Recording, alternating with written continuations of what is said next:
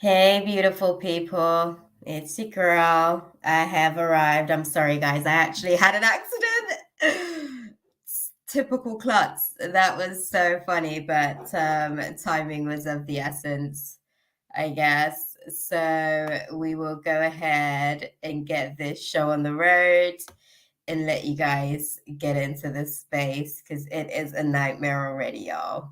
That part. Staring at herself in the mirror on the restroom door. Voices in her head that mirror what she's heard before. Hey, Tatiana. Hey, Smeradina. Hey, Mina. Hey, Sammy. Oh, y'all. I literally just had an accident just before I came on, and so I had to stop and clean up in the kitchen. Glad to see you guys. How are you guys doing? How's lifing you guys at the minute? Retrograde season is in full effect, so hopefully you guys are liking these revisions. It's quite interesting class this season, actually. Retrograde season 2020. Oh, thank you, girl. That's what's up. I'm glad that I could do a little something for y'all. I wasn't feeling too well today. I don't know. I haven't been feeling my best self. Maybe it's because there's a bit of I'm homebound this weekend, actually. My car's in the shop and I'm not getting it back till next week. So maybe because I'm not outside, I feel like life's a bit. I'm going through a little something. I can feel something brewing beneath the surface. I don't know if it's just me. You guys let me know as well. I think I'm going to try and get a reading in for us with this next moon coming and see what that energy is all about. Let's see, what moon do we have coming? Actually, because I think we've got a moon on Tuesday, but I don't know if I can get a reading in for you guys before then because your girl is busy doing these hours up. Okay.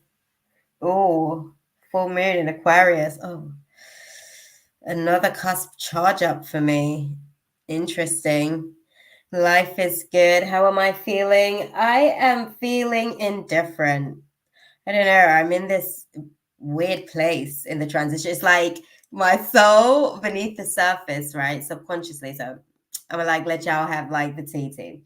Subconsciously, I can feel like this brewing of like this butterfly moment, right? That's supposed to be happening, but it's almost like low key, like how you give your pets treats and stuff, right? And then eventually they realize that they're getting treats and they just go and help themselves to the treat bags because they're just like, well, why can't I just have treats all the time? That's low key kind of how I'm feeling. I'm like, well, why I gotta wait? Hey, mama. My mom's in the chat, y'all. But seriously, I feel like there's this thing that's brewing, but that's interesting because I'm getting another cusp charge up. We've got the full moon in Aquarius. So getting another charge up there, releasing something else there. That's really how it feels. I feel like I need to figure out where the treat bag is at so I can just go and help myself. Right? But yeah, that part. Oh, Mina's saying, how are you doing, Marjay? Oh, she's with the boys. That's how I spill my drink. All that energy. Listen, she's with the boys. We've got a 2-year-old in the mix, and he's an interesting one. So y'all send my mama some positive energy, okay? She going through it. Oh, I'm telling you. Oh, but she loves her little nana time. At least it gives her something to do. So she's doing good. How you doing, Marjay? Mina wants to know. Listen, I'm telling you. He's such a handful though. Like he keeps you on your toes. He's got like this excitement for life. It's quite infectious. So you kind of like check yourself when you like come down too hard on him, because you can see that he's genuinely just having like this, oh, life is so awesome moment. You know what it's like when you're that young and consequences don't hit you that hard just yet. You know, it's different. You get adult consequences for adult decisions when you're older, but yeah, it's always fun. He's two. He's at the terrible twos. He's navigating through those testing of the boundaries. Last there was a time when he was here, and I think I didn't do a live this time, but I was he grabbed my necklace. I had like my ruby gem, and he chucked it.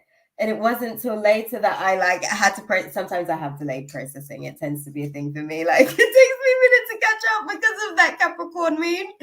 I'm like so firm and stern for the most part, and then I give Virgo rising energy, so I always have to have my shit together.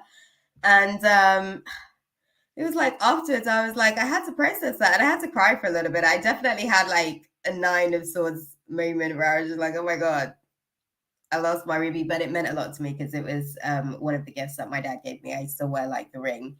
So that's the only thing I've got left as well. So that was like a lot to process. But his little demons, they test their boundaries, definitely. It's always very interesting though, because he's like so outlandish as well. He keeps you on your toes. It's always he's a Leo as well, so he gives big Leo energy.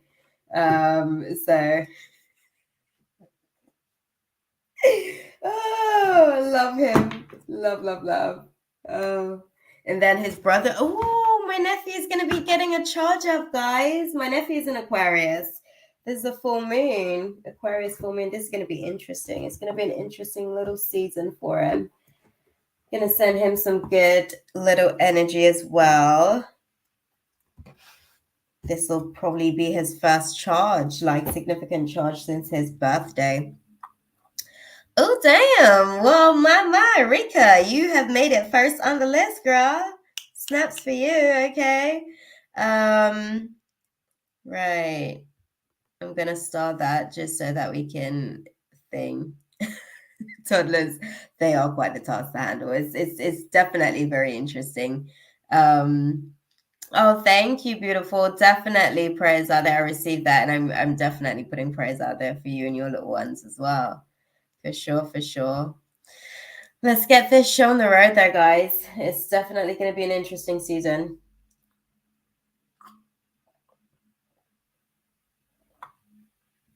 Is the list already closed? Let me check that. I didn't even... Dang. The list is closed. Okay. I guess let's go and get to it. Yay, finally, Rika. Definitely. But you did that, girl. You did that. Oh, bear with me, y'all. This is the messed up. Give me 2 seconds. I'll just let him know that I'm on live.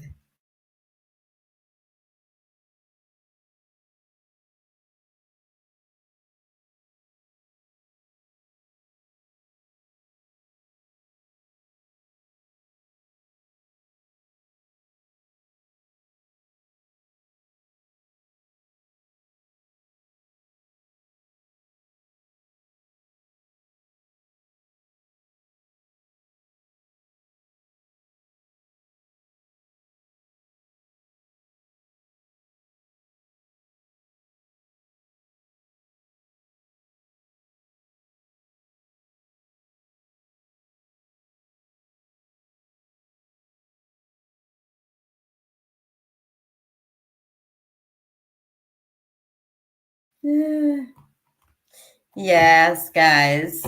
Look at that, though. Okay, we are doing it tonight. So the list is closed. We've got Rika, Baddie G, Kay, Gypsy, Mina, Sammy, Ash 13, Smaradinia, Kayla, then Kayla, Tillet, because there's 2 different Kaylas. I think we went through this already. And we've got Tatiana, Okay, y'all, we have a full house tonight. So let's go ahead and dive into it with Rika's reading. Okay, so, ma'am, I thinking of buying a course named Cat 2 Set for my cat exam for MBA, and it's a quite different exam from what I have studied till now. What will gonna help me acing the exam? Okay.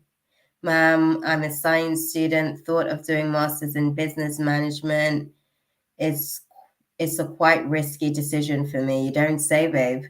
I need to get into good college to have secure future. I hear you on that.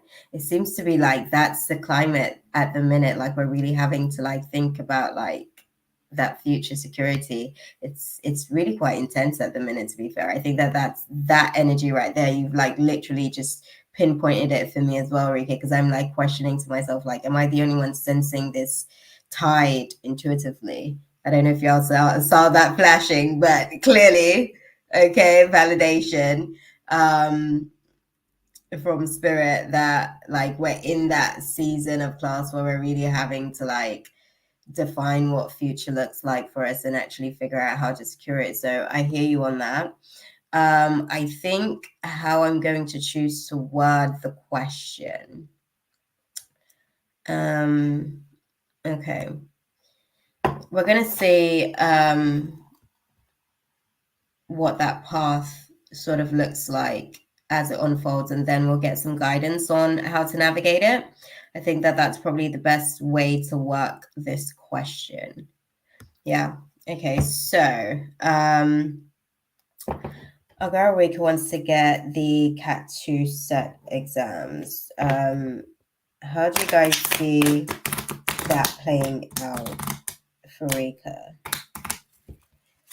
She's aware the high risk. I want to say this is like between 80 to 83% risk. Oh, which means the reward is pretty great. Okay, I see.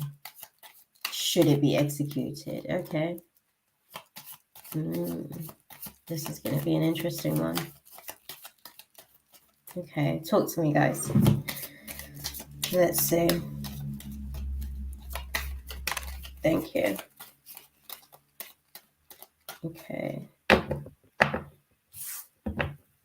Ma'am, in India, if you aren't getting a good college for MBA, then that will be disaster for you, I can imagine. Shit, that's what it's supposed to be here too. I think we just care a little bit less. But yes, that's kind of like the whole construct of this structural process. So I hear you on the intensity, girl. As you have to take huge loan to study there. Yeah, I was like looking even here as well. It's like 20K for like a year, I think, or that's no the term, like the time. I'm very scared about this decision. What if I'm not able to get a good college even after spending money on this course? That's the main issue. Okay, noted. My question to you, whilst I'm going to go and dive into the cards, because I know you're going to be busy typing, why have you decided on this course? Like, what's the vision? Like, talk me through that. Because this is a very high risk. It's like between 80 to 83% risk factor. Definitely means the reward's great. But it's going to take like a lot of like really, really significant, consistent like focus to be able to execute this expeditiously, right? So, how do you plan to sort of like expedite this whole process in terms of like where it's supposed to take you after the facts? Help me see that vision basically in terms of like how you see this helping to secure the future so that I can understand whether the desire is as optimal as the risk factor. But we're going to have a look at the cards and see potentially what that path may look like as it unfolds for you. Now, for the most part, we have Five of Cups energy. It came out like on its side, which means that it's a path that you'd be crossing. This kind of dynamic, hey, Kay, this kind of dynamic is speaking about navigating through a process of potential regrets. Oh, and the undertone of the situation is Two of Cups, which is talking about partnerships. Oh, interesting. So let's elaborate on that and see to what degree, right? We've got this Five of Cups energy saying that the outcome of this dynamic is likely to be a path with regrets. Let's go and play that out a little bit and see to what degree, right? So speak to me then, guys. We've got Five of Cups energy here. What are likely to be some of the disappointments as that plays out if one chooses? I hope you're working on your answer for me as well, Rika, because it's going to be important to the overall evaluation, I guess, with the reading. Okay.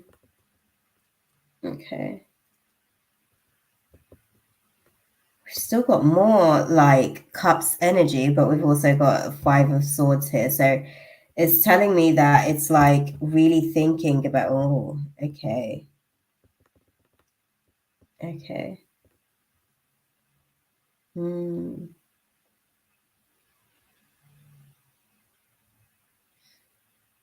There's likely to be some losses with this situation. Potentially financial losses is what I'm sort of seeing with the situation. Give me the insight in terms of the where you're planning to take yourself with this wild card situation, because it's showing that this journey may have a lot of emotional volatility for you. I think that you potentially would go into it quite unconfident, which may play like a really big factor as far as the theme during that chapter for you. I have decided, because I don't want to study further, like doing PhD, that's very time consuming, and I want to start earning soon. I have my cousin who have done this course, okay, and I'm assuming you're going to continue and give me insight, right? Okay. Where do you plan to sort of like take it for yourself? Cousin's done it, which is great because you know someone who has a formula on how to execute it, which is good, because then you can also, you know, kind of take on those areas, and it's kind of like a spotlight basically. So there'll be little areas of ignorance, places where you won't necessarily be able to like draw in help, which is good. That plays in your favor. I'm assuming you're finishing up. Okay. They're saying you're finishing up. I'm gonna continue to sort of like unpack this little process here. What are some of these tensions then that she's likely to be experiencing that may be like feelings of loss? Speak to me about that.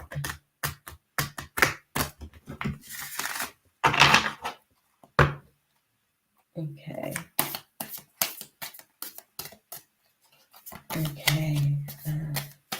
Oh, okay.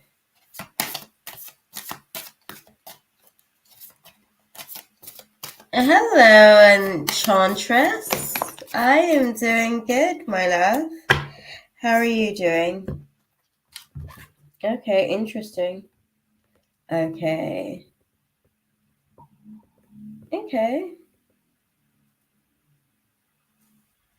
Not bad though. That's not necessarily a bad. Okay, that's where the tension is. The man holding the coin. Okay, so really being able to kind of have that control and security. Ooh, the discipline. Okay, the discipline is going to be a factor. Okay. Yes, ma'am, it's a big decision for me, but it's more like I will be able to earn well in MBA. I mean, it will be more than masters. I'm at MSc, so the main factor is money, definitely. definitely, because that's one of the things that they're saying. Okay, so this is what I'm going to say with the process of this. A few key factors to the situation, right? One of the things that I saw with the energy around this space is that you're probably going to find it a little bit challenging, sort of like digesting some of the information sort of like straight off the bat. I feel like, how long, let me ask you this as well, how long is the course? Let me ask you that, because they're giving me like a 3 to 4 months timeline, where it's like a whoa. Initially, right, it's like a trying to process it, trying to, I guess, almost contain it, and really digest it. Okay. Not too bad. That's not too bad. Okay. Right, guys. Let's understand then what's the best way for our girl Rika to sort of navigate through the process with this situation to really be able to execute and get the intended results.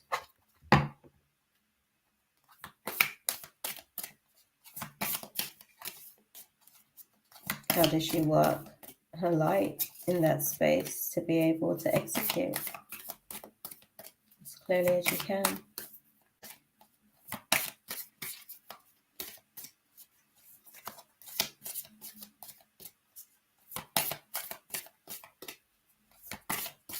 Okay. Thank you. First thing I heard was stay focused on the vision. I think the main thing that they're saying is try not to get too overwhelmed. That's probably the best thing that you can do with the situation. I think the first few months is going to be a little bit of like information overload. You're going to feel like that Two of Swords energy, where it's like you've already committed to the decision, but it's almost like you get in that mode of like fight or flight. It's kind of like taking a minute to stabilize in this space where you continue to question the decision for a while. I think the first 3 to 4 months are going to be quite like heavy in that kind of space, but I think it actually lasts for around about 7 months, to be fair. You then feel a little bit more like you're able to sort of get into the groove of things, I guess. I'm not very disciplined and hardworking, so that why they saying it's risky, because I won't be able to get a secure job, and I will be having loans to pay. Well, this is why I'm trying to give you the best feedback that I can give you to be able to execute it, because these are some of the things that they're saying is going to be some of the things, because it's such high risk. These are like qualities that you can work on. Do you see what I'm saying? If this is something that you want, this is the price that you have to pay for it, basically. If you want this expedited in a way where it leans in your favor, these are some of the things that you have to optimize within yourself to be able to also then heighten your probability of that becoming a possibility in reality, right? It's all like universal maths and science, right? You can do this. Like you said, you've already you've got the guidance of someone who's done it, which helps with your case. It does help to be able to shine a light on the areas that may feel a little bit dark for you, basically, like areas that you're going to have to kind of like familiarize yourself. It helps to have somebody who's already sort of like expedited it to be able to kind of like assist you in navigating through. So that's why I'm saying that's a good situation there for you. You're going to have to be more disciplined in being able to kind of like put some dedication's the thing that you're going to have to build up. I'm not going to lie. Yes or no? Do spirit guides clearly want me to choose MBA over masters? Are they happy? I'm still quite confused. Okay. It doesn't, I myself generally try to ask yes or no questions and be direct with situations. We ask the question on how the situation is going to play out should you go ahead with the process. These are some of the things that you're going to have to navigate through. should you go along with this process? Because that's the question that we asked, right? I'm going to close out this space with asking that question now that we've gone through the process of seeing what would unfold, what the guides advise that you do with a situation, if you should go ahead with that situation or not. It's up to you whether or not you want to do the work that's necessary, I guess, to expedite this, because that's why we sort of like went about the question the way that we did, to kind of see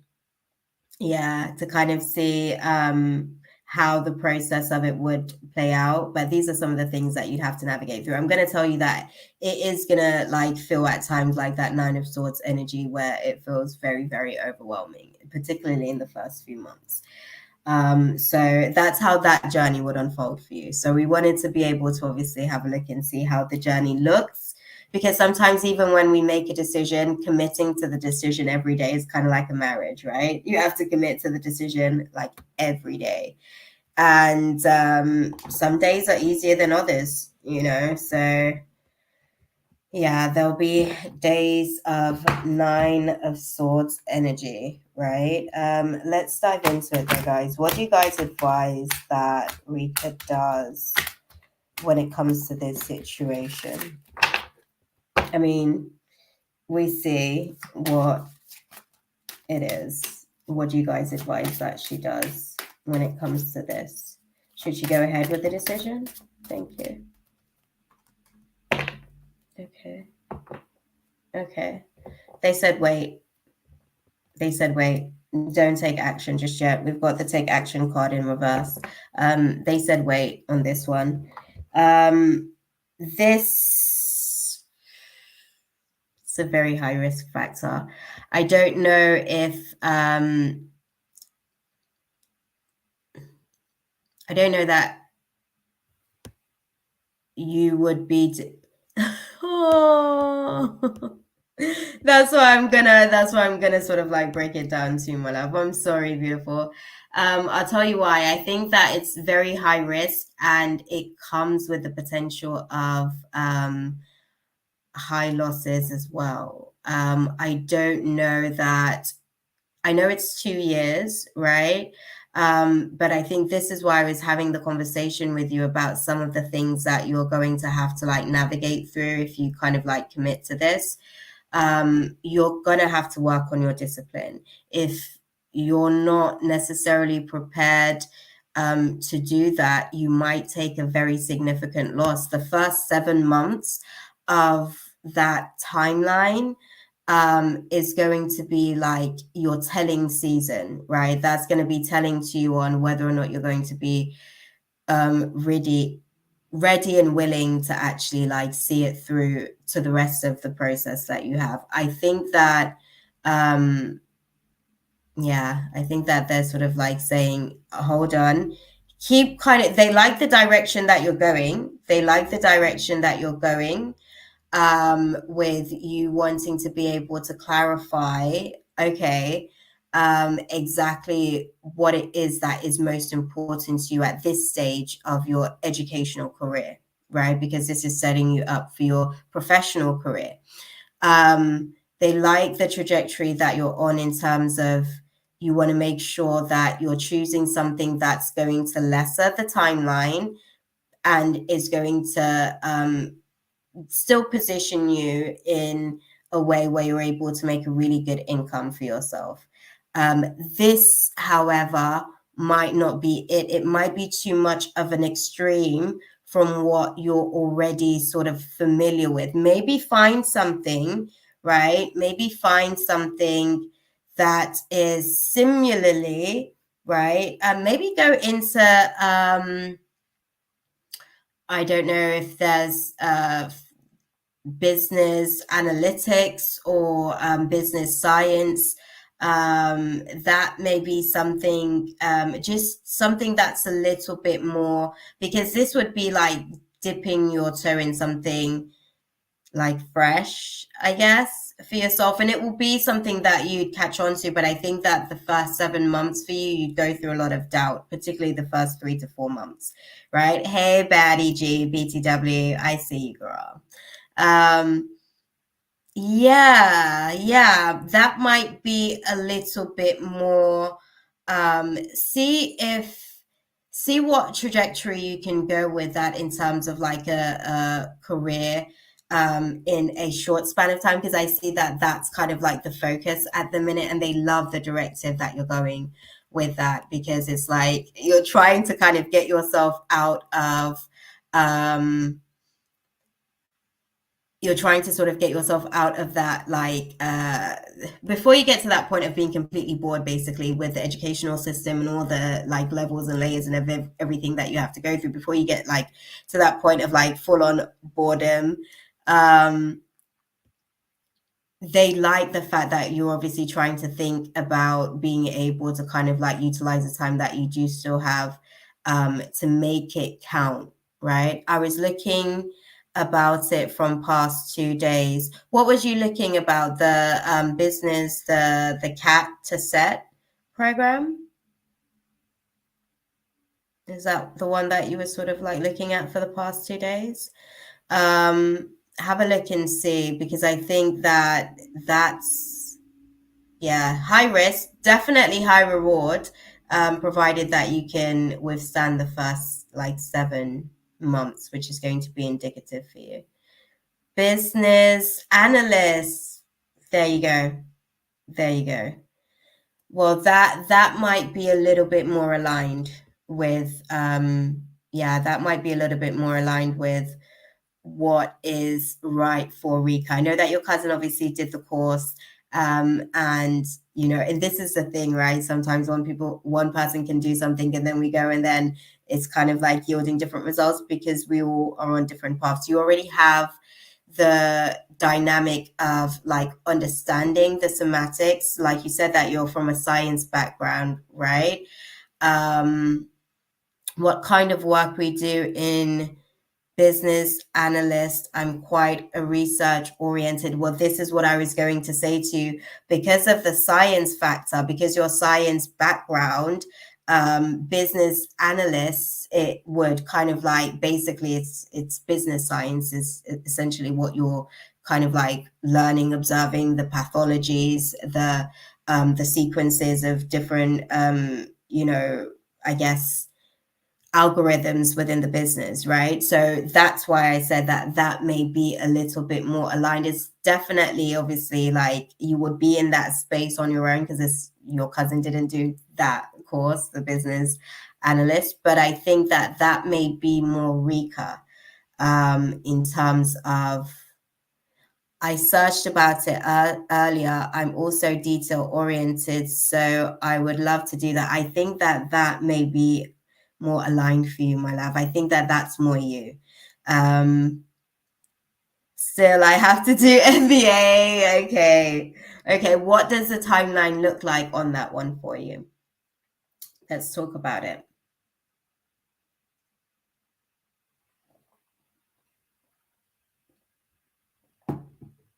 Because I think that's what we're trying to sort of like figure out, you know. But I do think that that's probably a bit more you. Is it a significant difference to the 2 years? Okay, you're good. You're good. So instead of going the route that you are going to be going, maybe look at the business analyst route, and that may be a little bit more. So the risk factor with that is like between 60 to like, I want to say 68%. It's not like high risk, but it's like a good C, right? It's like a good C. So risk factor isn't like super high, which means that you'd probably meet a little bit less resistances for one, and your desire may be a driving force that could kind of, you know, push you forward to being able to expedite it. If I be able to crack CAT exam, I can get into a college where I don't have to take much loan. The whole curriculum fees is very less. Well, there you go. There you go, my love. So the other thing was like a great idea in terms of, bringing that to the table. And I'm glad that we had this discussion and we started the process from there because we needed to know how that journey was going to go. It was going to be like very risky, and I don't know if the rewards was going to be worth the risks for you per se, because I felt like it was, yeah, it was too far of an extreme from where you were familiar and comfortable. But I definitely think that the business analyst is probably a better route to go for you, for Rika, for what Rika's passionate about, what Rika likes to do. Let's ask the cards. Sorry, guys. Okay, let's ask the guys. What do you guys think? With the situation, you guys think about the business. Oh, okay, already we have the take action card upright on the bottom of the deck. What do you guys think, y'all? Thank you, appreciate it. Yes, communicate very clearly and look for a sign. This particular path is a lot more. There's a lot less to forgive. You don't necessarily have to ask for help from others because this is something where it's a lot more of you being able to kind of like find your own path with the process. And it will be a lot more of an abundant flow for you. It's not necessarily a hard yes, but being able to kind of like reconsider some things, because there might be some things that you want to reconsider with how you're going to go through the process. And people get amazing jobs through that college. It comes under the top colleges of India, and that business analyst thing, that's a confirmation for me. I have to thinking about this. I think you mean, Bin, you've been thinking about this for a long time, and that's for you. That's more Rika. That's more Rika. It exudes Rika-esque. Okay. So yeah, girl. Good luck with the business analyst route. That's more for you. It's more designed as a path of least resistance for you because that's who you are. There's other variables that supports the dynamics to be in your favor. So we love that for you. That part. Let me know how that goes. That's what's up. Thank you for coming in and like, running your question, I guess, by the guides. I saw someone in the chat. Jotwani, we are actually, the list is closed. Priel, the list is closed as well, my love. Well, the free list is closed, the donation list is open. But we are getting into it, guys. Yes, yes, yes.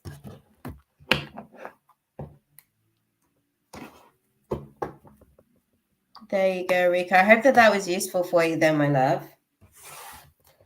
Because, okay, ma'am, I hope Guide's not making bad faces regarding this decision. Not at all, not at all. I think it's one of those things, right? I think ultimately you knew what you wanted. Like you could feel, you could sense where your connection was kind of like calling you to, as far as like, that's why you paid attention to the business analyst role. But you were trying to kind of like also play it safe with the business program that you were talking about, not knowing that that was actually a lot higher risk than what was naturally flowing within you, which was the business analyst route. So no hard feelings. This is why I'm saying like they liked the timeline, because then that timeline was the same as a timeline for the thing that you were sort of looking at. So it all kind of worked out, like pretty well. So that's what's up. I love that for you.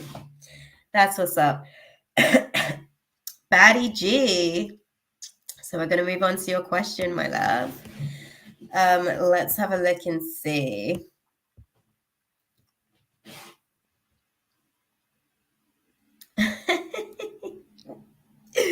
Oh, well, that's a pretty specific timeline, my love. We will see kind of like how things play out. We'll go to the cards with some romance deck. Let's kind of start with the tarot and we'll unpack some stuff with the romance cards and see what we got for you. That part, you're like specific with the timeline. You're like, yes, I want some autumn romance. Why, you trying to have a hot girl summer? That's why you want an autumn romance.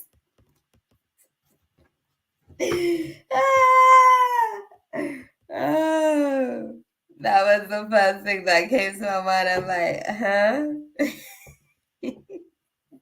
Because we in summer now. Snap. Okay, so let's I would like some excitement, yeah. Yeah, before the ball and chain, right? Okay, so let's go and dive into it. Characteristics. So Baddie G wants to know about the characteristics of her next boyfriend. Let's start there because this is a twofer. Okay, we have a 2-for-1 question here. Let's see. Okay. Oh, interesting. Okay. Ooh. Interesting.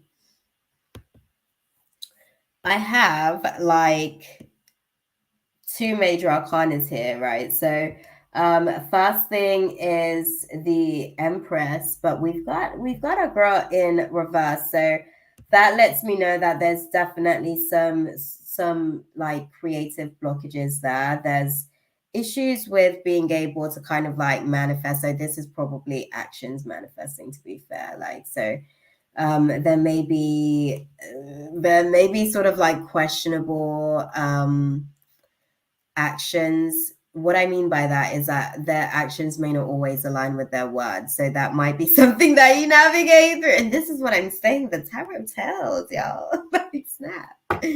Okay, so dear future mister, these are some of the things we'd like you to work on in the meantime, in between time.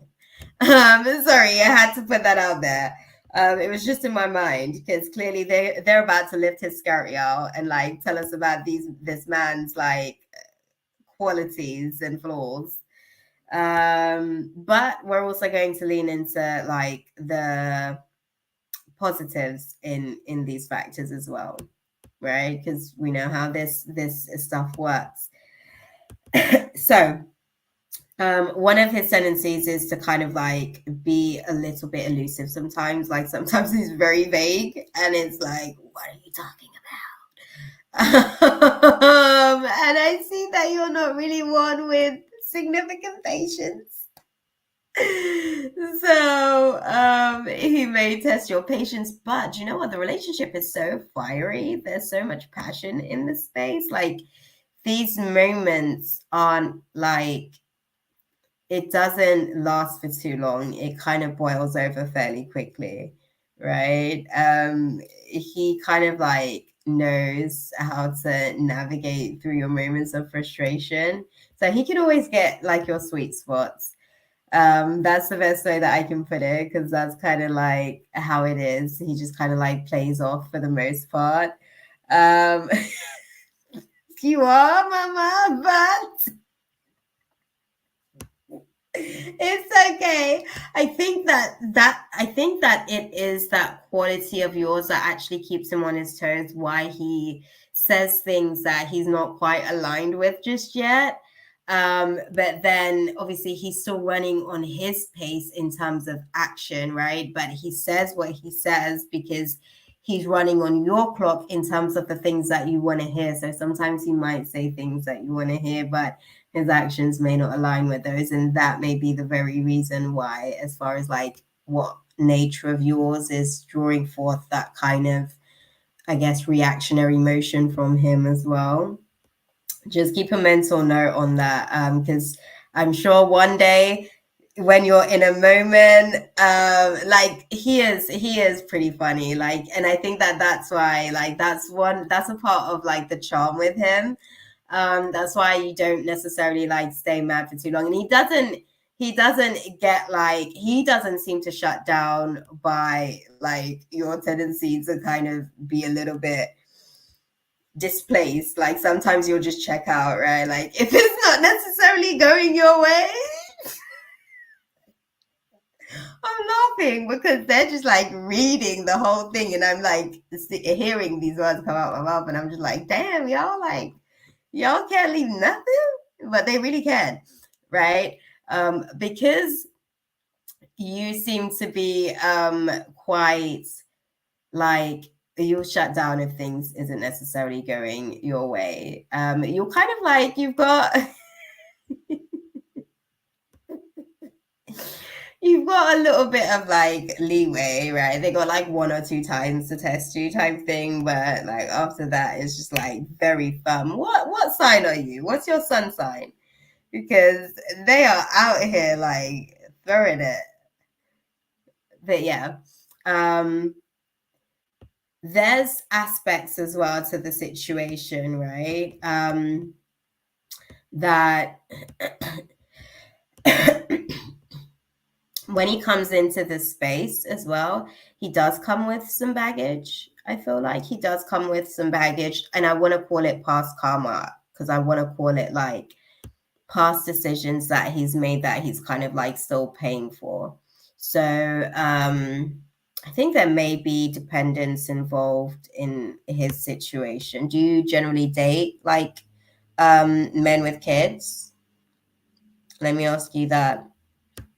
Okay, Libra sun, Leo moon, Gemini rising. Okay, that makes sense.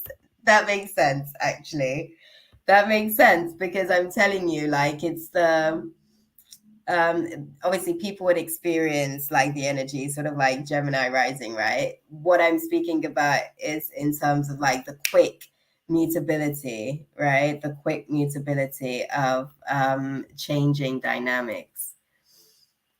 Oh, well, he comes with a situation that might come with some baggage. Yeah, he comes with a situation that might come with some baggage. And I think that that may be some of the factors, I guess. Never ever dating someone with kids. I'm too young to be someone's girl. You mean that? I'm joking. No. Oh, I'm sorry. Snaps for that one. That part. I love that. But no, he does come with some baggage. It may be a situation where it's like a past karmic situation. It's something to do with a dependent. It is something to do with a dependent, a child of some sort. That is his responsibility. So it makes things a little bit, I guess, somewhat complicated. But it also means that he's quite mature, which is one of the qualities that you like about him, actually. So that's kind of what helped to grow him up pretty quickly. I don't know if the child is biologically his, per se, to be fair. But I do know that there's a dependent that he has that he's responsible for. Yeah. Yeah. Yeah. Well, that's God had to make him responsible so he could grow and mature, girl. It seems as though as well, right? Potentially a situation along those lines. But he seems to take like a personal responsibility for this dependent. And he looks to them like, you know, he's fostering their rearing, basically. There's another aspect of the situation as well where they're talking about I don't know if they're Virgo, but they definitely give like Virgo energy. It's interesting because they were showing me like one of the things that you guys might bump head on as well is kind of like you you calling out on the undelivered promises, right? Them not necessarily sort of like always holding themselves accountable for their broken promises and why things are, oh, this is interesting, girl. This is interesting. It's a whole little situation. Do you generally tend to have these dynamics in your relationships that I'm speaking about? Because with the what they just showed me just now was they're not necessarily like accountable. That causes you frustration. You kind of feeling like you're dismissed in terms of, you know, what it is that you're saying. So you kind of like shut down, and then like you're firm with it. As far as being quite stubborn as well. Yeah. I asked the question, or I begged to ask the question, because it seems like this may be, yes, and I end up dumping the relationship. Yeah, it seems like there may be some residual, I don't want to say trauma, but there may be some residual toxic behavior. That's the best way that I can put that, actually, because I don't think it's trauma. I think there may be some residual toxic behavior from that situation and dynamic that may actually cross over into this space. So you may sort of like bleed out for a little bit in terms of that dynamic. I do think that you guys work towards like getting into a healthier place, I guess, overall with the situation, and the relationship seems to last for a while. Yeah, the relationship seems to last for a while. He's quite charming. I think his sense of humor is the one thing that gets you. He doesn't really take himself too seriously. So one thing that you love about him that also is kind of the same thing that irks you a little bit, because it's just like, can you take this seriously? Like, please, this is a serious moment. And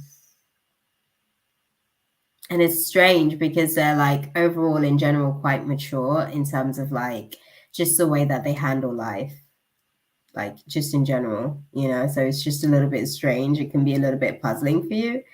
Sometimes it's just like, well, why can't you just kind of like transfer that mindset over into this space right here and like that just be a thing? But I guess it's not that simple.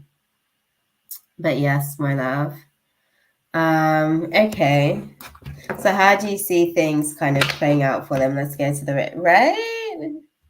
Yeah, exactly. When it's that time to be serious, you're like, let's have a conversation about it. Let's get to it. They're still a little bit sort of like nonchalant about stuff. Okay, let's see. How do you see things kind of playing out for that next situation? Okay.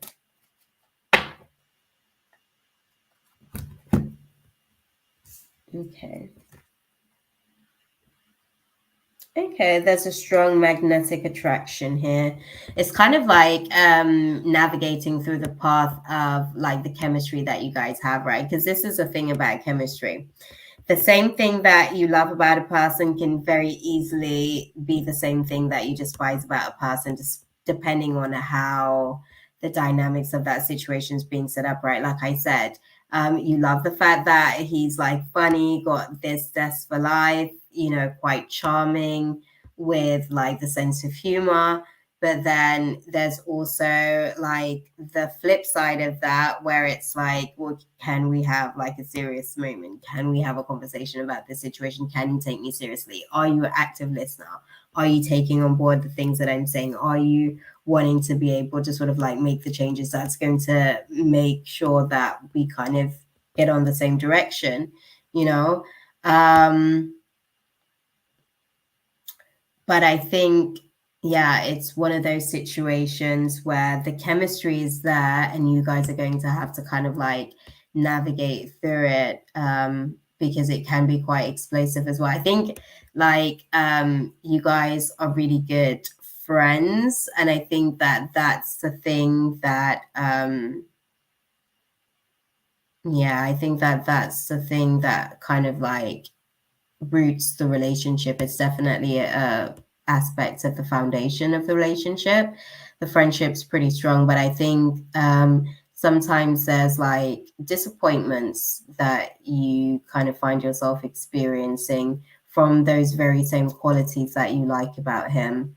Sometimes the fact that he is quite the charmer means he's quite sociable. So there'll be time after spending like significant time together, because I think initially when you guys first start spending time together, it's you guys spend like a lot of time together, you know what I mean? You guys are still getting to know each other, but then after a while it's kind of like, oh, you guys aren't spending as much time together, and you're kind of figuring out when you're going to be able to kind of spend time together. So I think this is some of the stuff that you guys would have to navigate through, I guess, trying to kind of like find that right balance with the chemistry. So that is not too explosive, right? That part. So yeah, we wanted to know about autumn love. Let's go to this. A lot of cards actually. What can we see as far as the timeline, guys, for this love connection that is kind of like a chemistry class? That paragraph. Hey Ash, hey Kay. I'm trying to figure out how to word my question. You and me both, bro. Once you put it out there, if you're trying to figure out how to word it, that means I'm gonna have to be trying to figure out how to word it. Okay, it's one of those. Oh, at the bottom of the deck as well with the romance card was sort of like showing that it feels like there's like a strong soulmate connection here. So like you guys are, you know, for the most part, for a good period of time, for at least a good like, 15 months, 15 to 17 months or so, committed to kind of like figuring out how to make it work. So oh guys, come on, don't do that. We asked for a timeline. Don't do this. Don't do this, y'all. Okay, let's not do that. Y'all know we asked for a timeline. Okay, well, she was thinking around about autumn. Thoughts? What are you guys' thoughts?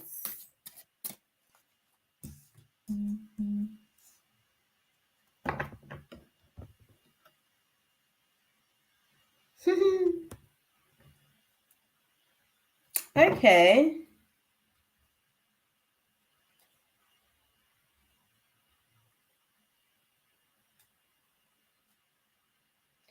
Oh, potentially October times, my love. That's the timeline that I just got in my. That's what I just heard. Potentially October, Scorpio season. Potentially might be a space for this new experience in romance class. Okay. So keep us posted. I hope that that was useful for you, though, my love. Right. That part, because we answered both parts. We said fall, okay, which is around about autumn season, I guess. We got a timeline as far as Scorpio season, and that's what's up. Okay, that's what's up. There you go. You're getting a new man for your new era. That's okay, beautiful. Thank you for stepping into the space and chopping it up with us. Dang. Okay. Hey, Kasha. How you doing? Where are we with everything? Tina, my love.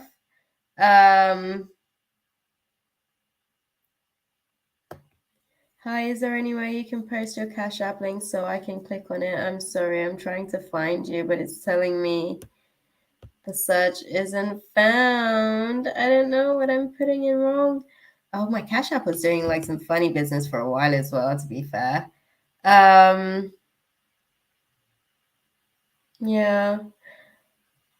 I don't know. PayPal was the only thing that was holding out for a while as well. I don't know if you guys remember, like PayPal was really the only viable sort of like option when it came down to it.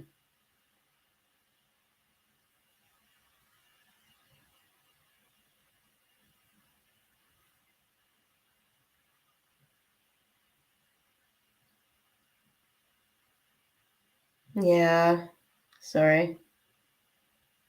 I don't know, but if you want to try the PayPal, check the description, Tina, and then just like Mina said, you'll see the details for the PayPal as well. Let's see. I know, right? I'm sorry. I know.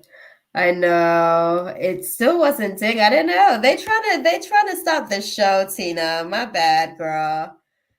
Uh yeah, it's telling me nothing is coming up. I'm going to search again. Yeah, I don't know why it's doing that. What's your Cash App? Maybe I might I don't know. I might have to make a request. Try the PayPal because I think the PayPal yeah, the PayPal should be okay. I know PayPal's not like the bee's knees and stuff, but hey, it's another viable option. I think Kay posted her question, right? Okay, so we're gonna move on to Kay now and see.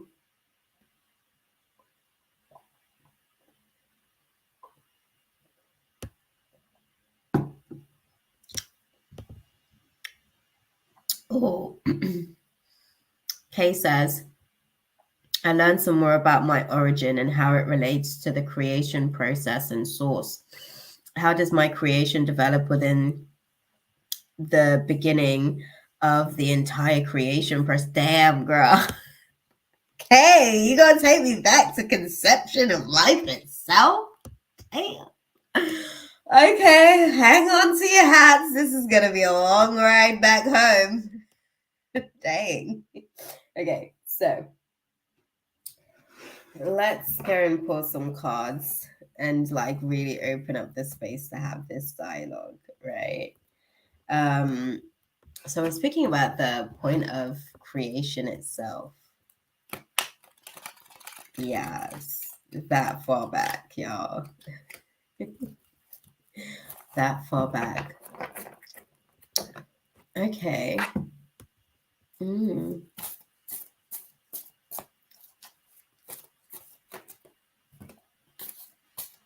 Oh, interesting.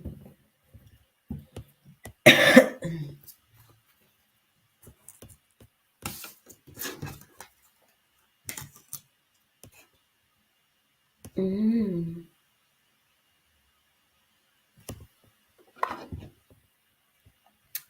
Sorry, I'm gonna try and help out Tina here. And I'm also going to try and see if I can fix what's going on with my Cash App at the same time. Because this has been going on for a minute.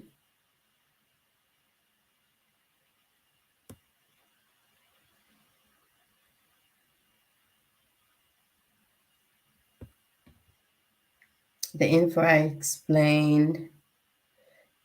found explained things I wasn't aware of. It's okay, my love. You're kind of like sent, yeah, exactly. You're kind of sent. The resistance is actually more so moving through because this is something that's been ongoing for a little minute now. We just haven't managed to fix it just yet. It's still just been ongoing. But that's interesting, my love. I'm speaking to Kay there as well. BTW. I'm struggling to find you, beautiful.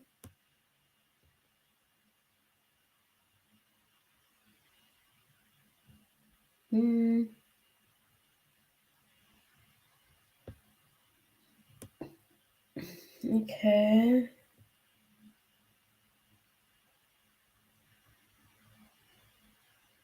Mm.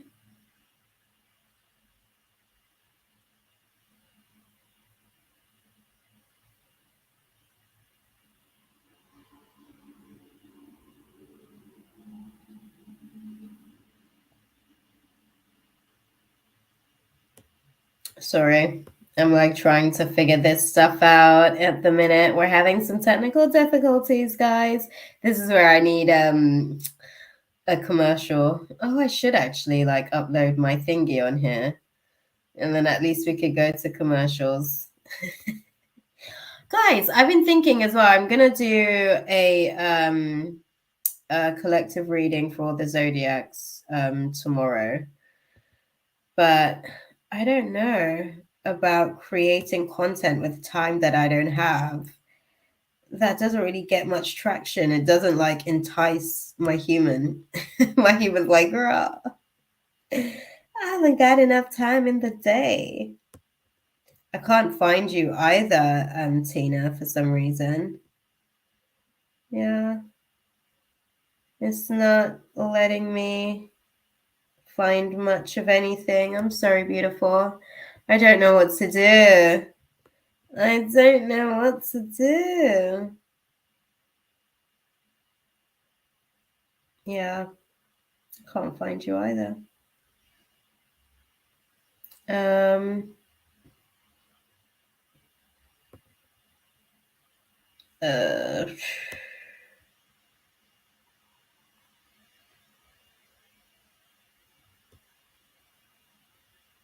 yeah, I'm sorry, beautiful. I can't find you. So it won't let me try. Maybe try the PayPal and see if that helps any better. It just doesn't seem to be doing what I would hope that it would be doing. I'm sorry. But yes, my bad. Let me go into the space for Kay and really just grasp an understanding. Okay.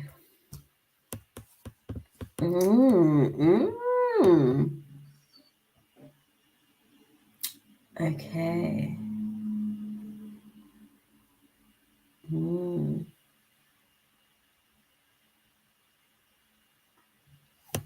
So, it's interesting because there's like a couple of layers to this particular question, and it's quite loaded. So K, as in like you, the version of self today, this particular version of you, because you've had other versions which had other reasonings and like, you know, played a different part in the process of certain things, but this version of you is playing a part, particularly like in the rebirthing process of collective consciousness. So the dynamics, and it's so interesting because it's almost like how can I put it? There were certain karmas that couldn't necessarily be fulfilled if there wasn't necessarily a K. I don't know how else to put it in the context of this particular lifetime, because the way that they're showing it to me, it's almost like, yeah, sorry, my love, it is. Try the PayPal. Let me know. I think that took some challenge as well. Last time I think as well for I think it was K actually. But that should work. I don't know. They're trying to lock us down, man. I don't know why that's going on. But I'm trying to break some bondages, y'all. Pray for me. Sorry, I shouldn't laugh. These are serious things, but you know, everything's a little bit of a joke. For me personally, anyways. Even though sometimes it's not funny. But yeah, with this particular process that you're here for, it was almost like Okay, so in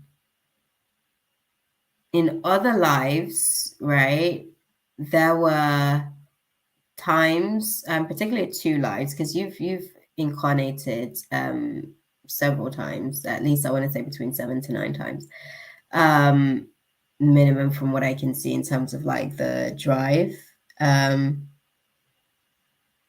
Is it? Okay, let me check and see then. I don't know. I think I probably, I don't know.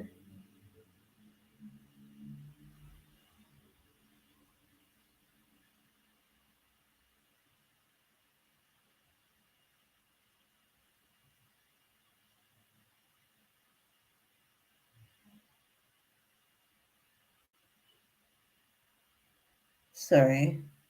Now I'm curious. Sorry. Did you guys see my concentration face? That was my concentration face, y'all.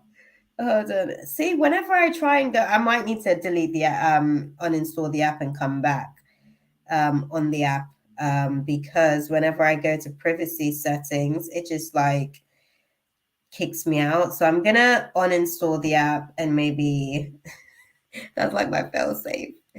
I learned that Galaxy is apparently close to source. Absolutely. Absolutely. It's almost one and the same. And it's called the mother because others spawn from it 100%. Hold on. Okay. Oh, I'm gonna uninstall Cashapp. My bad. Sorry, y'all. Sorry, we're having some technical difficulties.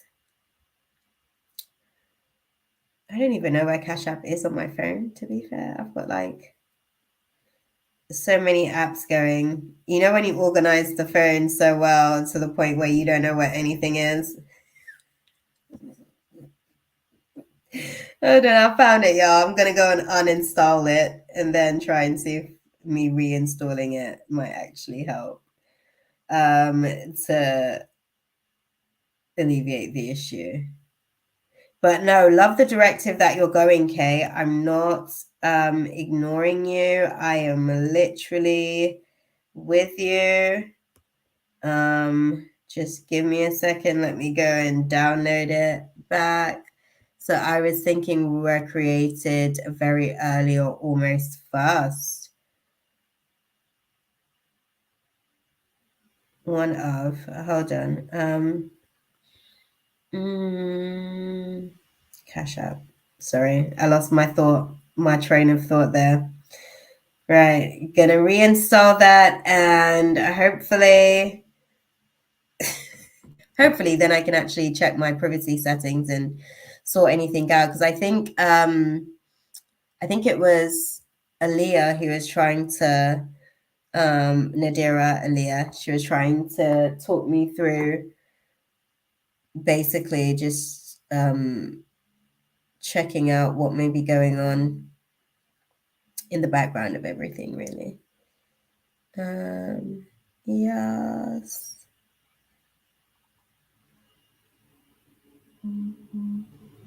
Sorry, y'all. I'm setting myself back up and I should be live again. There we go.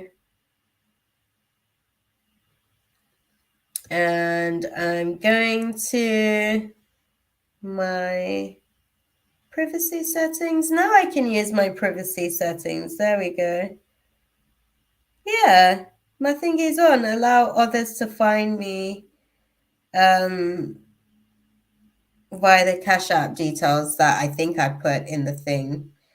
So that should be fine.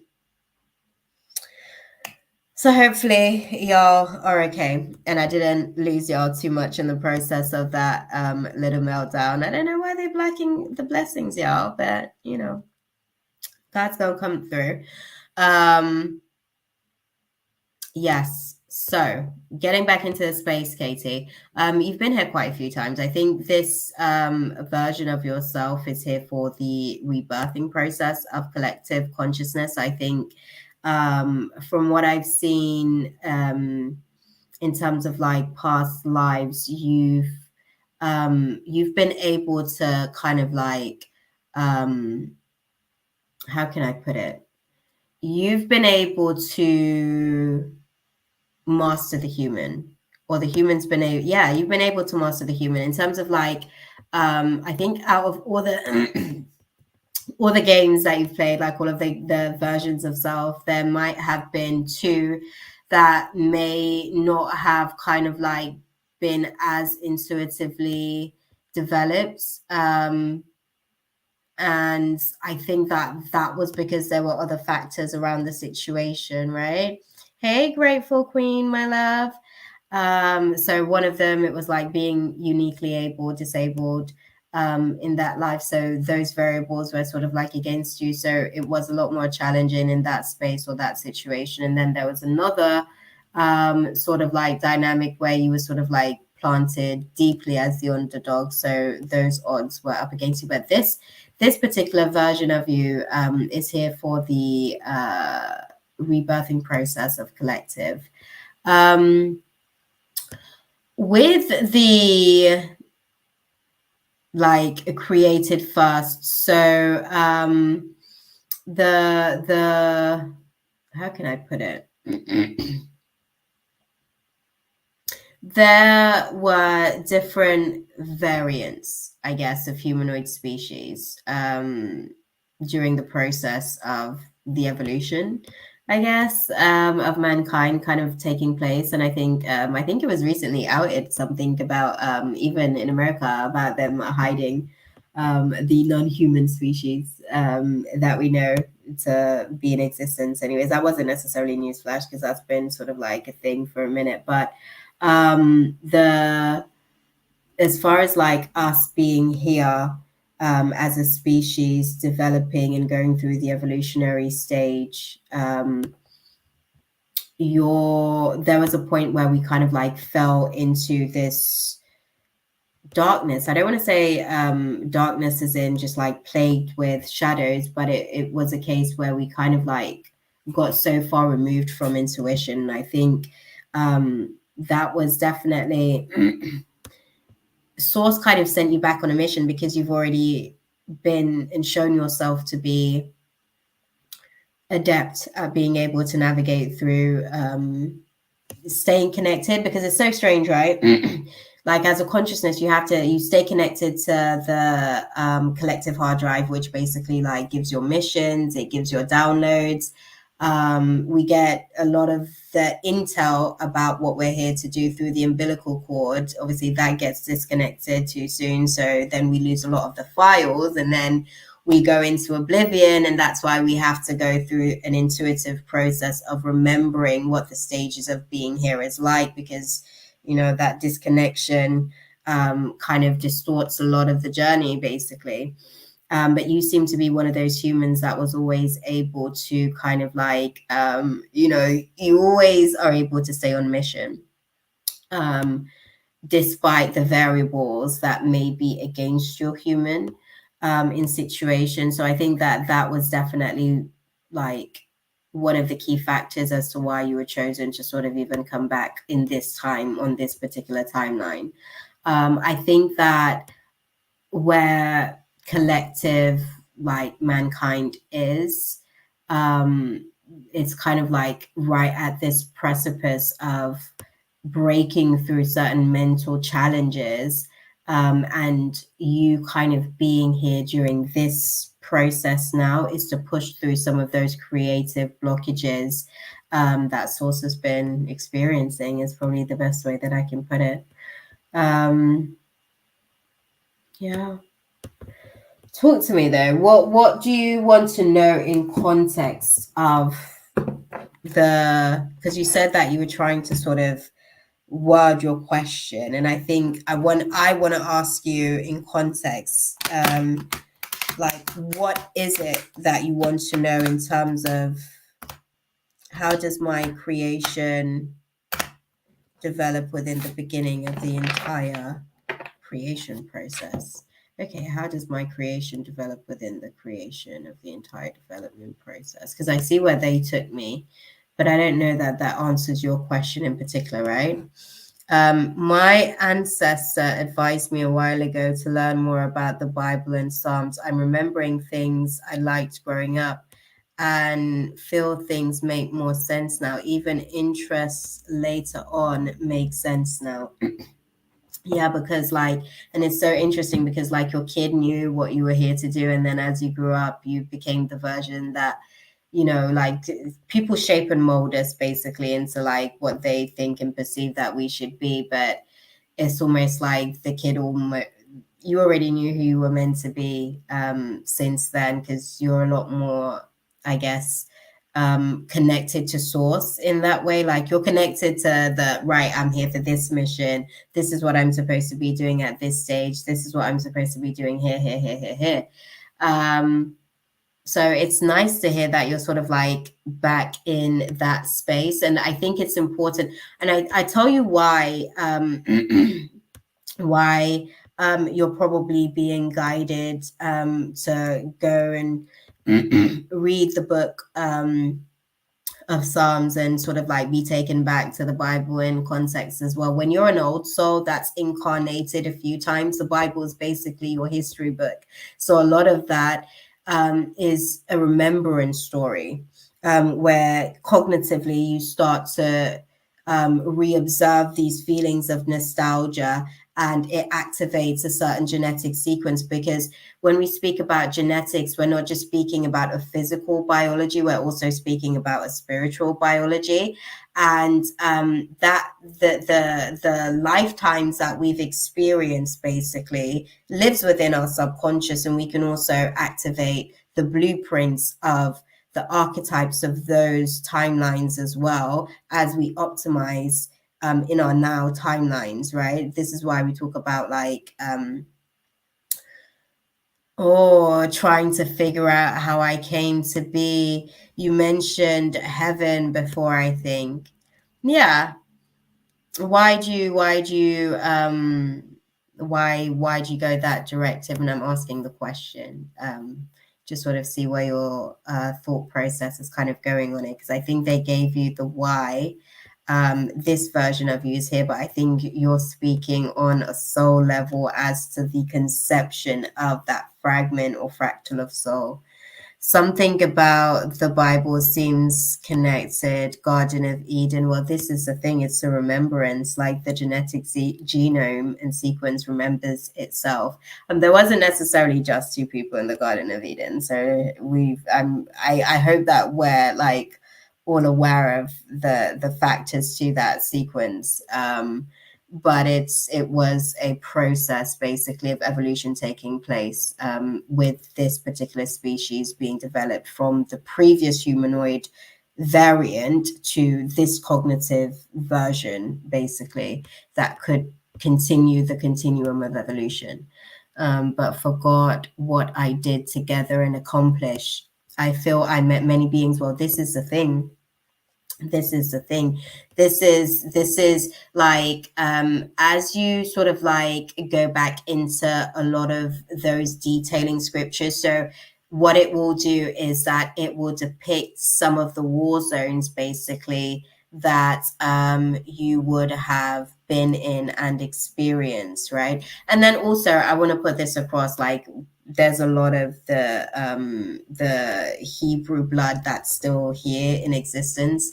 So a lot of like this is KT. You take me into those deep questions because you got me out here like literally trying to like pin so many layers of reality and condense it into like a reading. I don't even know how to do that because this is such a loaded question. That's why I said to you, like, there's so many layers of it.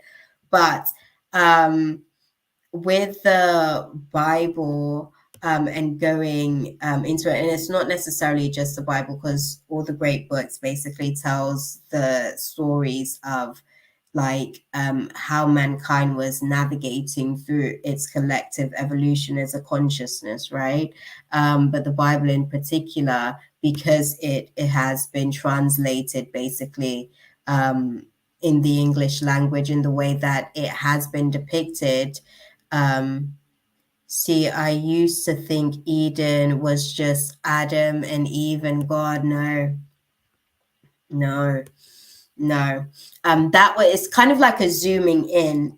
And this is the thing sometimes, like, this is why, like, I get frustrated with how the biblical book is being utilized today. Like, I feel like there's so many, and I get it's this is like when we have those types of conversations, I cringe because I'm like, God will tell me we'll do something then, and I'm like, oh, I don't want to be that person. I don't want to be that person to be like, oh, you're teaching it wrong, or you're saying it wrong, or actually this isn't necessarily what it is. This is really what the dynamic of the situation. But that was just more of a zooming in on what was taking place, because the Bible is actually like an amalgamation of different scrolls and books, basically hieroglyphics as well. There's a lot of ancient text basically that has been like abstractly placed within the Bible, and then there's aspects of things that's kind of like removed where it doesn't give you the opportunity, if your consciousness isn't in its own fullness, basically. Because I think I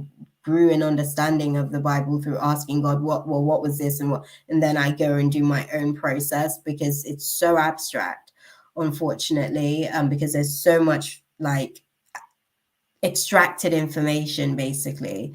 But definitely wasn't just Adam and Eve and God. That was just like zooming in on that story to give a context as to how the karma, for instance, of the female began with the cycle of menstrual flow. That was really what I believe the story of Adam and Eve was really there to depict, as far as like what God was, I guess, like why it was necessary for us to be able to have an understanding of that, so that we can understand the cycle of the evolution process and what happened when the grace of the divine feminine fell to be able to procreate life, where God wasn't necessarily just having to have life move through an evolutionary process, where evolution could now manage and maintain itself, basically, right?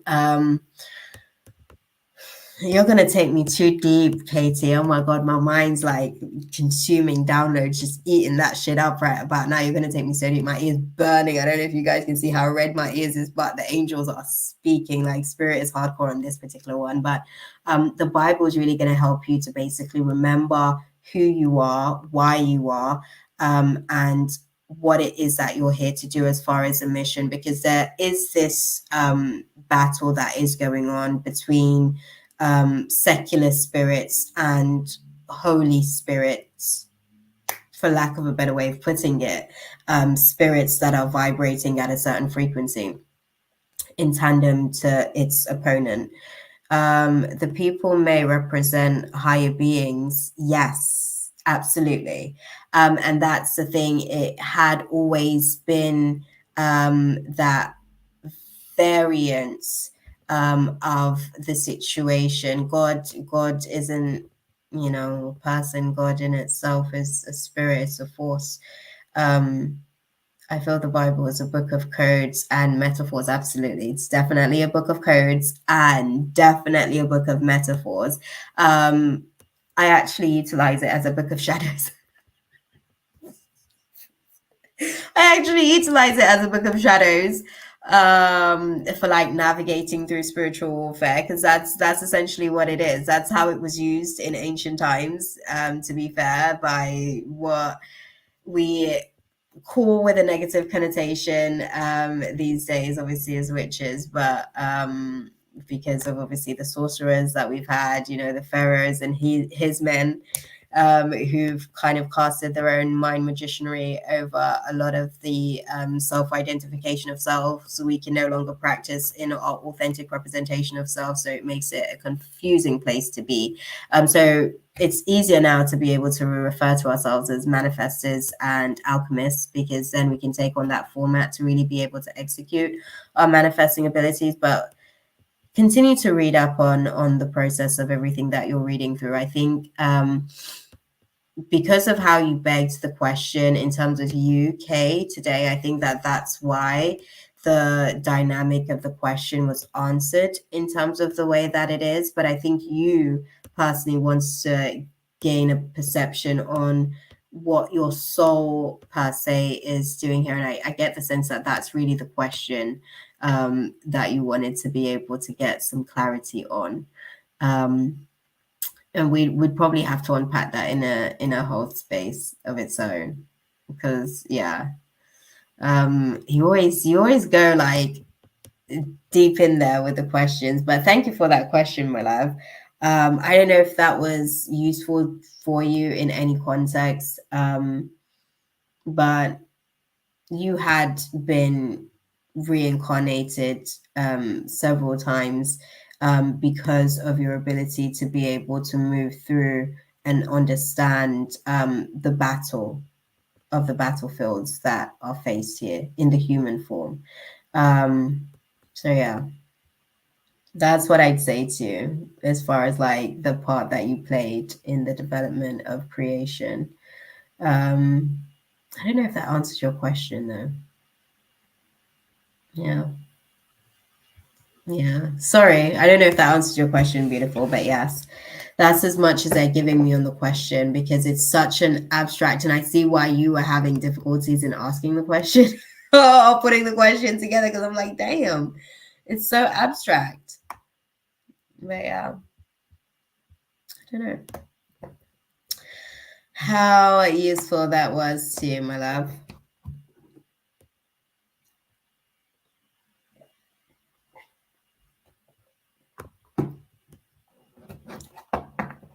Yeah, well, this is the thing. I'm gonna ask a question on what do you guys advise of your you were created in a cluster. This is what I said to you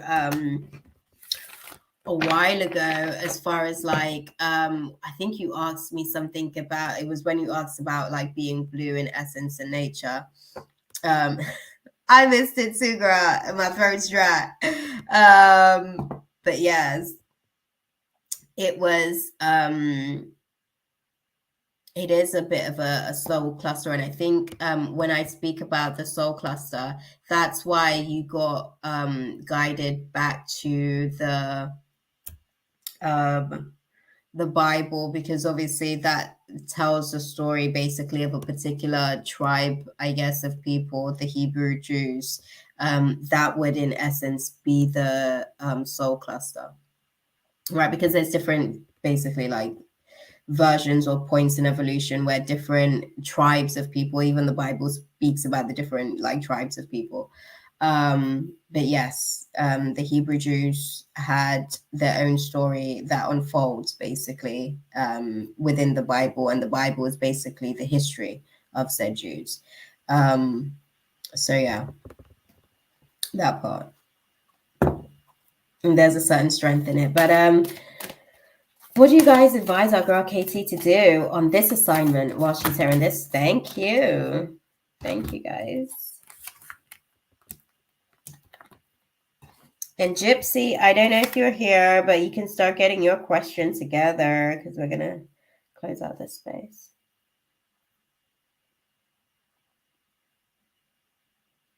Okay. It's not about the journeys that you take with your caring connections, because there's a lot of those situations that will leave you feeling like there's lack of closure, that may not necessarily lead you to a door of personal healing and happiness. It's really about ensuring that the path of your own inner temple, the things that light you up, is abundant in the way that you choose to sort of make your decisions. and being resourceful, being resilient, being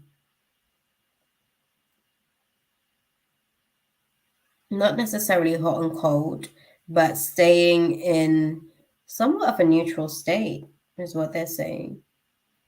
Staying somewhat in a neutral state.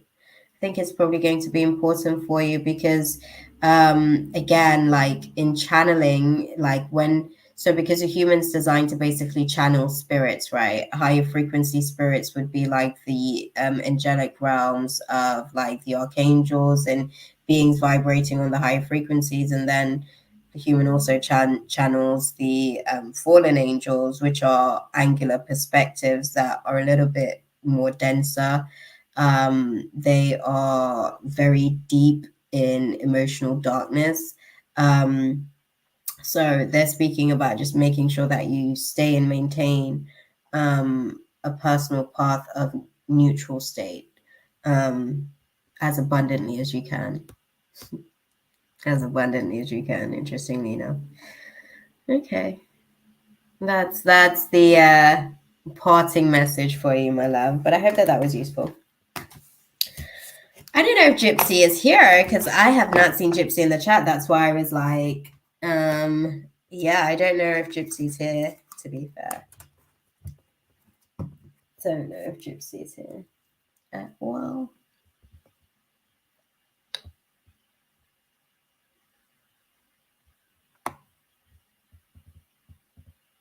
Yeah, Gypsy's not here. So we're going to go to Mina. Then we've got Sammy. I saw Sammy in the chat earlier. I don't know if Sammy's still here because that was like early on. And then we got Ash, Smaradinia, Kayla, and then we got Tatiana closing out the space. Okay. So let's go to Mina. What are the thoughts and feelings of Sanya towards me? Thank you so much, love, for your precious time and energy. Thank you, my love, for your question. Let's go and dive into it. We'll start with the thoughts. I usually like to unpack the feelings first because, like, the thoughts actually derive from the feelings. But yeah, we'll have a look at the thoughts because that might give us like insight into the feelings. We might get a twofer going in from the thought process, right? Okay. Sanya's thoughts towards Mina. Thank you.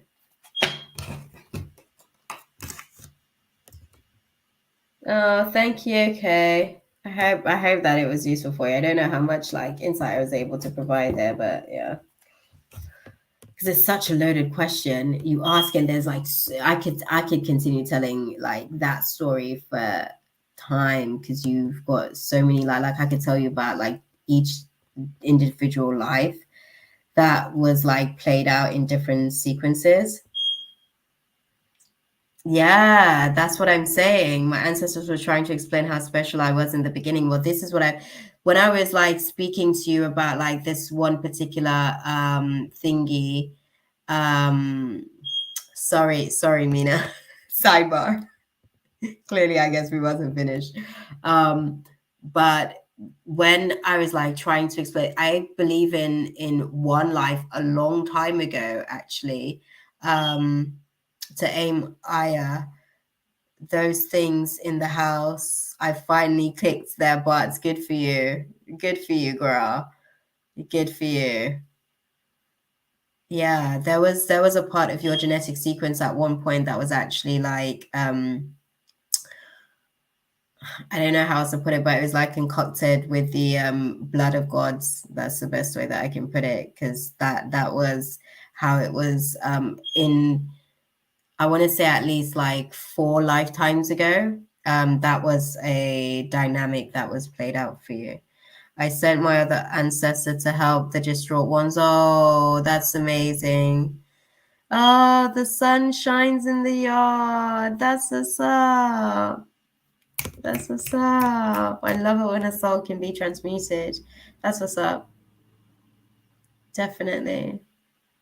Oh, I appreciate you sharing that with us actually. Because sometimes I get concerned for like I'm genuinely invested when I come into these spaces and I like hang out with you guys. Like sometimes when I leave and stuff and time goes on and I'm even here not sharing space with you guys, I'm like, I wonder what happened with those souls. Like how did that situation kind of play out? And I think I asked that question probably around about Wednesday. I was like, huh.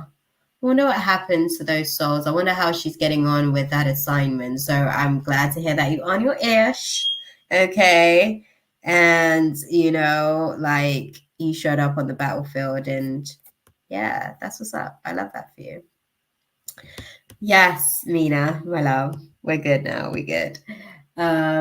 Yes, as far as Sania's thoughts towards you,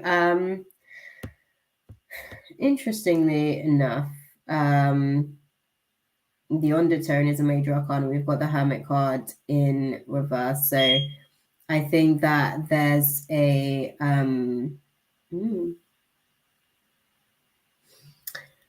she looks at you like you're a little bit impractical. I'm just gonna be honest.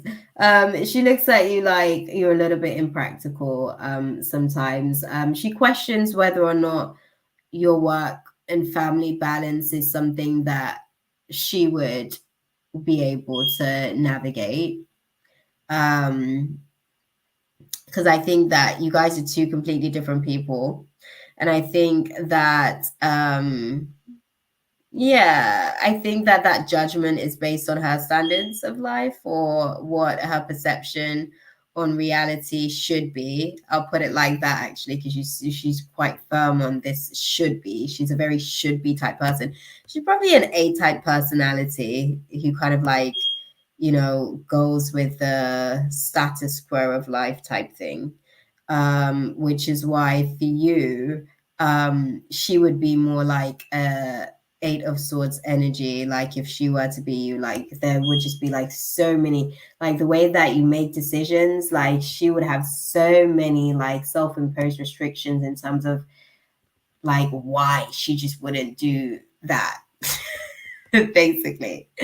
So for the most part, like she gets that that's who you are, but as far as like her, it does leave her questioning sometimes like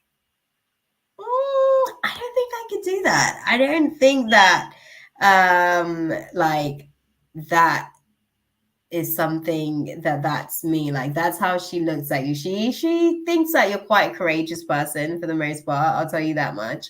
Because I think you do some things that she is questionable for her. I'm gonna go and check out my smoke alarm in a minute. Actually, it's not my smoke alarm; it's my carbon monoxide alarm. I don't know if you guys can hear it, but I'm gonna have to like go and hit that thing for a little bit because it's making a grand appearance. And that's going to throw my thoughts off because it disrupts my thought pattern, especially if I'm trying to flow in a channel as well. I sense some okay, I'm gonna call it stank energy. I'm gonna call it stank energy. It's not necessarily like a negative energy per se, but I do feel like sometimes she kind of like has a little bit of a resting bitch face towards some of your decisions. Um yeah, just because that and I have to put it like that because I don't think it's like negative energy per se, because I don't think that's really where she's trying to come from. I think you guys are just like different people, right? Yeah, like she's just like she just has a stank attitude. That's the best way that I can put it. Like her attitude is sis. She got stank attitude. I think it's just you guys have got like a completely different moral compass. And I think for her, you're a bit of a puzzle for her. I don't think she meant to kind of like I don't think she meant to sort of like stain the reputation in the way that she did. I think that she's just the type of person to be quite destructive. Like she's the type of person to like just like give zero fucks in a second and just be over a situation and just kind of like go into self-destruct mode and just blow the whole shit up, for lack of a better way of putting it. I met her lately on her son's birthday and stayed as kind as possible, but don't know what went wrong again. She did, girl. It ain't you. It's not you. You guys have just got like, yeah. It's not. Listen, there's nothing that you can do with this type of personality type. It's not you. It's just that you guys are two completely different people. And I think that your differences is why she feels like she is justified in creating distance, because that's what she does. The differences are the things that she can't really get with. So her stank attitude creates distance so that she doesn't necessarily have to deal with what is abnormal or uncomfortable for her, right? Because you guys just have different moral compasses. That's all it comes down to. So yeah, she's just it's not you, girl. Let's see about her feelings. What are her feelings though towards a girl Mina? Let's see. She's doing okay with her kids lately. Oh, is she doing okay with her kids lately? I don't know. We'll have to sort of look and see. She tends to be very short patience there as well. I don't know if she expects people to just like be these robots, since I barely spoke to her after that last meetup. Oh. Yeah, I guess she's working on her patience. They're testing it. She's working on it. That's the best way that I can put it. Beautiful. They're testing her patience while she works on it. Okay. In terms of her feelings towards you, her feelings is that it's quite a challenge. She likes to be quite she's quite controlling for the most part, really quite domineering. She likes to be she has been copying all my parenting strategies and everything else, but barely acknowledges anything. Yeah. It's interesting. So the patience thing that I'm speaking about there then, because listen, underneath all of that pretense, your girl is like steaming at the ear. Oh my God. Beneath the surface, she's hanging on for dear life. Okay. Because those kids are driving her up the wall. It's not her natural nature. She kind of tends to be like very, very controlling and domineering in general. Like that's like a general that's how she's used to just like manifesting life for herself, basically. But I see that in terms of her feelings, she's actually a bit in competition with you. So it's funny because we actually have the 7 of Wands, which speaks about competition. So she may actually be in competition with you. I think she realizes that her moral compass is off and she would like to actually exhibit and exude some of the qualities that you have, morally speaking. And she's drawing forth inspiration, I guess, from you. But because she doesn't want to pay you any acknowledgement for the ways in which you're actually teaching her just through observation, because that's what it is. She's observing and taking notes and kind of, executing herself, right? It's so interesting, but because she wants to pay you no credit, basically, which is why you get little acknowledgement. And it's easier if she keeps you at a distance. I have cut her off completely because it really got too much. It's crazy. It is crazy. I'm telling you, it is crazy. Like, people will have deep admiration, and that admiration just like becomes competition. It's disgusting. I was literally having this conversation with God the other day where I'm just like, but why? Like, but why, God? Why? Like, please, like, help me understand.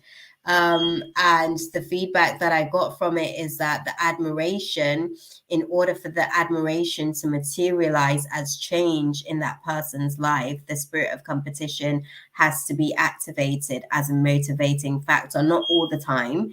And that's not necessarily the case for every single person. For the most part, people that have a healthy dynamic with the presence of competition within themselves are competing with their now situation, they're competing with their now circumstances and the variables around that, and getting to that next better variant.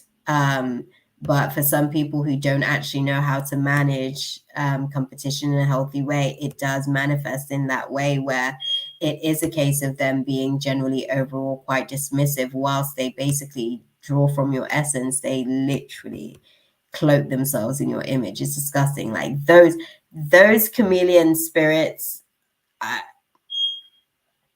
those are the ones that I get concerned for. That's when I'm just like, I can't be around you. This shit is creepy AF.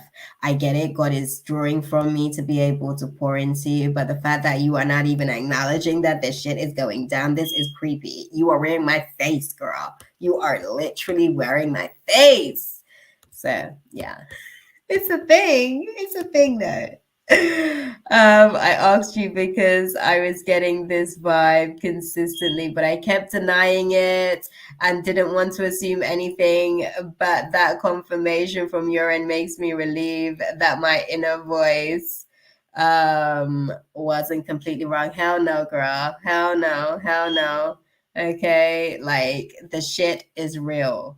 Like, it's real. It's a thing, and you're not wrong.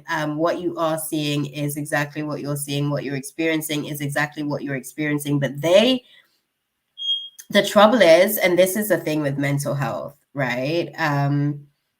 Mental imbalances does throw people off based on their chemical imbalances. So when she experiences admiration, because that's what she really thinks, she thinks that she has admiration of you.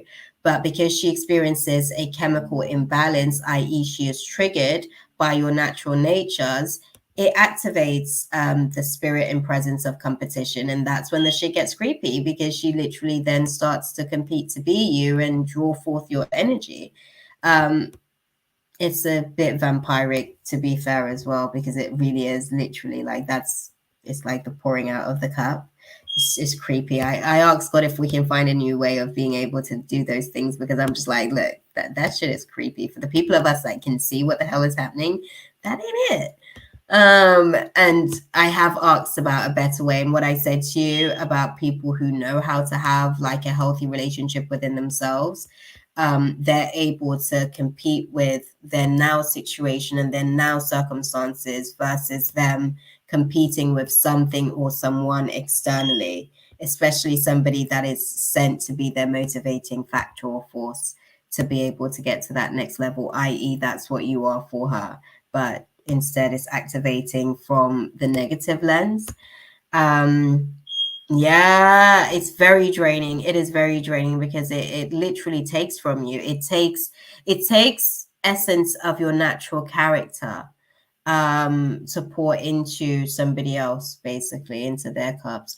What should I do? Because though she is far, far away, but her energy still disturbs my peace. Oh, that is such a tricky one, and I hear you on that. Disconnect the bitch. Sorry, respectfully. I'm not talking about your sister-in-law. I'm speaking about the bitchy spirit that is attached to her ass, that is causing her to respond to her moment of motivation in the way that she is responding to her moment of motivation. Okay? No, seriously, detach it's a vampiric energy. When they are imbalanced with their class of admiration, because it's a class, they're being sent to learn you, yes, but because God's trying to teach them how to be more like him, basically reflections of him, that he wants to be able to have them draw from, right? But they have to find a healthy way to be able to do it. But because she naturally is quite a bitchy person herself, it's manifesting from a bitchy spirit, which is why you're experiencing it as an element of competition. So disconnect that bitch, literally the bitchy spirit that is actually drawing forth your energy. Like, disconnect yourself, like go through a process mentally. So this is what I'd say to you: go through a process mentally, have a conversation with her, let her know why you're disconnecting you from her. Also let her know how you would like for the process to be in a healthier dynamic, if you still feel like that's something that you want from that space, because obviously you guys are like family, right? So you guys are going to have to be around each other, have a conversation mentally, to kind of disconnect and cut the cord about the things that you don't necessarily appreciate in the situation, the fact that it's draining you, all of these things. I keep asking myself if I did anything to offend her, but like, even if I be too kind, it never works. It only backfires on me. Girl, no, listen, you are dealing with a narcissistic, shape-shifting spirit. You're never gonna win. I'm sorry to be so doom and gloom. I hate to be that girl, but from my personal experience, like with those types of spirits, the only win you get is to disconnect them from your energy. Because it doesn't matter. You can't play them at their own game. Like, it is their game. Like, you basically go into their world and you're kind of like operating on their frequency, where you're kind of like in self-preservation mode, because that's really why they are the way that they are. They're in self-preservation mode. They're not necessarily liking aspects of themselves, but rather than dealing with the variance of self that they're not necessarily like pleased with, they're just going to like project those factors and make those things somebody else's problem. You're not going to get anywhere with that. The best thing you can do is to disconnect her energy from your energy until she's in a healthier place mentally, to be able to manage this motivation that God is basically utilizing you for, because that's what you're there for. You're a catalyst to her motivation, but it's being distorted because of the way that she is as a person. Like, she just has a bitchy spirit. I don't know how else to put it. It's just the way that she is. You know, it's just, these things are our natural character. Do you see what I'm saying? So it's just one of those things, my love. It's not personal to you though, because you'll do it to anybody. That part. Oh, hey Nadira. Hey Scenaria. It has been a minute, girl. Yes, it's definitely been a minute. But yeah, there's no point in trying to like play her game with her. It's her game. She's always gonna win that game. Yeah, listen, you weren't crazy, okay? She was just crazy and was gaslighting you to think that you were crazy, because she was really the crazy one and didn't know how to contain her crazy. So she started to project the crazy, but because it was happening covertly, it kept you guessing. Do you see what I'm saying? But you saw what you saw, girl. Don't let her gaslight you. Okay? That's how these little, narcissistic spirits love to like navigate the space. They go like throw some stones and be like, huh? What you talking about? I didn't see nothing. It's so crazy. It's like kids. It's literally kids. I'm like, can people grow up, please? It's like, you're not 8 years old. I literally just saw what you did.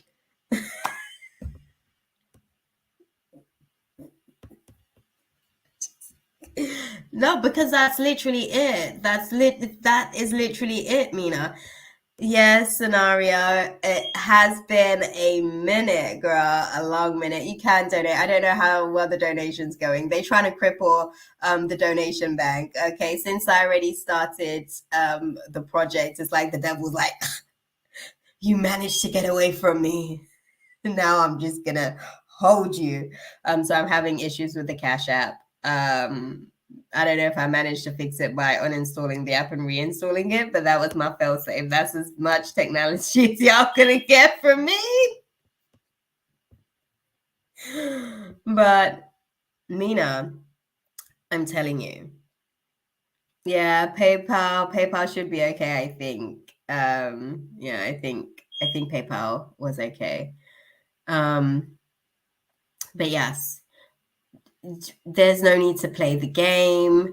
You don't like the game, you know that you don't like the game, because the game just leaves you feeling like you're crazy, and it then starts to make you. She used to make a mess first and put the blame on me, and then she shows up in isolation apologizing and saying that, sorry, I think I'm bipolar. I think she is, girl, she ain't lying.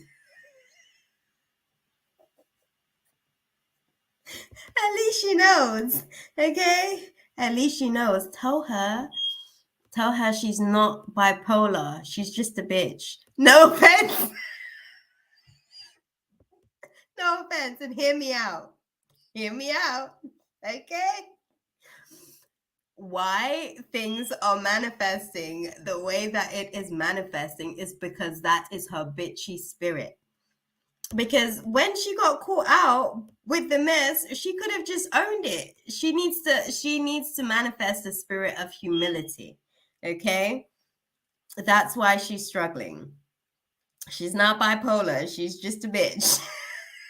She needs to handle that bitchy spirit so that she can navigate through these situations like her adult self, as opposed to her basically being a teenager, pretty much, because the bitchy spirit starts to develop like basically in our preteens, and then it manifests itself as a thing in our teen stages, and I don't think she's outgrown it. So yeah, tell her that she needs to outgrow her bitchy spirit, and then y'all can have a better situation going on, because yeah, it might show up as bipolar, definitely, because it's like, oh, my bitch has been triggered. Yeah, so now she's in bitch mode. I didn't change my Cash App name. It's still a thing. It's still a thing, Nadira. The devil's still trying to he's still trying to punish me for starting my project in Uganda with y'all's donations. Okay, he's still out here like, nuh-uh. Oh no, she didn't. Oh yes, I did. Oh, oh, dude, that is too funny. I'm sorry. Watch me. I listen whenever I go. I did receive that scenario. Thank you, beautiful. So we'll get you on the list next. No, but seriously, Mina. Hey, Pooja. I hope you're okay, beautiful. Nadira, you laugh, but honestly, I'm telling you, right? It's like he's like, no. I'm like, just let me live, please. Oh, thank you so much, love. That was extremely useful. The free list is closed, Pooja. I'm sorry, my love. Free list is closed. Listen, when it comes to dealing with spirits like that, or people that possess spirits like that, it will always put you in a position, basically, because they're in such a primitive mode and they're always going to choose themselves. They're always going to manipulate the variables of the situation in their favor. So if you fight back against it, it's just going to ricochet and then have you looking like you're crazy, or have you looking like you're being a bitch, or have you basically looking like you were exactly who they were to you in this space. They're just going to project who they are, basically, and have you wear that face. And the people in the room will be none the wiser, because you're the only two people in that dance, and the other people are just observing the dance. So there's just no point. There's just no point. But Yes, girl. I'm gonna pray for you and her because for the most part, at least she did come back and apologize, and at least she realizes that something's going on with her. And I tell people that bipolar tendency is really just when we go through like little waves of demonic activation. That's all. Okay, ain't nothing but a little demon energy in the room. Okay, her bitchy spirit is what manifested in that particular space, but she may very well be moving through sequences of bipolar for real, for real. Okay. But at least you know she crazy. So snaps for her on that. Okay. It's sad that she came back to you on her own and not in front of a crowd of people and told everybody that her ass is crazy and just had you taking the blame. But that's what crazy will do. Snap. But an apology was way earlier. Now she barely cares. Yeah, because girl, listen, this is how a narcissist moves, right? And it's natural for the human to be in narc mode. It's when we go into primitive mode, basically when we're in like self-survival mode. She already told you she was bipolar. That was her giving you a warning that like you need to basically take this from her. That is how much of an audacity a narc has. Okay, they're gonna tell you that they sick and they're gonna continue to be sick around you, and then they're gonna let you know that the moment that they told you that they were sick was them warning you about their sickness, but that didn't mean that they was gonna get healthy. Does that make sense? They're not trying to get healthy, they're just trying to get better at getting away with the shit they're trying to get away with. That's like a narc's whole desire in life, how to get away like with what it is that they're trying to get away with. That's it. They don't even care. That part, okay? That part, y'all. They are crazy. Crazy. But no, you're not crazy, Mina. She really is that way. It's unfortunate. I think it's her bitchy spirit that is causing her to show up this way, but it's a spirit that her mom nurtured, you know. So, and her dad actually, I feel like her dad, he played his own part in nurturing that spirit in his own way by not saying anything. He just avoided conflict, which is how she just grew. This is how she grew into such a liar and manipulator, unfortunately. Daddy didn't do her any favors. Sad, but hey, that's where we are. I'm going to pray for you, girl. Because I'm telling you, these knots out here, we're living in a different era where they are just blatant with it. And they're just like, what you looking at? I'm like, bitch, I'm looking at you. Did you really just do that? What you looking at? I'm telling you, they're funny. They're funny. I actually get a little bit of like a laugh about these adult narcissists who don't realize that they're adults. And it's like, you were supposed to outgrow this shit like in your teens. You do realize that, right? Okay, right. Better yet, I would give you until 26. How old is she? Answer me that question, actually, because I think that that would like give a good indication of whether or not there's likelihood for change as well. Because, you know, oh, I'm so grateful, love. This means so much to me. No, beautiful. I'm grateful because, like, we need to be having these conversations. She's 26, I guess.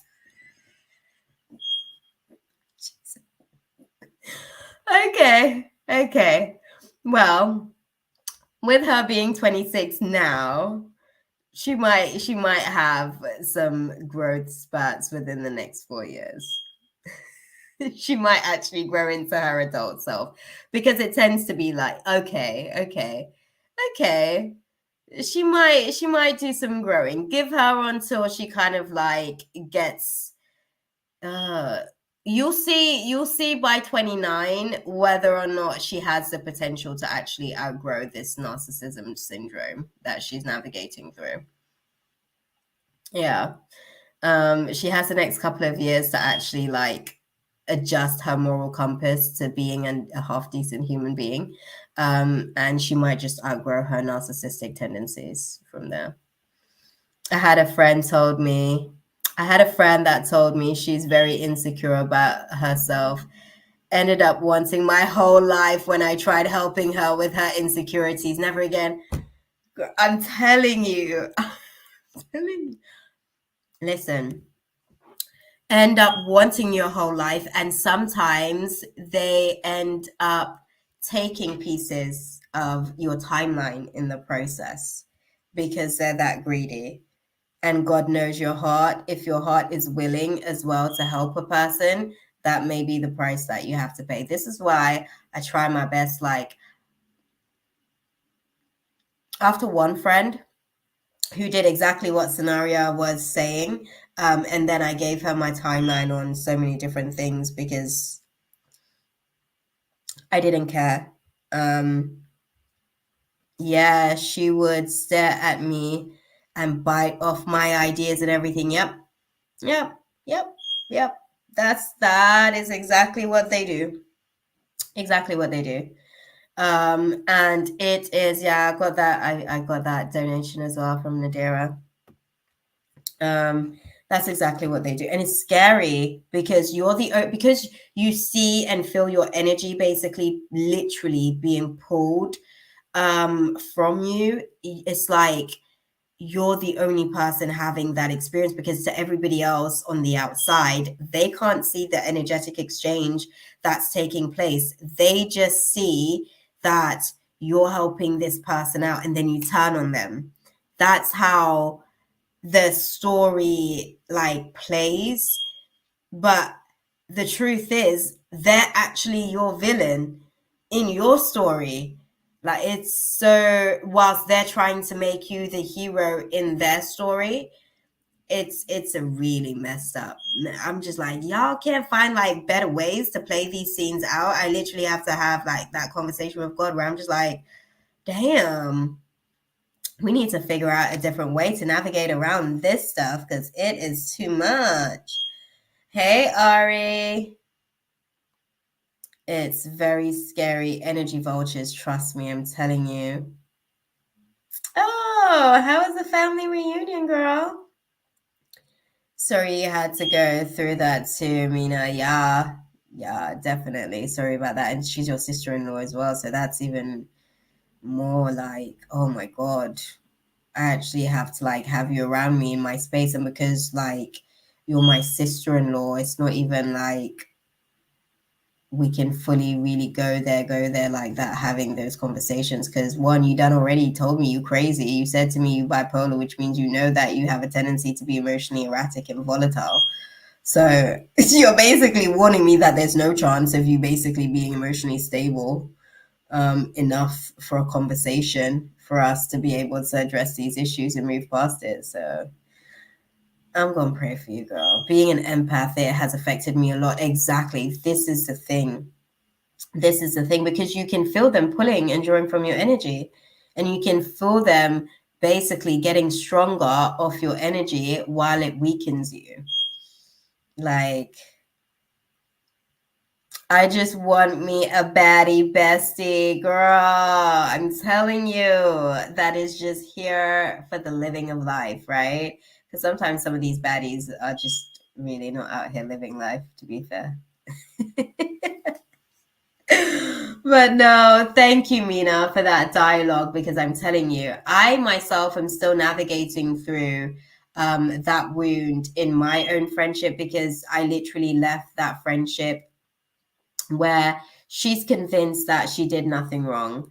And at least your sister-in-law was able to admit to you that she's, you know, bipolar. At least she knows that she goes on demon time from time to time, right?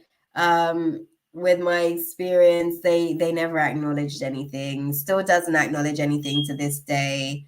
And I'm still on assignment to the child because they've earned themselves some karma for the decisions that they've made. So I'm telling you, it's messed up, and people don't really understand. They don't know. like how these things work, because it's like so intricately woven. Like if I didn't break down the layers of the spirits that are at play with that situation, you know, it would just be like her excuses, I'm bipolar. Yes, that's the behavior of how it manifests, but these are the spirits that are really at play. She admitted to me because she didn't want me to take those favors away from her. I'm sure she didn't want that too because of that fear. Now, listen, that part, she is worse now. Yeah, yeah. Yeah, I'm telling you, it's actually pretty sick. People are very, very mentally sick. And it's unfortunate. It's unfortunate that, you know, people can't receive a healthy, like loving embrace and receive it with a healthy, loving embrace. They have to just distort it to all of this like negative of themselves that they just don't seem to want to have to deal with. They just don't want to acknowledge it. It's easier for you to be the problem in the situation. Go figures. When it's actually so much easier if they were the problem, because they're the actual problem and they can fix that problem. I mean, they can't fix you for the most part, you know what I mean? Only you can fix you, but I don't think they get how the whole life thing works just yet.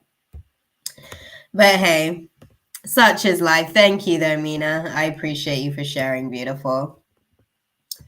So where are we? We've got Scenario.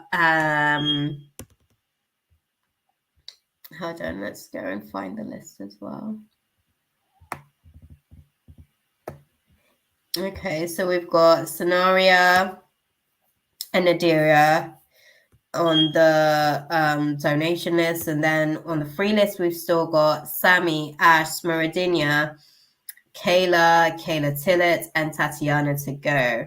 Okay, guys, so we're gonna hang in there. We've got about 6 more on the free list, and we're gonna go with the 2 on the donation list for now and get those wrapped up. That's okay, beautiful. I figured that you're gonna be typing your question. But seriously, guys, like dealing with these types of spirits, we got to protect ourselves because it's psychological torture. Definitely. What does spirit want me to know regarding starting multiple business ventures this year? Oh, I like your questioning, girl. Okay. Come on, guys.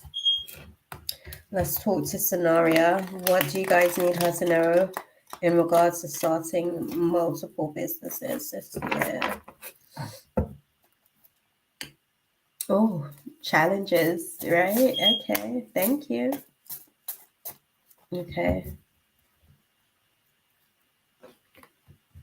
Okay.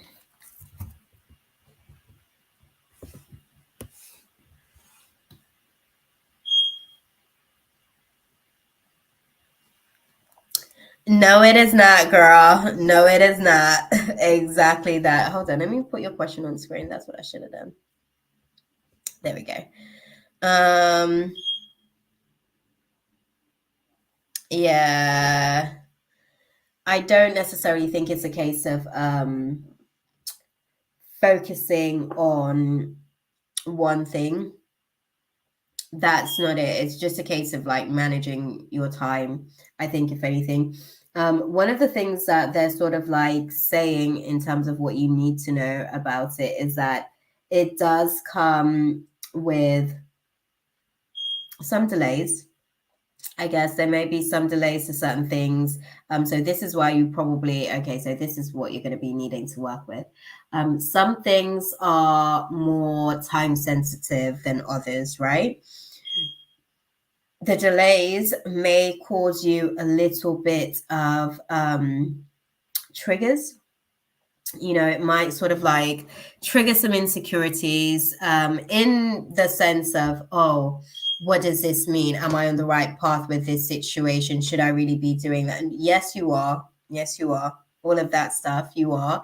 It's just that these delays are kind of giving you an opportunity to fine tweak some of the things that you thought you decided upon, but the universe is saying maybe reconsider that in terms of how you're going to execute it. That might not necessarily be the most optimal route to be able to do that for your particular circumstances. So the delays are really more an opportunity to kind of like give you an opportunity to direct your energy a little bit more clearer in the space in terms of where you want the outcome. So it's kind of like you trying to direct the outcome favorably for you. That's really what the delays are in the space of the situation. There's going to be a lot of moments of isolation that's required as well. So how's your discipline? Because that's one of the things that they're sort of like speaking about in the dynamics that you're going to be sort of like venturing into. Your discipline. How is that? Because you want to be able to, I see you being able to juggle at least 2 or 3 things at a time. Okay, good, because isolation is going to be a key factor for you in terms of you navigating through the process of all of this. Okay. Are there things that you're having to research at the minute as well? I'm getting, because they're saying there'll be times of information overload. Are there aspects of some of the business stuff that you're looking into that you're having to like do serious research into?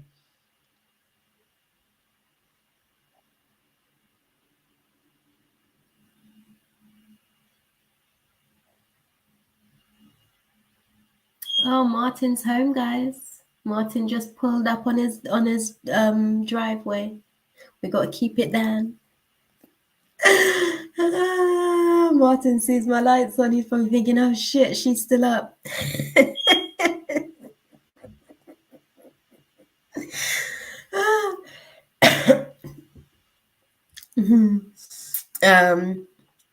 Market research and where I should be located physically. Okay.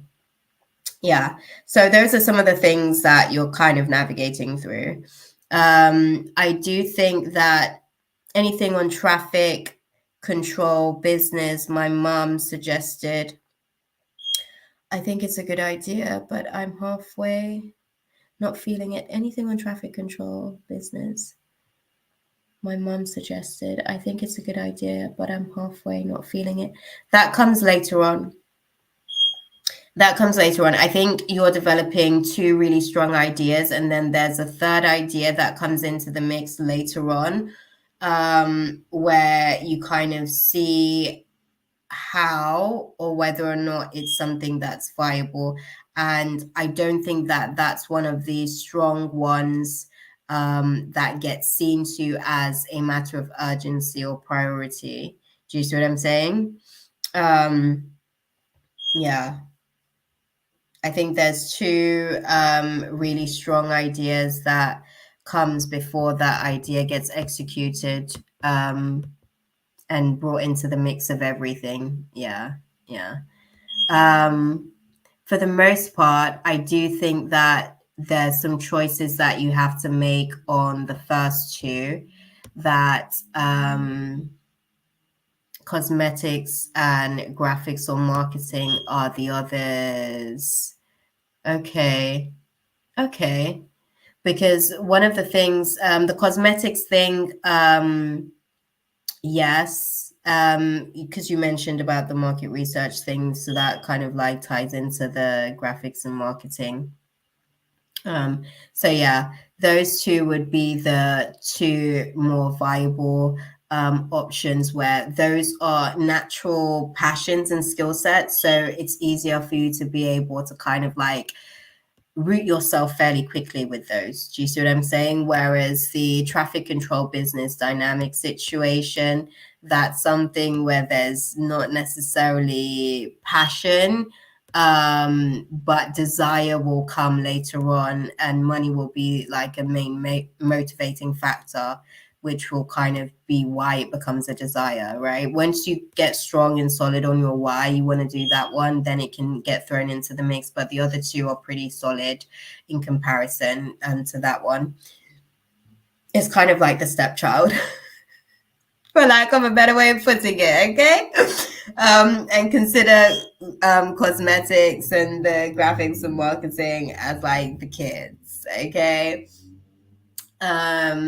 So yeah, I think those two situations. I'm just saying, I'm sure there's lots of like bonus parents that have like undeniable love for their bonus kids, but I'm just saying, right? It's a bonus kid kind of situation. But yeah, I think for the most part with the situation, as you're navigating through the next 5 months, I think the third thing that you're speaking about, that doesn't even come into play this year. I'm not going to lie. That comes into play at some point next year. I want to say just at the end of winter, probably potentially like at the start of spring. Once you've kind of like really perfected on the other two, because you're a lot more passionate about those two. So you seem to be a little bit more driven in those places, right? I have like this holy trifecta idea with the cosmetics and graphics business. I haven't mentioned the third. Okay. Okay. Yeah. Well, see, this is the thing. I don't think it's not it seems as though like you're going to, with all the kind of like you're thinking, oh, well, I'm going to get this done and have this wrapped up by then. But then it's like deadlines get pushed back and things get extended in terms of timelines. So you really don't necessarily have like the space, I guess, for the third aspect until around about the end of winter, early springtime of next year. But I see that by then you would have made like really good groundwork with the two that you have, that you're kind of like really, really rooting in this year. And those two seeds are pretty solid seeds as well. Like that once you kind of like secure them, you are quite good at being able to manage and maintain them. And the way in which you want to be able to set everything up is almost like it's running itself type thing. It's probably the best way that I can put it. Obviously you have to be involved in certain aspects and process and everything like that, yes, but you know what I mean. It's almost like the way in which you're looking to set things up, yes, it keeps itself like moving and churning over. So run with those two, because I think that that situation is definitely, that's what I want. So I can expand last. Yes, well, that's the thing. That's the thing. I think you get to that place where you figure out whatever the code is for you, right? Because it you kind of like set it in this trajectory. So once you've kind of like got that going, that's when you've got the capacity, that's when you've got the room, that's when you've got the space to be able to focus on like birthing this third child, right? Who feels less like a stepchild and more kind of like, you know, the child that you have like later on in life after you thought that you finished having kids, but then it's like, oops, I still had it in me, right? I don't know where I get these analogies from, but this is literally how they're giving it to me, right? It's kind of like that later on in life.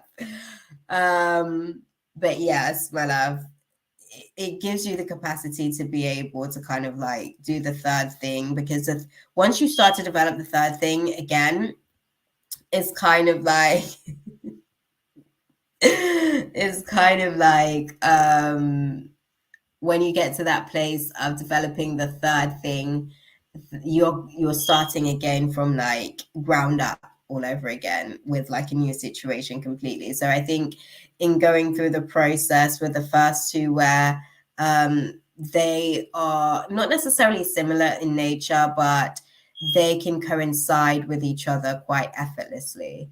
So yeah, I think with that type of situation, it makes it a little bit different in comparison to like the third one.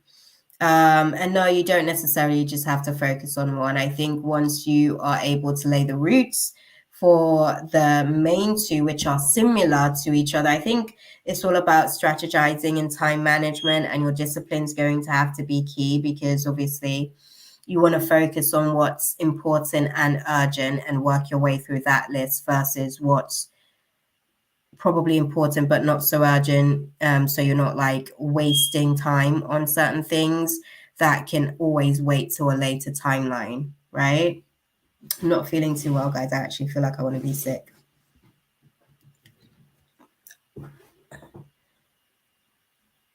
Very, especially before I start hiring. Exactly that, my love. I think I'm gonna actually, my mouth's actually springing water. I'll be back. Damn.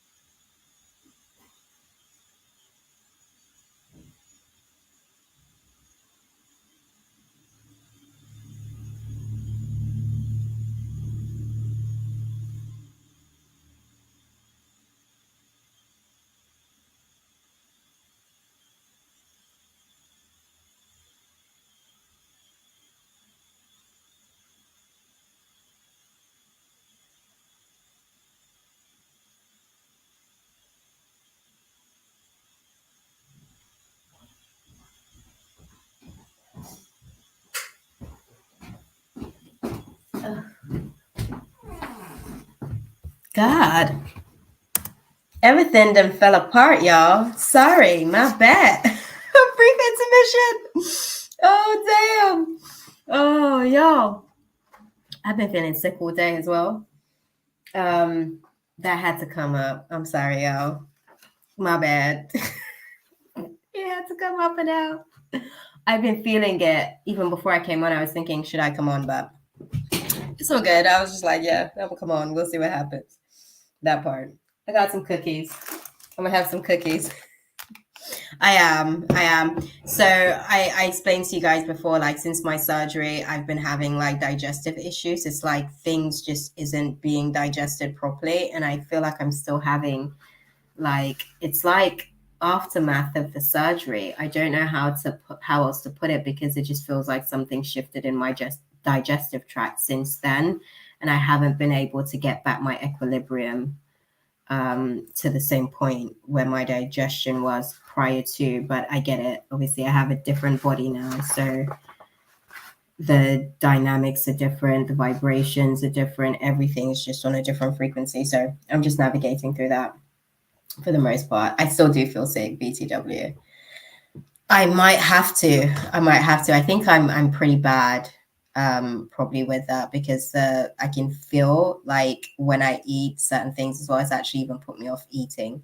This is why I said to y'all, like, your girl's gonna be a fruitarian, okay? Because that's the only thing that my digestive tract can actually like process without this, like, yeah, it gets a little bit crazy. I don't know, it's weird. But yes, y'all, what I was saying to you, Mama, before I actually sort of like go so far off track, the two situations, oh God, I'm more of a fruitarian. Listen, trust me, like that's the only thing that my body takes, and it's just like, oh my God, thank you for that. It's just like a kiss to my body. Everything else, my body's like, girl, what is this? It's like, it's okay, it tastes good, but damn, I don't know if I can break that down. I'm telling you. Yeah, well, that's it, it's weird, because that's the only thing that my body is like, it's grateful for. Everything else, my body is kind of like, it's side-eyeing me, like, now she knows she's giving me quite the task. And I eat at like random times as well. I heard you eat according to your blood type. That's interesting. I'd agree with that, because I think it's interesting, because I say to people, like, sometimes when we are kind of like yearning for connection, we'll find that our blood sugar's low. So again, fruits are natural sugars that we can sort of like intake in those instances. But yeah, sometimes my levels can drop quite low. I know my iron can get quite low. And sometimes I can get to the point of being anemic, but not actually being there as well. So I don't know. Sometimes I'm dealing as an empath, I'm like having these experiences of dealing with like just this cold reality externally, right? Where you're coming and you're trying to love up on the world, and it's like the world is just like, get off me. Ugh, what's that? You know, and you're like, I'm just trying to give you a cuddle. Chill out. It's not that deep. But yeah. But getting back into the nitty gritty of it all, with the situation, so the first two, you'll be able to kind of like get into a bit of a regenerative stage with that. Like you'll set that up so that that in itself is a continuum with the first two. The third one, you're going to need a little bit more time to be able to sort of like get the directive going with that one. So yeah, there's nothing to say that you have to do just one. I think you can do all of, because I think you can figure out the code to be able to have the first two on autopilot whilst you continue to do the other stuff that you want to do as well. I think that people don't, I'll say this to you, don't let people like, you know, limit you by their perceived limitations themselves, because they're just telling you what they can do. They can do one thing at a time. You thrive off doing a couple of things at one time, and you like a bit of a juggling act, quite frankly. I kind of want to tell you the third business, it's major, and it's not the traffic control business, but I can understand waiting because it's a major project. Yeah. If you're feeling a little bit of resistance to kind of like share, that means that God needs you to, for now, right, whilst the details behind the scenes are being worked out, because again, outside of just us sharing these spaces, like there's spirits out here that are just like, they just troll. They're just trolling, waiting to hear about some light that they can feed off. Do you see what I'm saying? So if you're feeling a little bit of resistance to sharing that third one, and that's like your major breakthrough project, don't bother, girl. Keep that between you and God. We don't need to know. When God said speak, we are open to receiving and blessing and anointing that for you as well, sis. But I'm telling you, these spirits out here, like God tells me all the time, like, girl, you better chill. I'm like, I can't help it. I come out here and I'm like, and then as soon as, trust me, these spirits, like, they're just waiting to like steal your joy. Do you see what I'm saying? So that part when God tells you, you know, okay, beautiful, it's time to share, we will be here. Yeah, those people are my parents and my therapist. I'm like, y'all don't know how God works. That part, abundance, sis, abundance, right? And with you being able to tap into that like source of abundance energy, like I'm sure you'll be fine.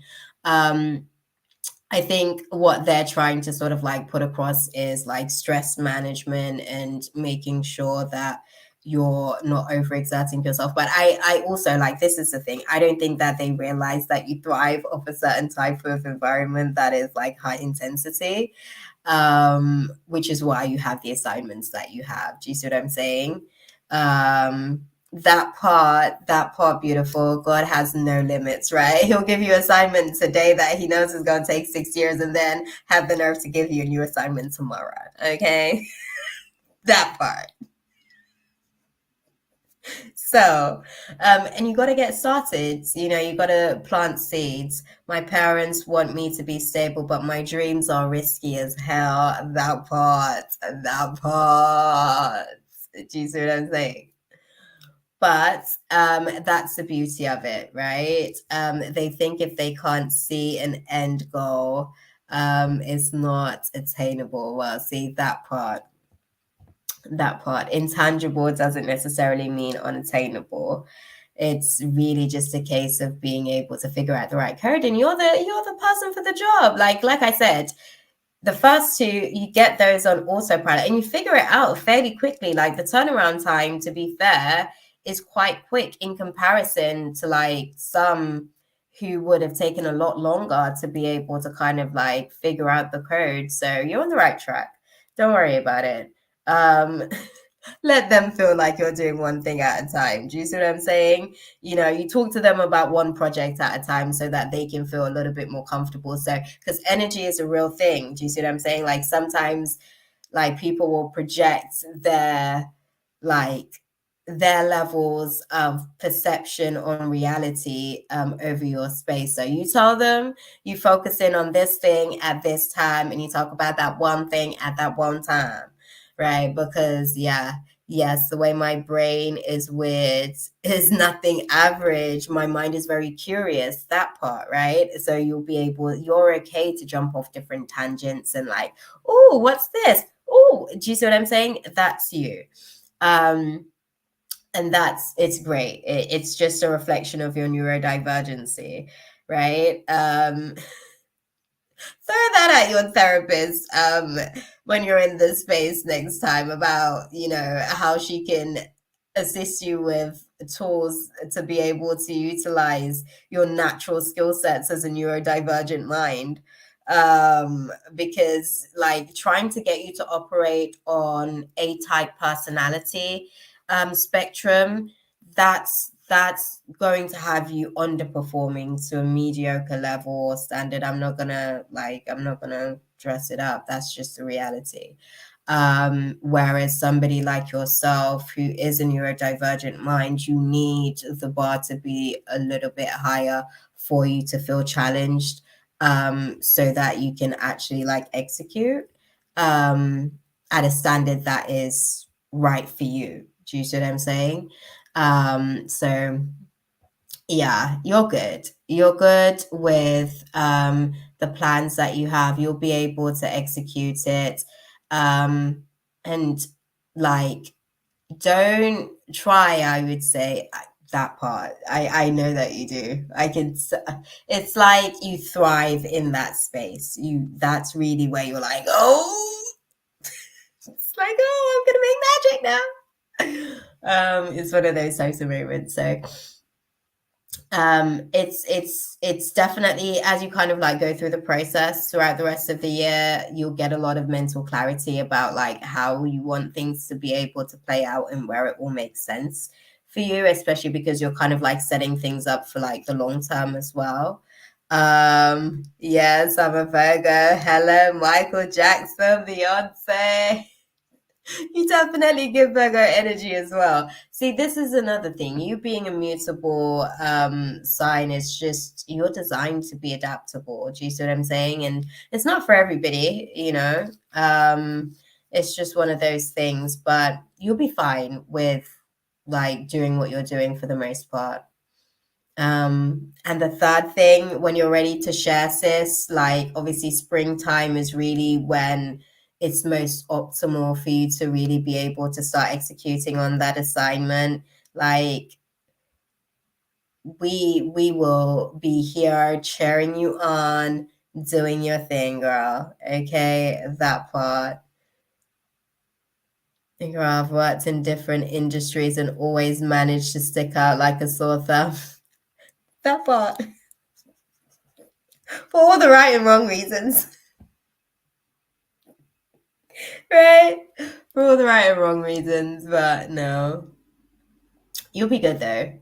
You'll be okay. I think obviously navigating through the space, it's more a case of kind of like observing and managing other people's projections over your space as well. And yeah, that little resistance thing that you are navigating at the minute, like if body says don't share, you don't need to share, girl. There may be a spirit, a presence, a force in the air that is just literally sat there waiting for its next dream to kill. Just don't bother, okay? The spirit of pessimism is rife in the air. Yeah. Yeah. Because it's testing season, my love. So it's like the universe is like, but are you really though? Do you really mean that though? How deep is your faith? So it's testing season during this climate. But with that being said, my love, when you feel those moments of resistances, just just take that on board. Your body's like, nah, not right now. It's not time to share. I can literally feel it in my stomach, lol, especially when my parents ask, what are my plans? That part. Okay. That part. I think in having certain conversations, the best way that I can put it, whilst you're still like nurturing these seeds and protecting these seeds, I guess, because like sometimes, like with plants, you have to kind of like, they can only get a certain amount of sunlight, for instance, certain plants. It's the same sort of like situation. Your seeds can only get a certain type of energy for a certain period of time to really optimize its growing process. So, when you're navigating through those situations, it's really a case of, okay, what are they really actually like trying to hear, and how can I cohesively give them what they want to hear, but also like putting it into construct of where I'm at in the process of what I'm doing with my situation, because again, I can't tell you, so many times I'm having conversations with people and I've said something and they've said something to me, or even for myself, sometimes I see that I've said something to someone about something that they've said, and it's natural for myself sometimes to be on a vibration because I'm a realist. Sometimes that might come with a presence of pessimism, right? To be like, no, well, that's not necessarily like the best way to be able to do that, but I'm trying to direct the energy. Sometimes I have to apologize to people and be like, sorry, that wasn't really what I was trying to say. What I really mean is this, because where you're going down here, that's actually a bit of a dead end. But if you do this instead, this may actually sort of like lead you to a little bit of a path of lesser resistance than what you were looking at, type thing. And I think that that's the thing. Sometimes people want you to be able to thrive in a situation. But again, sometimes when it comes to certain situations where it's a thing where it's between you and God, like God's given you the vision because you're the person that's designed to execute said vision, like it's different when you start to like let other people in on the vision, but they're so far away. Basically, they're so far removed from the vision that they're observing it at a distance and they can't necessarily see how it's possible, whereas for you, because it's kind of like your destiny along your faith walk, the vision for you feels a little bit closer, even if it's at a distance or at a reach. The picture to you looks a little bit more clearer. You kind of like can see the winding road ahead that you need to be going on. It's kind of like that 10 of Wands energy. That's the best way that I can put it. Sometimes it can be quite stressful, and it's full of a lot of like responsibilities along the way, and it's a lot of hard work, but it's an achievement in itself. Do you see what I'm saying?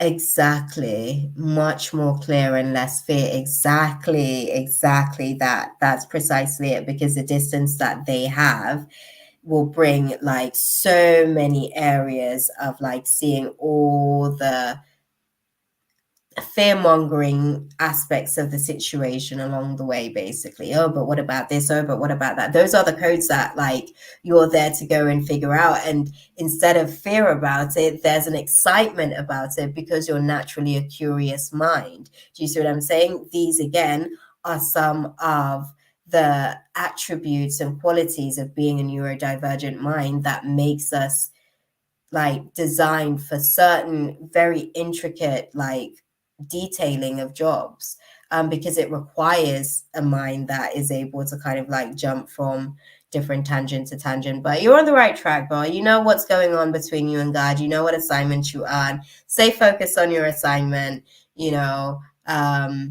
and protect your seeds. That's the best thing that I can say to you. Okay. Yes, I've had the vision since 17. I'm 23. Have done nothing because they were trying to limit me. But now I've grown up and accepting this vision and knowing I'm the woman for this job, period. Yes, sis, period. You know what?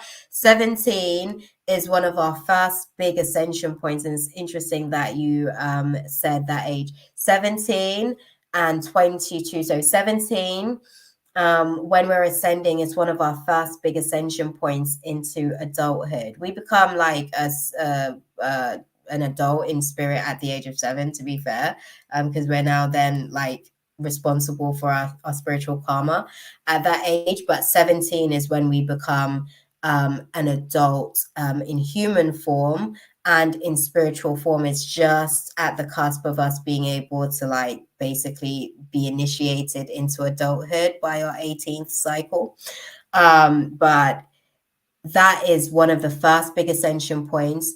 22. Oh, that's unfortunate. Okay, well, thanks for letting us know, Sammy. I appreciate that. 22 again is one of the, that's where we start to navigate through different classes of self-mastery. So it's very, very interesting. Like these are different ascension points: 17, 22, 25, 27, 29, 33, 31. Like there's lots of different, they do and shape different things or whatever in terms of our character as far as how the journey unfolds. But yes, mama, that assignment that you got given at 17 shall be playing out for you, right? And definitely do you during this season. Like they said what they had to say, they had their time. And that's the beautiful thing about it, right? God was gracious enough to give them their time to play out as a projected format in your reality, right? For as long as they were able to. Now, God is giving you the opportunity, after having gone through your chapter of self-mastery during the 22nd cycle, and now it's time for you to have your time to really be able to do it how God said it needed to be done, and how he showed you it would be expedited through you. And it will be, because that's why he gave you the vision, because you're the most optimal soldier to get that mission done, period. Okay, so everything else is more of an everybody else problem. Okay, that's something that they need to take up with God. And it's one of those things where for them, they're only judging you based on their own belief in you and what you can do and what you're capable of doing. They don't yet see the level of strength that God has placed to put upon you and within you, is the best way that I can say it. Phew. And when it's a strong vision, that part, so strong to the point that it moves you, that even when you are literally living under projections for years, you're still like, this is my assignment on the other side of it. That's how strong a vision can be, girl. That part. Nah, real talk, because I'm telling you, I navigate through this process with my own self, where I'm just like, God, like, what am I doing? Like, is this really it? Like, is this really the path? But it's like, even recently, I think it was this morning, I had prayer time with God, where I'm just like, the timeline, God, the timeline, I didn't know the timeline was going to be like this, but God's like, no, we still got things to do, girl. We still got things to do. Do you see what I'm saying? The vision is yours for a reason, because only you could have expedited it. He needs just the right level of fearlessness and just the right level of courage and bravery to keep pushing on. Exactly that. It's that ability to continue to like keep pushing on and marching through the strife of it all. But you got this, girl. You good. Ain't no thing but a chicken wing. I couldn't help myself. That's how it ended in my mind.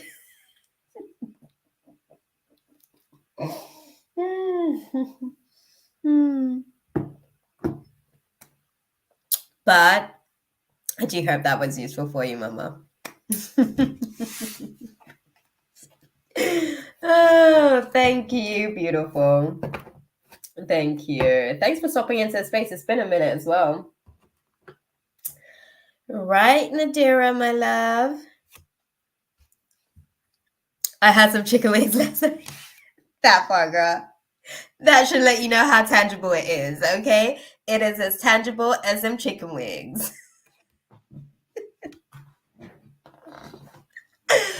I think I had some chicken wings last night too.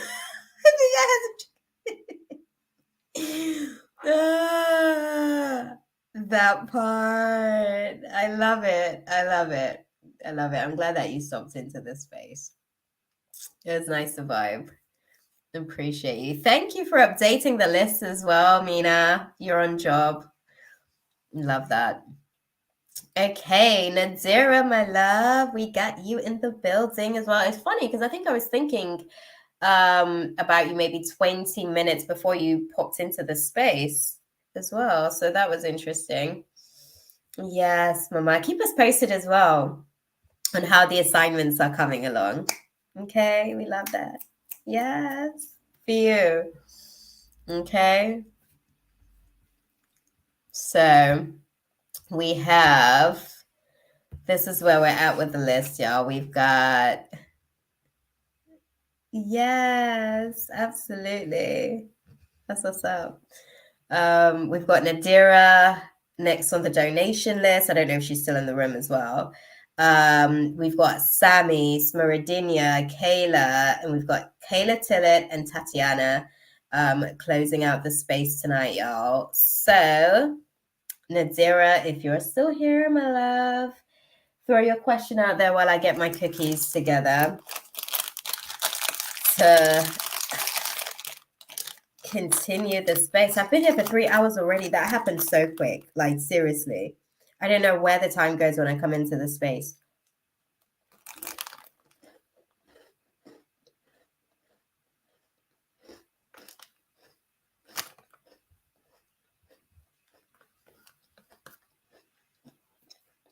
Oh, that's a big one.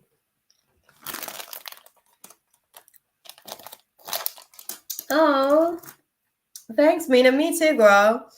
Like, when I got sick and I could feel like the consistency falling and I was about to start failing at that, I was like, no, must get back in the space.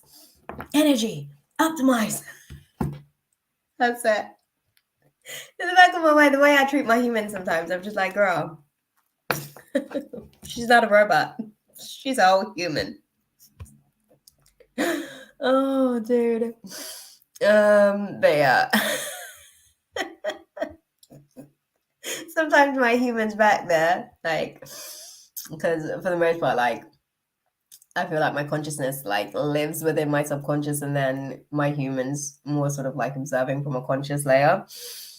And then it's almost like sometimes they're just not seeing eye to eye, and it's just like, what does that even mean? Why would you even think of that?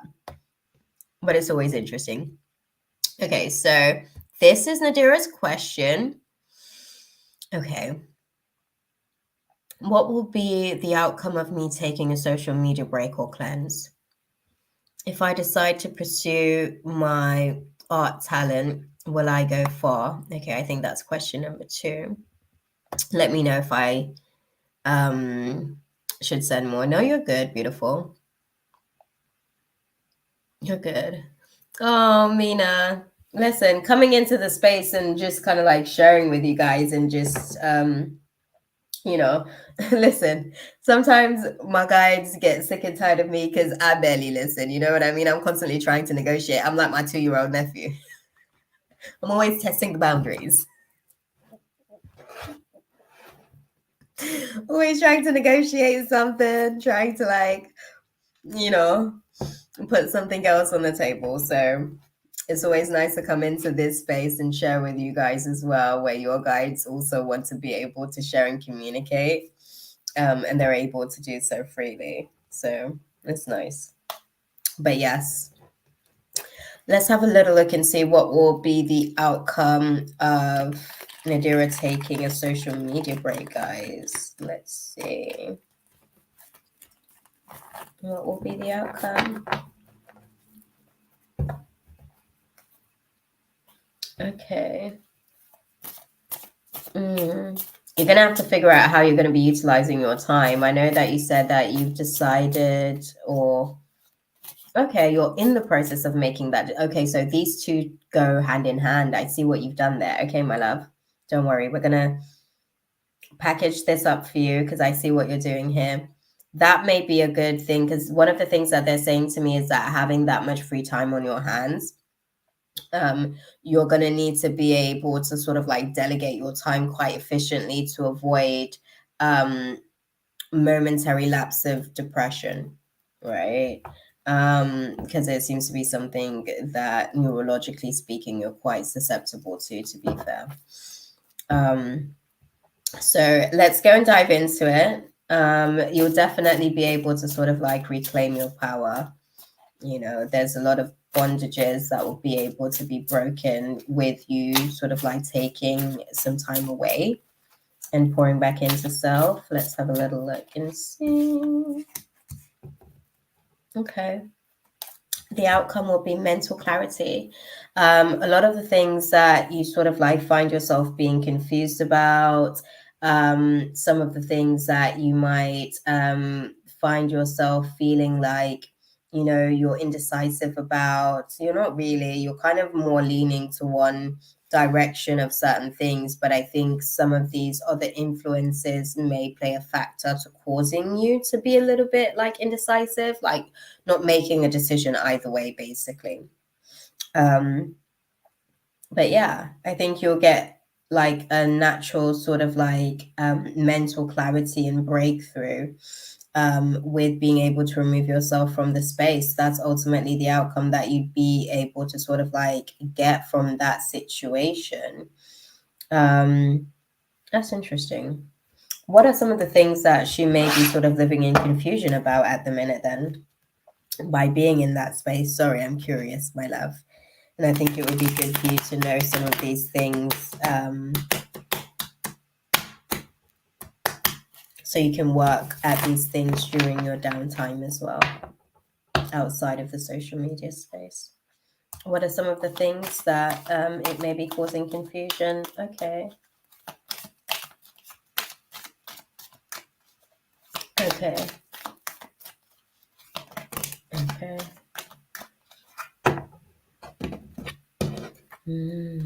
Interesting. Oh, and we've still got her as the theme, the undertone of the situation. Okay.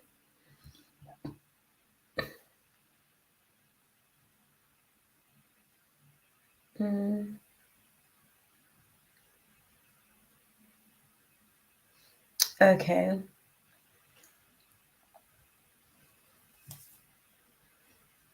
I think for the most part, one of the things that they're speaking about is, you know, home dynamics seems to be quite the area of projection as well. So I think you're still finding your place in terms of that dynamic and where you feel comfortable and where your voice, how to share your voice in that space. That's probably the best way that I can put it, like where your voice is best heard. Sometimes you kind of want to be on a megaphone and just kind of like really putting it out there, like hear me type thing. That's how they're showing it to me in my mind's eye. But you know that that's not necessarily going to sort of like yield the results that you're looking for as well. So I think having this time off social media would actually sort of like help with certain dynamics within the home and being able to kind of like utilize your voice in a different way where you're heard a little bit more effectively, where it feels like you're experiencing active listening, you know, where people are responding to the things that you're saying. I do think as well, some of the things that you might be a little bit indecisive, I guess, about are some of the, how can I put it? Because we've got the Eight of Pentacles energy. So it's talking about like apprenticeships and education. and the things that you choose to engage in and the quality of said things. So I think what some of the things that you're kind of like finding yourself being confused about is your virtues. What are some of the things that are meaningful to you versus how they might be of value to somebody else? Like basically you having the different value system to somebody else. Those are some of the things that you're navigating through, and how your value system equates to others, or compares to others, because it seems as though like other people's opinions, particularly with the home, within the home situation as well. There's a factor to this space where there isn't the same sort of value system, and that's something that you're going to be able to get some mental clarity from within this space as well, because those are some of the things that are causing confusion. It's almost like you're experiencing that experience in the home space, or the confusion that you're experiencing. Some of that energy stems from being in the home space or situation where it's not all the way sort of like this is kind of what the situation is, all loud and proud type thing, right? Just because there's other factors to the situations, other opinions, and that also sort of like, it's almost like social media then is like a second voice of that. It's probably the best way that I can put it. It's strange, but it's almost like social media all of a sudden becomes like a second external voice of those same internal dynamics or issues, if you will, playing out in under the roof, under the home dynamic or situation. So those things you're going to get clarity on, as far as your value system and what works for you, and where your creative source is and how to be able to utilize that creativity. Yeah, I think ultimately really sort of taking the time, and it's so funny because we've obviously got the Eight of Pentacles card here. We've also got the Nine of Pentacles, but that's in reverse, which is speaking about the Nine of Pentacles is at the bottom of the deck, which is a theme or undertone of this dynamic or situation, which speaks about kind of like navigating through an overinvestment in work dynamics or situations that may have a likelihood of financial setbacks in places, right? So you mentioned about wanting to be able to pursue your art talent, right? And being able to kind of like focus on that for a little bit. It is going to take you some downtime to be able to get certain things. It depends on how you package that. So we're going to go into that question next. But the social media breaking cleanse, like that's a plus. I think that that will help you to be able to yeah, just have some more time to yourself to be able to clarify some of your how can I put it? Some of your goals that you have for yourself moving forward, because I think some of those goals are like, you know, they're being contracted, basically. They're being contracted when they need to be expansive in order to be able to grow and glow, you know? So I think that this time away from social media will give you an opportunity to allow for the energy to stop being so contracted and become a little bit more expansive. So let's have a look into the situation for, let's bring all of these up here. I want to have a look at your other question as well. I hope that that was useful for you then, my love, but let's look into your other question as well. No, that's it. If I decide to pursue my art talent, will I go far? Mama. let's go and dive into it. I think I told you before, you're a very bright star, my love. The thing that you're going to need to maintain that level of supernova is faith. Because of the level of brightness that you are as a star, you may come with a lot of doubt, a lot of internal self-doubt, which may manifest itself as external doubt projected at you as a way to be able to help you with your evolving process, right? But yeah, our girl Nadira, she wants to be able to see if she does decide to pursue her art talent, will she go for? Oh, damn, that was quick. That was quick, y'all. Thank you. Okay.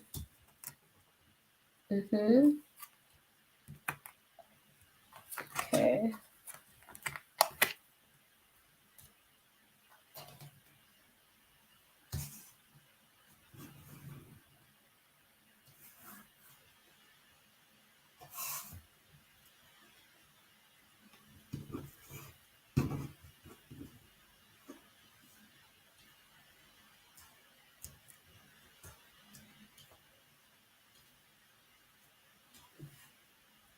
Sorry, I'm just like, I self-sabotage it. That part. Listen, that part. Sometimes you got to figure out what it is that like triggers the pattern of self-sabotage. I've always known how to draw pretty well, but recently I've tapped more into it because I don't want something that comes so natural to be wasted. That part, beautiful. Definitely. Definitely. Okay, so we are looking at how the process of things. Oh, interesting. Interesting.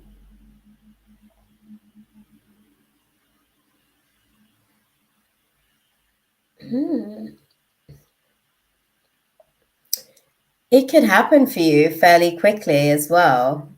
Sorry, it's so funny because I literally just took that whole story in, and all I came in out with it could happen for you. Okay, so let me tell you what's going on the cards firstly, girl. Sorry, my bad.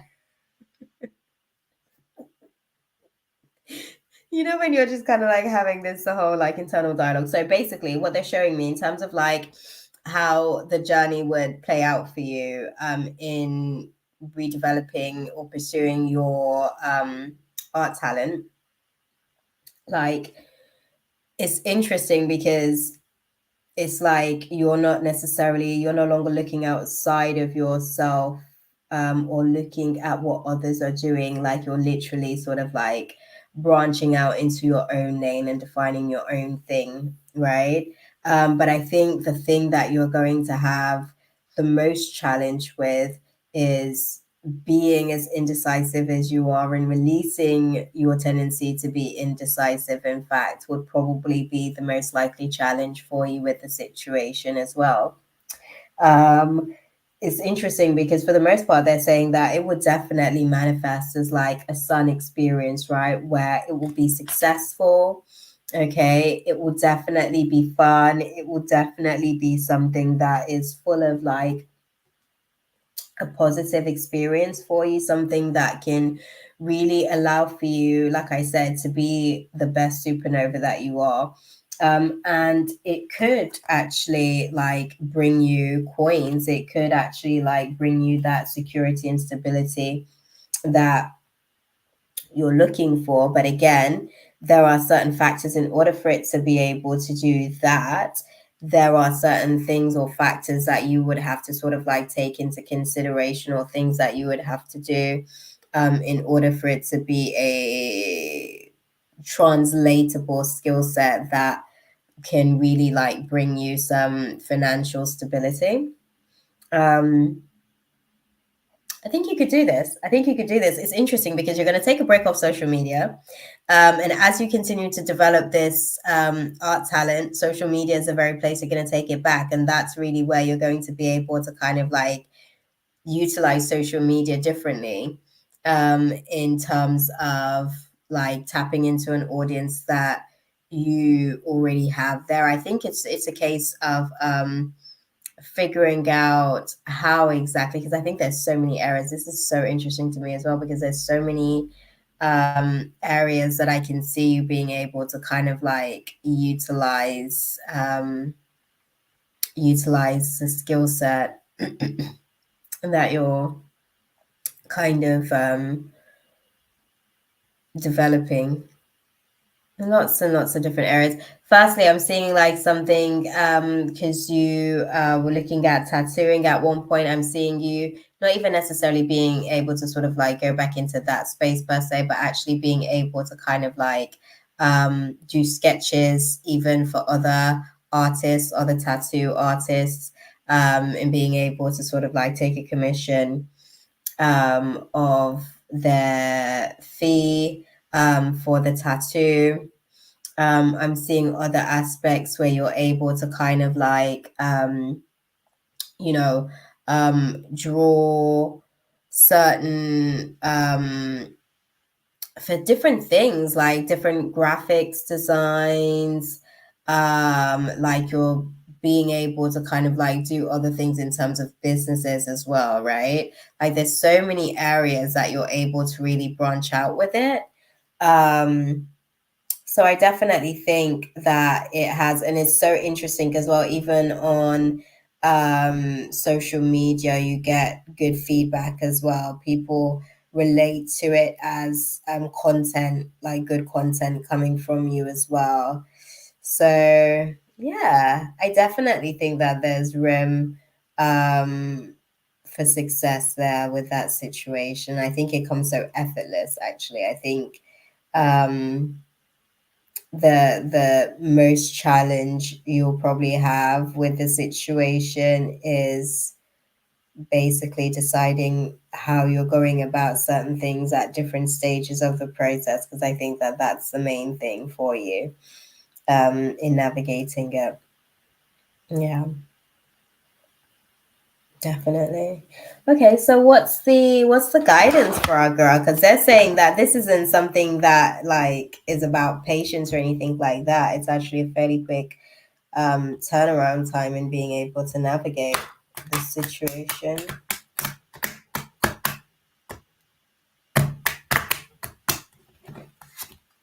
What is the advice for our girl, Nadira? And oh, thank you. Thank you guys. Okay, let me grab that. Whoa. There we go. Oh, look. Success. Success, my love.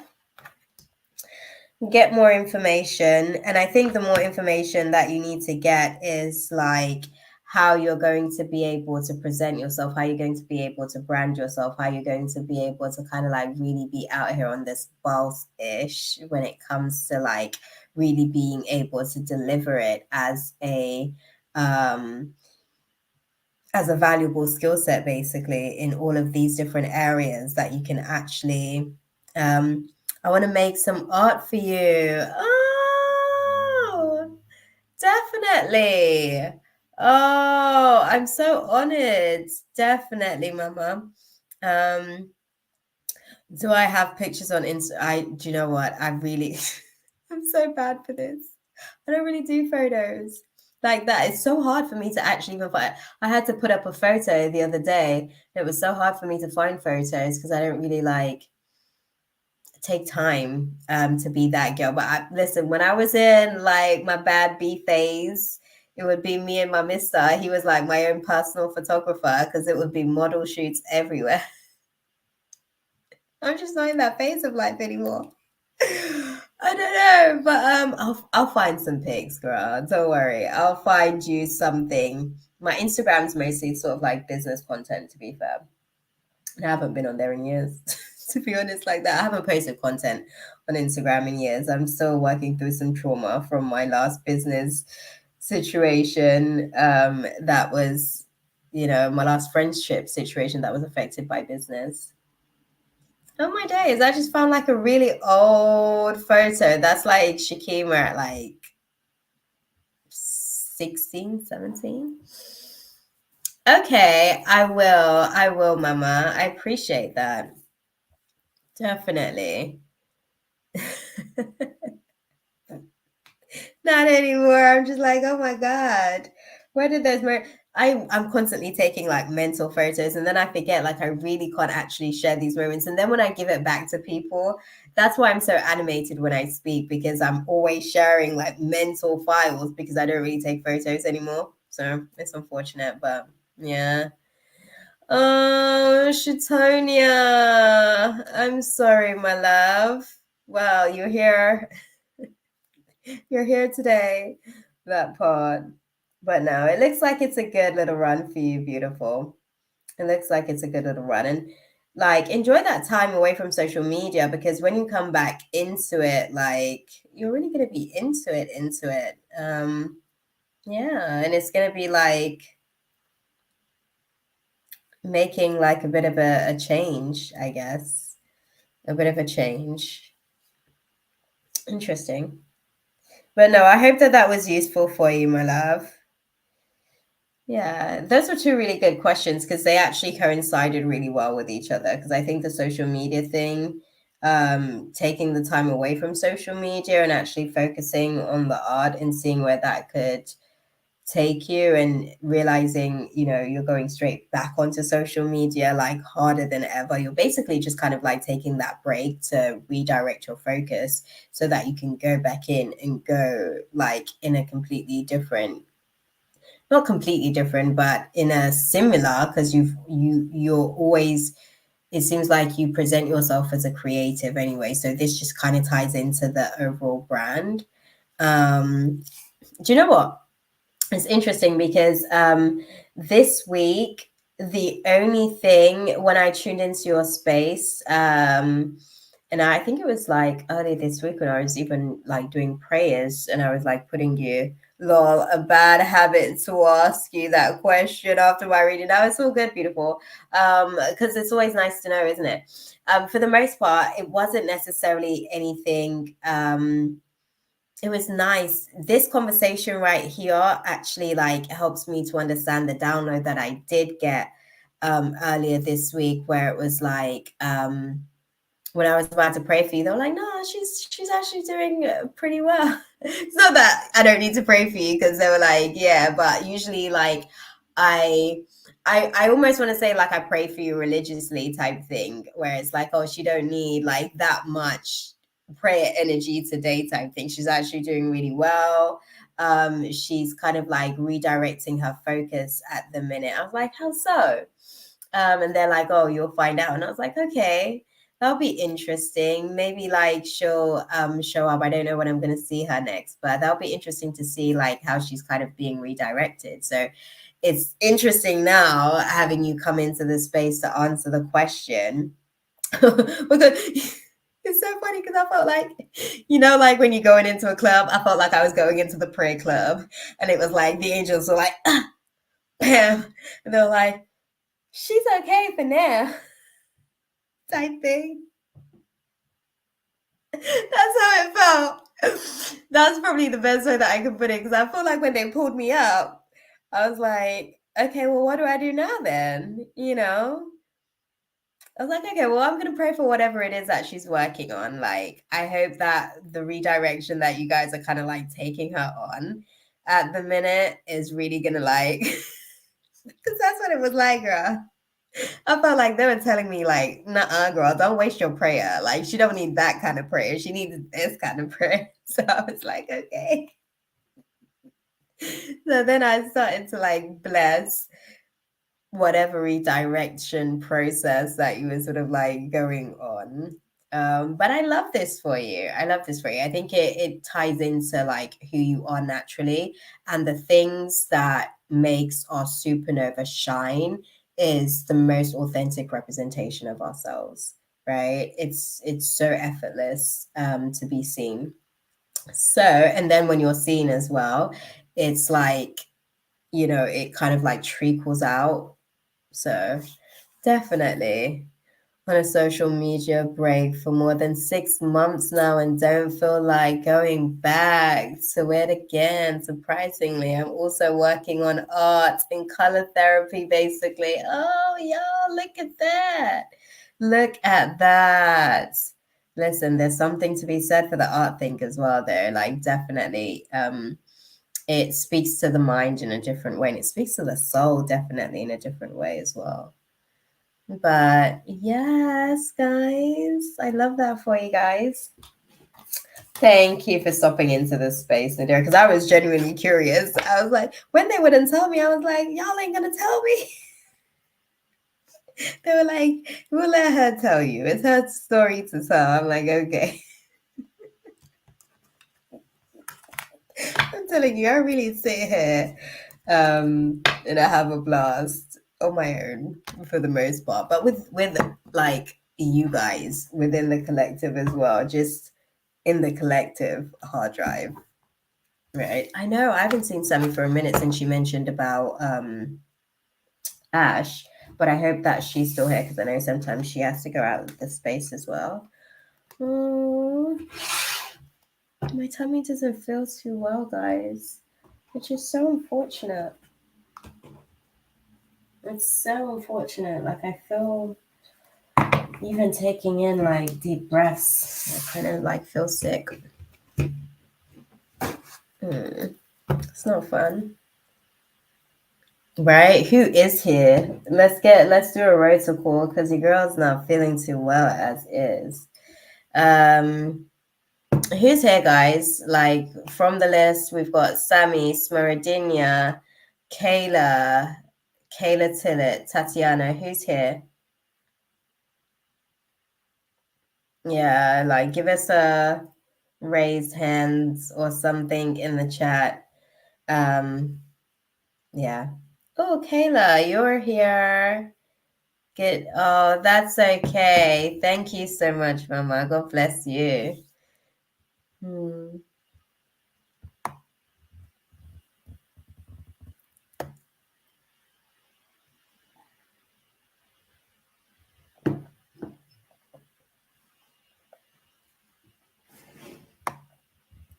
Okay. So this is the list, guys. This is where we're at. Back on the free list. We've got Kayla, who's confirmed she's here. Enjoy your day, my love.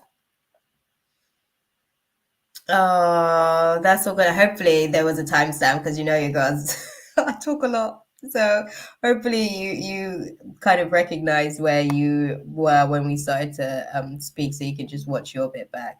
Okay, Smoridinia's here.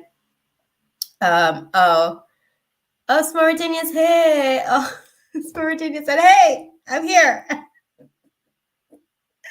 She's like, "What you doing?" No, okay, Smaradinia. Don't worry, Kayla. I am going to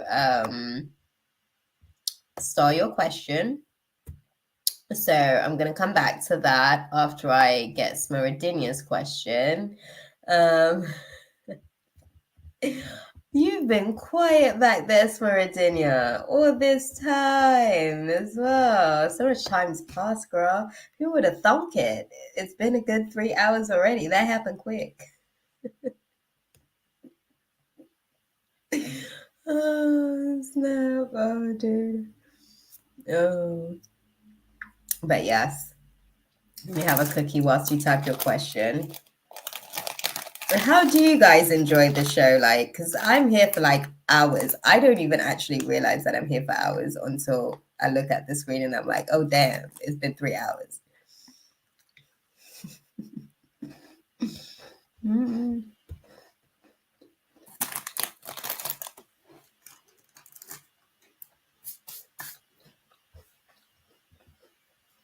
Okay. We've got Smaraginia's question. We're going to go and dive into it. Right.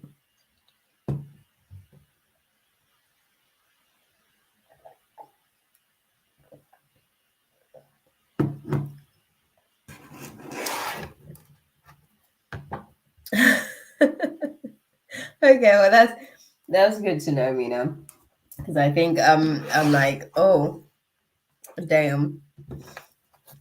I hope sometimes I go quiet. I'm one of those people. I don't like awkward silences, so I'll talk just for the sake of talking,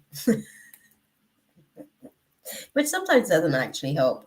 The silence is probably best in certain situations. I'm learning. It's there for a reason. It's like a pause in a song, you know, so the artist can catch their breath. I'm learning. So, guys, our girl Smaradinia wants to know. Her question is, how is Basilis feeling about her? Let's see. How is Basilis feeling about her?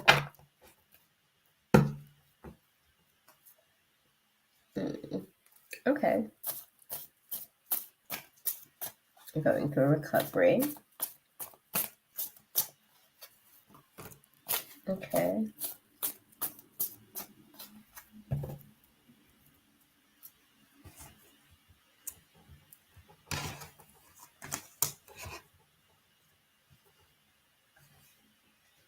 Okay.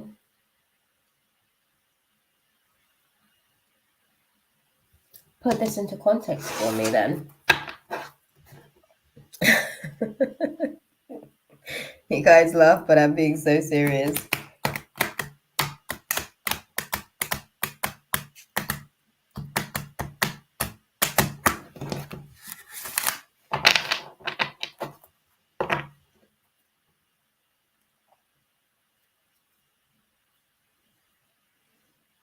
God explained it to me, just to sort of like go a little bit deeper into that analogy that I just gave you guys about like the artist thing. God explained it to me. How I learned that lesson was that God explained it to me. If I'm always talking, it's like when the artist is trying to like catch their breath, it's like one of those things, like when people do that, like they put a finger in your mouth whilst you're trying to breathe. And it's like, that ain't it. I was like, oh, maybe I should dial it back and read the room. So we had that conversation this week. But looking at your situation, Smoridinia, it seems like there's some sort of new beginning. Are you guys in communication and contact at the minute? Because it's showing me that there's an inevitable transition that's kind of taking place for this new beginning, this course, this new expression of love that's kind of being started. Are you guys freshly back in communication now?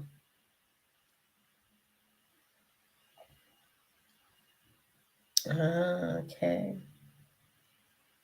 Okay.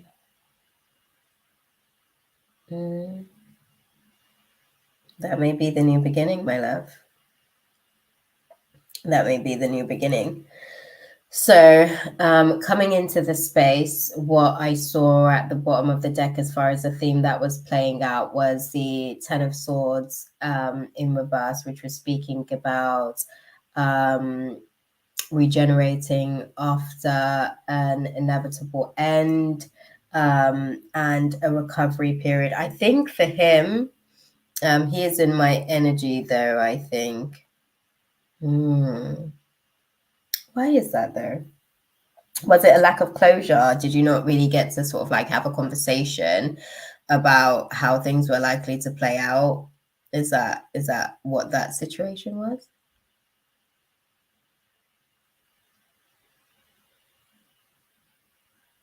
Let me know.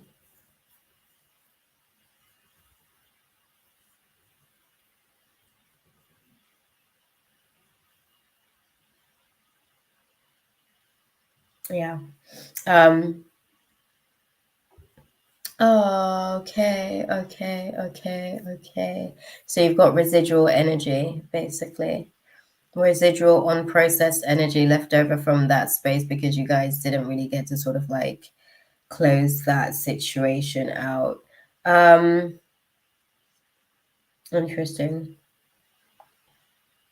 I think the main factor to do with like his situation. What does he do? What does he do for a living? Like, what's his career path? Help me to understand that, because I think that that was something that played a factor in his decision. Yeah. What does he do career-wise? Okay. Okay, he's a firefighter. Yeah. Yeah. Because I think that some of the dynamics when it comes to that, that's kind of like what he's focusing on at the minute, to be fair. That's really where his focus is. Did we speak about this person before? I think the name Vasilis sounds familiar. Did we speak about them not necessarily being able to commit? Did they recently sort of like come back in to your life? There's a spirit walking around in my kitchen. That's so irritating. They just want to be walking around my place like to say we live together. Yeah, a long time ago, a year ago. Okay, interesting. Yeah, I think that it's probably the lack of closure why he still feels so strong within your energy. Um, I don't know that he is as, I guess, invested.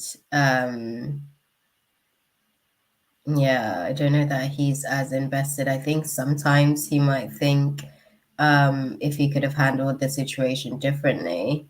But for the most part, his focus is career, to be honest with you. Yeah, for the most part, his focus is actually career. Okay. Why is he so strong in her energy then?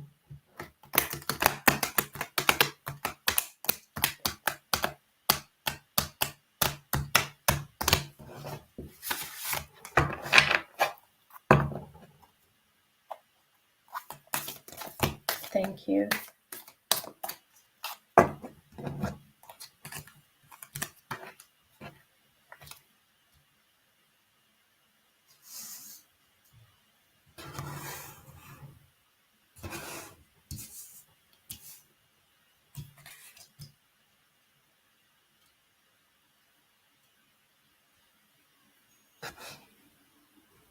Okay.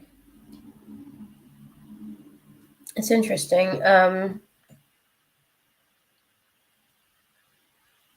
Were you sort of like planning future stuff together?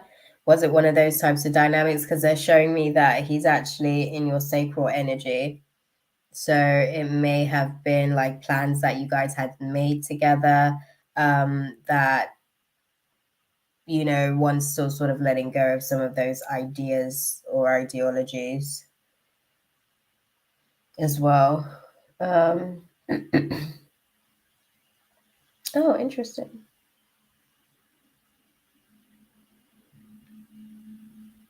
We had no closure. He made another relationship and I stopped dealing with him. Okay.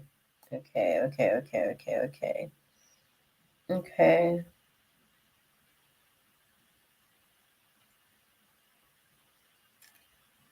Oh, Ari, I just thought about you not too long ago as well. I was thinking, oh, are you really gonna try and get a reading at your family reunion? I literally had that conversation with the guys like a good 5-10 minutes ago. But no, you serious, girl. I guess you answered my question. You look cute though. I like your little DP. Yes, mama. Um, oh, I think he broke up now. Okay. Okay. Oh, that's okay. You're funny. You're funny. Oh, that's so good, my love. That's so good. Um, yeah, by the looks of it, it seems as though he's still heavy in your energy because he was probably somebody that you saw as a really good prospect, to be fair. His values just didn't necessarily align. Okay, well, what can our girl do? Let's go and dive into that. Let's dive into what you can do to, get back to your own energy type thing. Let's see. We might be able to add you on the list, Ari. We'll have to see. When did you stop into the space? Where I don't know. The list was already sort of like done. I don't think you were on the list from what I can see from the original list. Anyways, I don't know. Let me go back to the original list. No, I don't think you were, my love. I don't think you were. There was Rika, Batty G, Kay, Gypsy, Mina, Sammy, Ash, Meridinia, Kayla Tillett, and Tatiana. How can Smeridinia sort of like navigate this situation where obviously they're clearly still in her energy? So what can her girl do? Come on, guys. What can she do?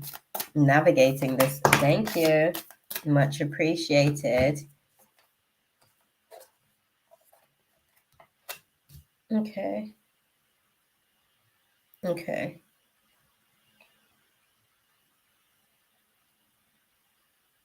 Well, put this into context for me. What does that mean? Step up and lead how? In what way?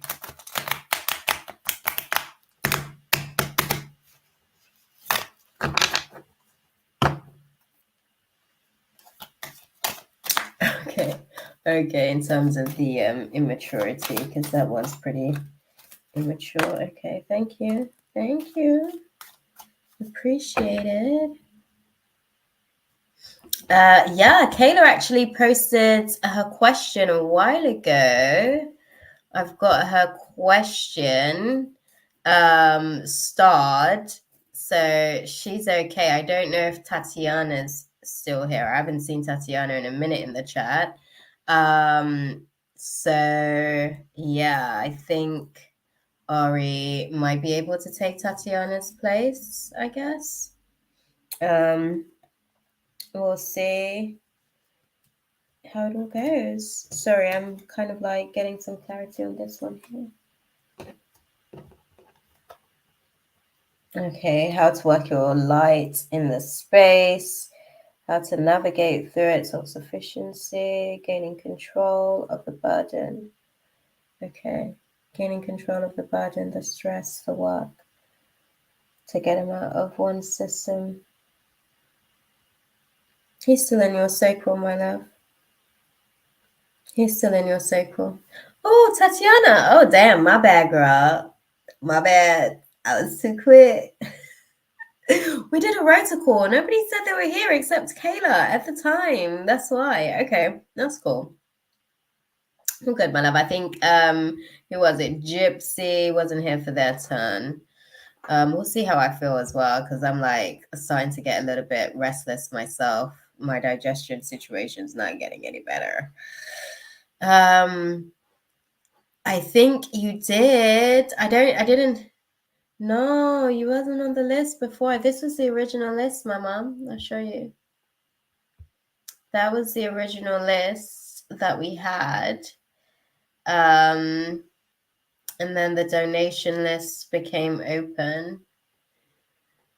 Gypsy missed their turn. That's why I said. No, I didn't see you. That was the original list. Okay. Okay, beautiful. We'll see if we can run through the list. So there's Kayla Tillett, Tatiana. And then we'll sort of throw Ari into the mix as well. Okay. We're going to navigate, and then we go back to Smaraginia's question. Yeah.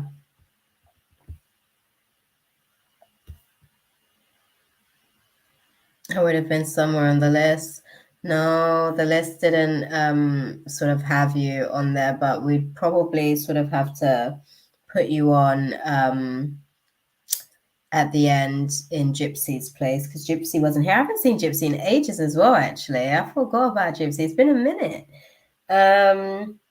But yes, Mama, it's showing that in terms of navigating through the situation, he was quite immature in the way that he kind of like left the space and the things that he kind of like did in the space. And I think that there's still some residual energy within the sacral.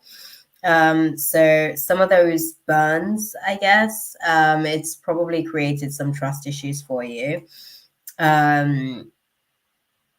So yeah, you might want to take some time as well to be able to kind of like navigate that, the processing of that situation as well, internally, just making sure that, you know, you're not attracting any more of those types of situations. That's not necessarily what you're looking for, affirming again to yourself what it is that you're looking for when it comes to a romantic situation. I think for the most part, I can't say that he's feeling any type of way per se about you because in all honesty, I don't think it's a thought for him on a frequent basis. And that's just me being honest, my love.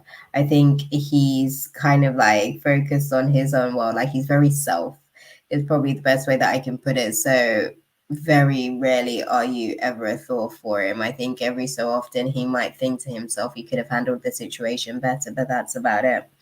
And even when he says that, he doesn't know how he could have done differently. He just thinks that he could have handled the situation better. He's just not clear on the how just yet. But yeah. Yeah. Your guidance is divinely guided. Trust the niggling and see what it's trying to tell you. Sometimes when you sort of like sense or feel or whatever, for me, sometimes when there's like some people that I don't really necessarily like have in my life like that, and I'm like picking them up when I'm not thinking about them, and I can tell that they're the ones that's thinking about me because I just get like this random download of thought about them, and it's just like, I don't care. Live your life. Like, I don't care for you to share this with me. You don't need to give me a download on the situation. Be blessed in your own space, on your own timeline, far away from me. So,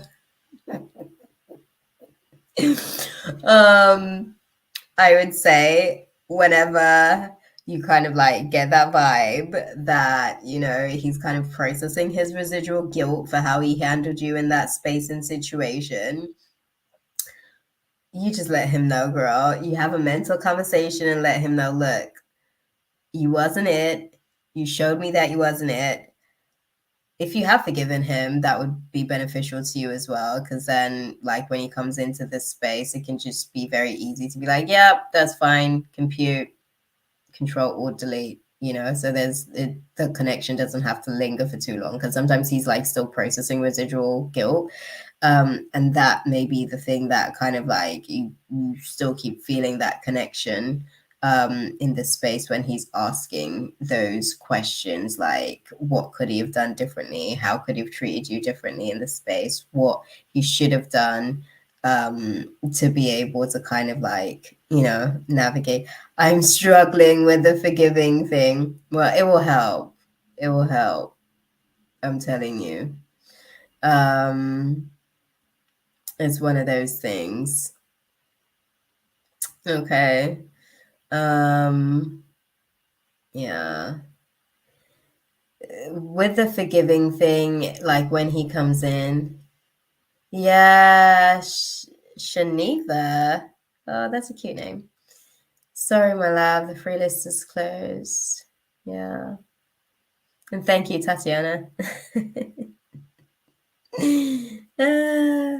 But yeah. If you are effortless with it, so basically like the longer you take to forgive him, the more you're going to basically be tied into his emotional processing of his guilt, pretty much, because you're keeping him hostage with the not forgiving him, which means that he's reporting to the hostage that you're keeping him, with guilt. Does that make sense? And this is all taking place energetically, hence you guys are getting the downloads and stuff. I am still angry at him. He made a lot of bad things to me. Yeah, and it's still in your sacral chakra, my love. It's still in the process of how you are manifesting love. So this is what I'd say to you. If you can't forgive him, forgive him for you, because you don't want this energy in your sacral chakra whilst you're manifesting your next big romantic, you know, not Cinderella story, okay? Because we don't want our story starting off as the maid or help. I mean, we're like the boss straight off the bat, right? We're like boss B straight off the bat, okay? If anything, we would be the pleasant stepsisters as opposed to the wicked stepsisters, right? If anything. But yes, you need to forgive him for yourself, because that dynamic is subsequently like continuing to tell that repetitive story about how he did you wrong is only going to bring other manifestations of the same sort towards you. So how about you forgive him? The next guy in manifest was like him indeed. Beautiful. I know. I figured what you meant. But seriously, no, it's still in your sacral chakra as well. The energy's still there because you haven't forgiven him, which means that you're still going to manifest another variant of him. Like, let's not continue to do that to ourselves. Forgive him. Listen, he probably ain't even like worth your forgiveness. He probably doesn't even deserve it.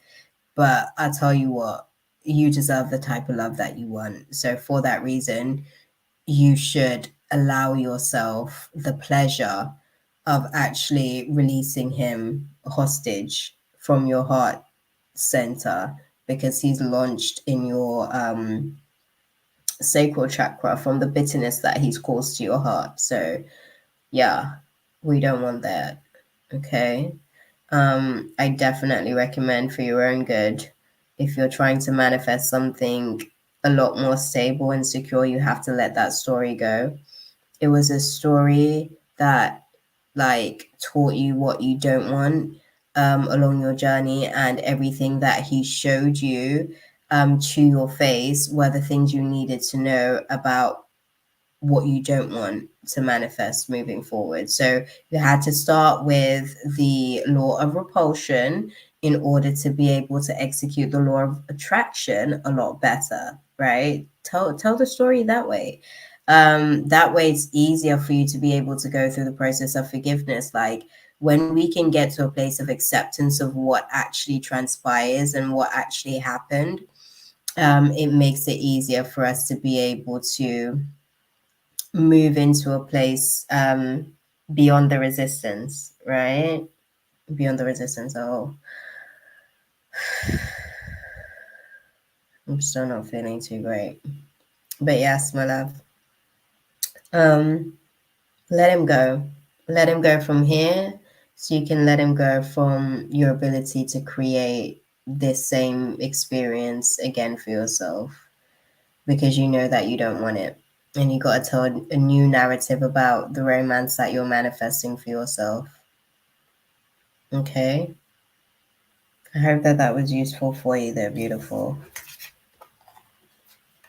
Honestly, I hope it was useful for you, because it seems like you guys are playing like a back and forth game. You have him hostage in like forgiveness prison. Like, you're not letting go of like the grievances that he's caused you, and he's then sending downloads saying, I'm sorry, I'm sorry. Do you know what I'm saying? Not quite like that. It's just every so often when he can sense or feel the pressures of the lack of forgiveness, that would then require him to then respond. And naturally, the only thing that will call his attention is guilt, because that's the only place that he's going to feel that. Oh, I feel sick.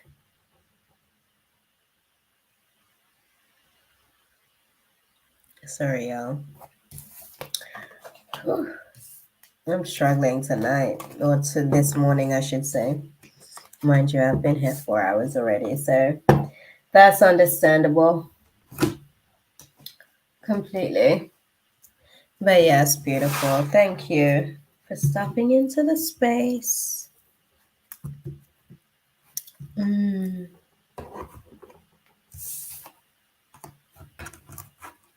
Who do we have? Oh, yes, we've got Kayla's question next on the list.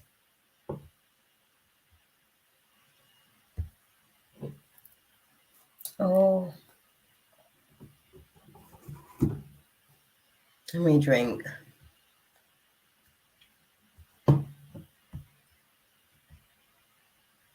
No, I'm going to come back to this space, my love. I'm sorry. I'm not feeling too well. I'm going to go and try again. Whew.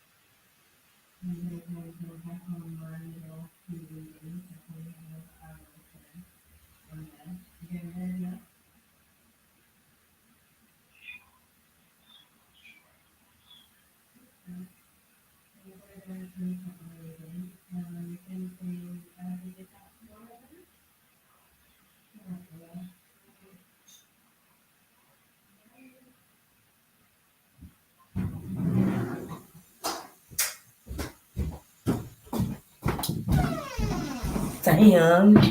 Again, it's always, I don't know why this thing keeps going off. Hey guys, y'all even still here. That was the second time I had to go. It's good.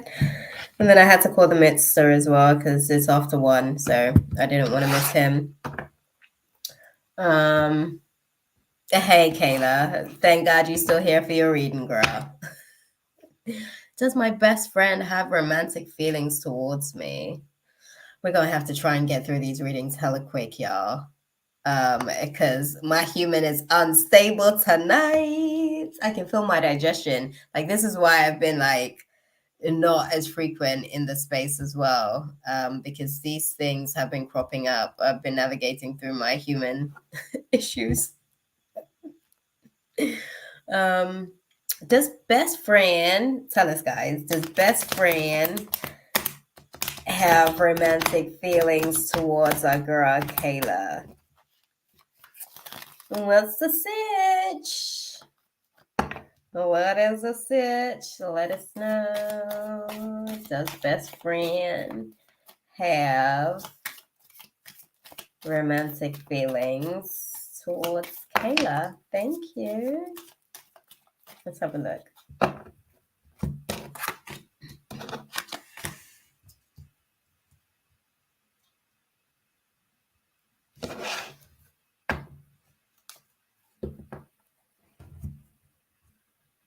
Okay, interesting.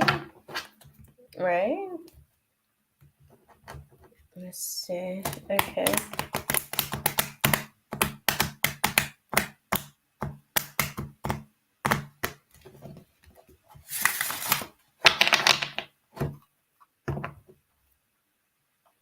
Okay. Thank you.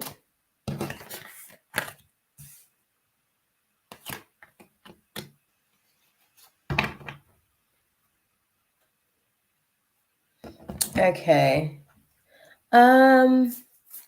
There is a attraction, but I don't think it's anything that they want to act upon. I wouldn't say that it's romantic feelings. I think it's a physical attraction. They think that you're an attractive person. But I think that that's as far as that goes for the most part. Yeah. Yeah.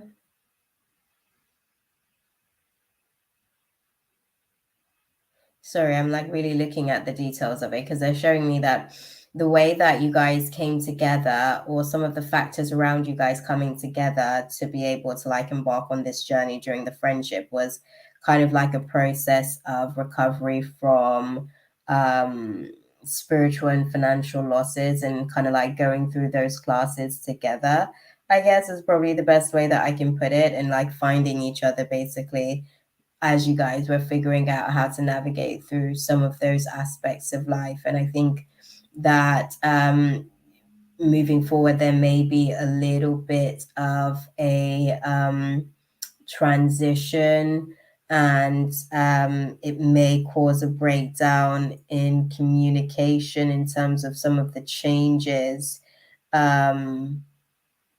that may be likely to take place as well. I think that there's an attraction, but I don't know if there's a romantic feeling there. Because attraction is something different. It's like it's okay for me to say not most guys, but if there's an attractive guy, it's okay for me to say that he's attractive, but would I develop romantic feelings for them? No, because I'm not really there. Do you know what I mean? I'm not like emotionally available to kind of like develop anything romantically. I don't think that they're emotionally there to develop anything romantically either themselves. I don't think that they're wearing a mask in the space at all. I think that they genuinely look at this like a friendship. But there's an attraction there. They think that you're an attractive person. It's probably the best way that I can put it to you. Okay. What is the advice then for Kayla in navigating through this space with best friend?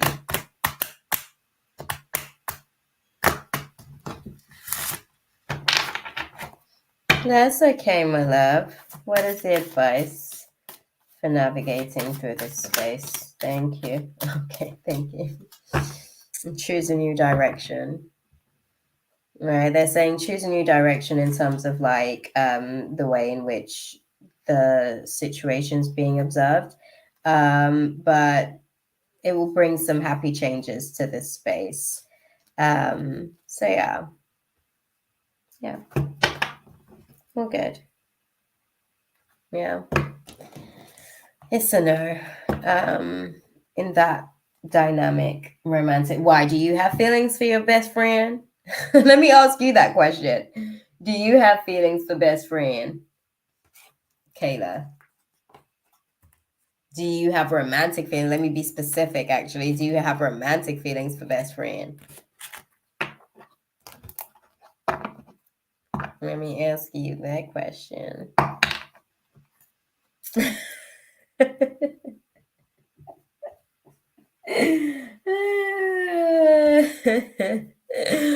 I think there's an attraction there at the minute. I don't know that they have the emotional capacity for anything else, because I think they spend so much time being, or like, because there was already an attraction, I think that they spent a lot of time programming themselves to be in friend zone with you. And I think going from that would take some work, because they wouldn't necessarily have been prepared for something romantic per se in this space, especially something that would lead to like an exclusive dating situation. They're not really there. Definitely not there. So yeah, right now there's an attraction. But I guess that's up to you guys, how you nurture that attraction that you guys have.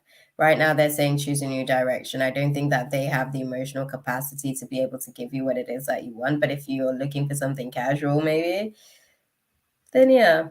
If you want something a little bit more meaningful, then that's not it for you. And that might impact the friendship. Okay, so take that into consideration as well. Yeah. Yeah, I get the sense that he's not emotionally available right now. So it's not really the best time for you to kind of like put yourself in that space. You know?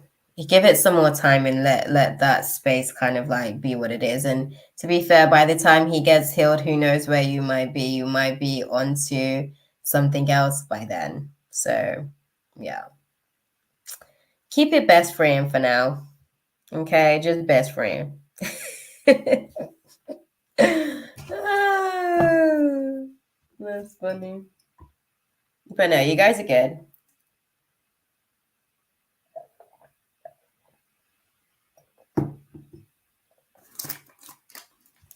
Ooh.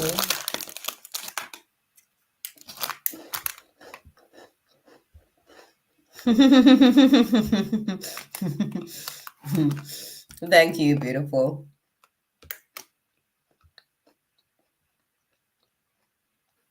Mm. Okay. Interesting. Mm.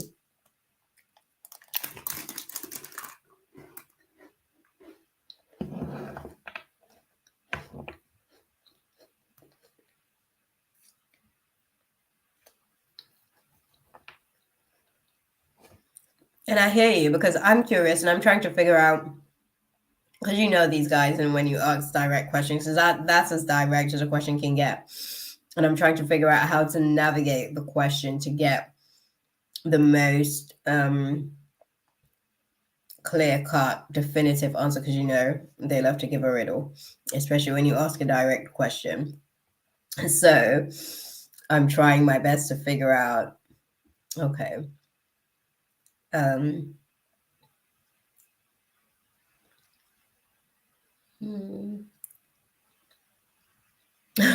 it's okay.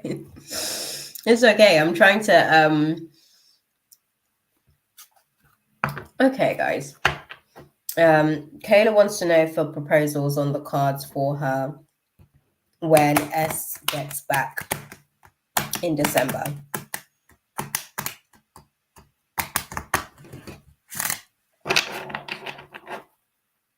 Oh, happy anniversary, girl. I love that. Oh, okay. Thank you.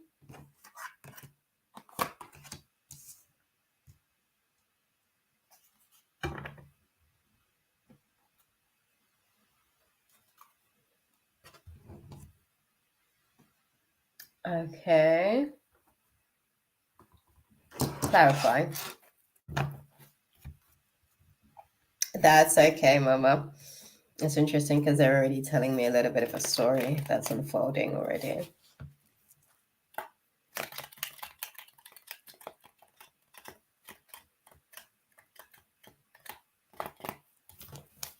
Are you ready for marriage, Kayla? Like, would you want like a long engagement, or would you be?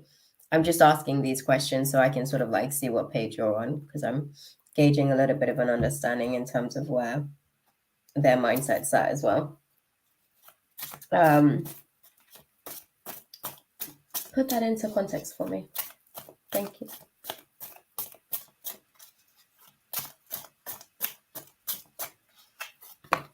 Okay.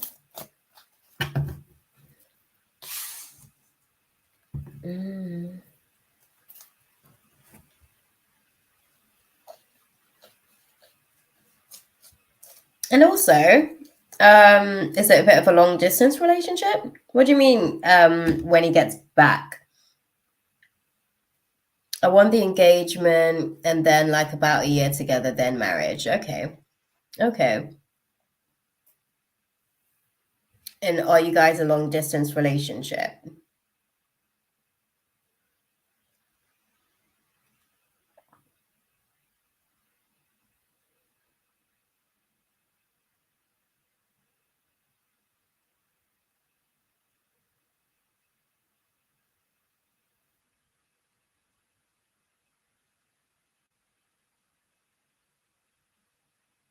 Okay. He went to Barbados to study and will be back in December. Okay. Okay.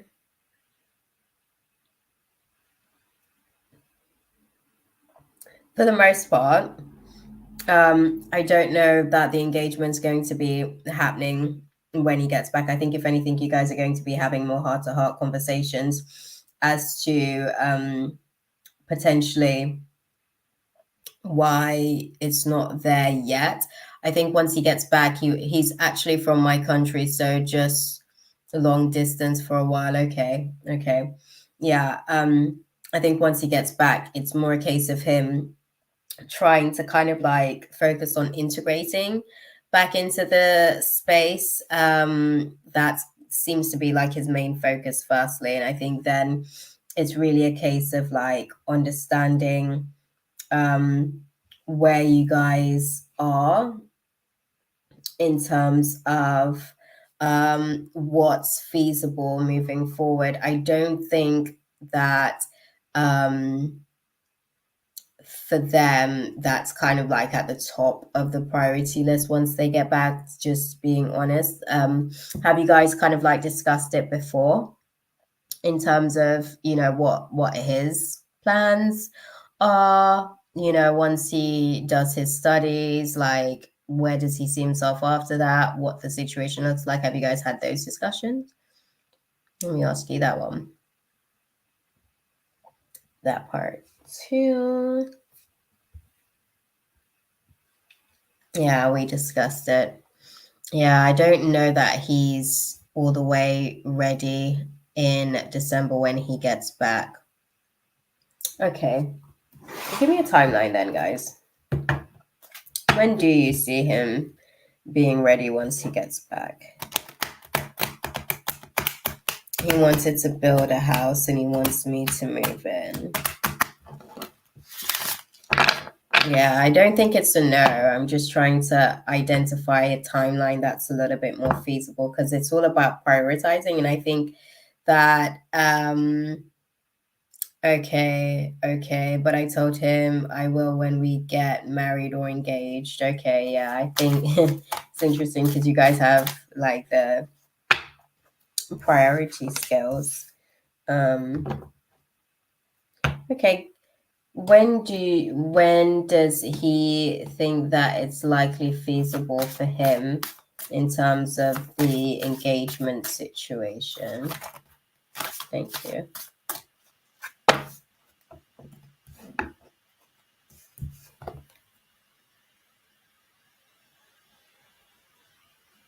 Okay.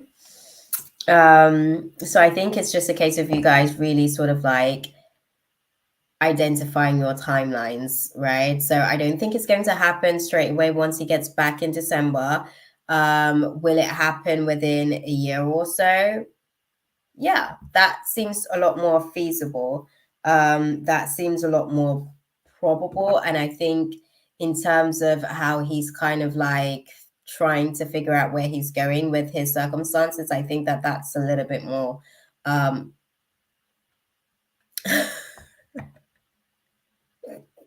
that part. Okay, you gotta know how to ask the question. You gotta go around them a little bit before you can kind of like get directly to them. And then I know what deck to use to ask what question because this deck has a sequence of timestamps. It can be, yeah. First, you gotta have a conversation with them and warm them up. So it seems like you're interested in like the journey and how things are gonna unfold and all of that. And then they get a little bit more comfortable, you see. And then you can have like a proper conversation and be like, so give me the tea.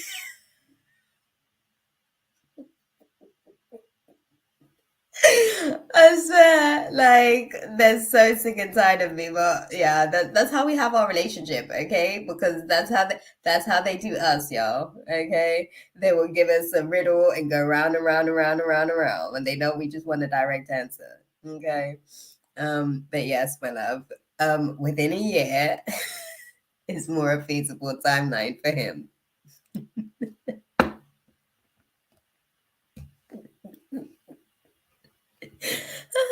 I'm just saying though, okay? It's a doggy dog world out here. We got to learn how to like cheat the system just like the system cheat us. But no, that's honestly, that's literally like sometimes I will go and like pretend like I care about what they have to say about the growing and like don't get me wrong, I do care, right? Because I understand that these are the variables to the situation. But really, I am just here for like my yes or no question. Really. Yeah, I don't want to rush, and he's not ready. Within a year, that's definitely on the cards for him. But I think for him, he's trying to strategically place himself and position himself for certain things. And I think he wants to make sure that he's in the right position financially in terms of like security. Girl, you see me, okay? I'll be like, yes, yes, I'm going to work on that. Yes, yes. And so, what do you see? If I do work on it, how do you see that happening? Listen, we have to have these types of conversations, okay? But yes, within a year from now, that's more a feasible timeline for him. So once he gets back, I think he's trying to get back like acclimated into like being back at home and kind of like settling in. And I think because of like the future that you guys have planned together, he still has those commitment goals and he still wants to be able to like execute on those. So just give him some time. Okay, it's not going to be straight off the back in December when he gets back, but it will be within like a good 6, 7, maybe 8 months once he's back and settled. It won't be like a long waiting period at all. Once he's back, it will actually fly by fairly quickly. So yeah, all good, Mama. I'm glad that we could get a timeline together though.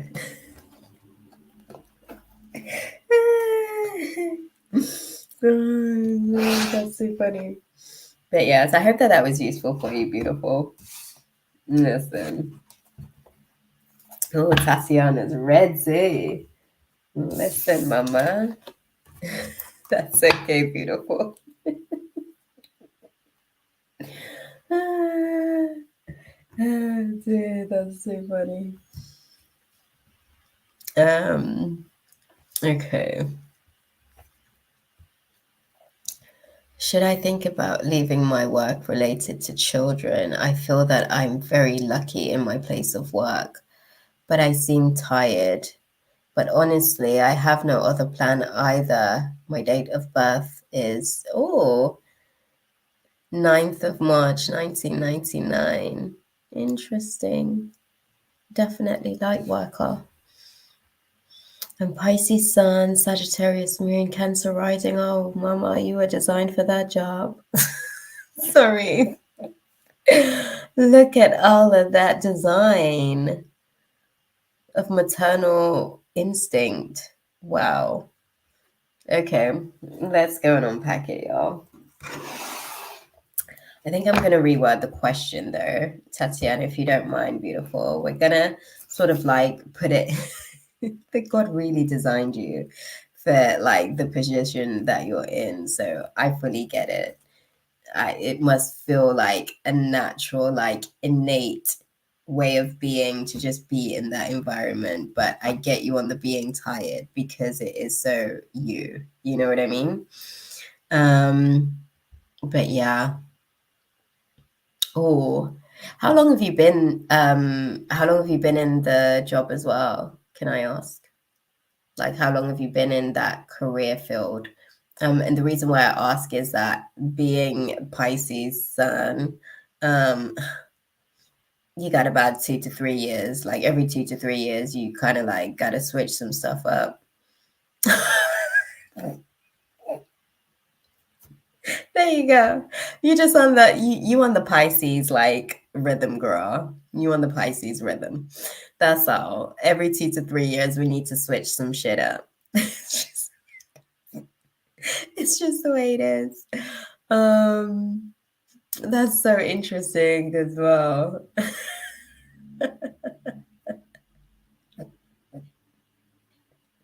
That's exactly it. It's a Pisces thing. We're designed to be mutable, so we don't necessarily stay in one place for too long. It's something that my mom doesn't fathom because she's a Taurus. She's just like she will sit there until the earth moves her, and I'm just like, I'm bored. On to the next thing. Um, yeah. It's interesting.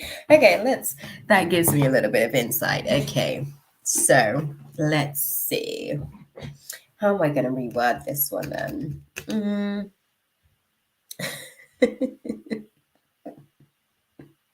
Yeah, boredom comes pretty easy. My sister is the same. She's Taurus. My mom doesn't get it. My mom's just like, and I'm like, oh my God. Like for me, that just feels like entrapment. Personally speaking, I need to flow. But yes, okay. So should I think about leaving my work related to children? I feel like I'm very lucky in my place of work, but I seem tired. But honestly, I have no other plans. I'm going to ask what will happen if you do decide to leave. I'm going to take that trajectory with it, and then we'll probably be able to get some directive on what to kind of like do in this space. I think that's how I'm going to work this one.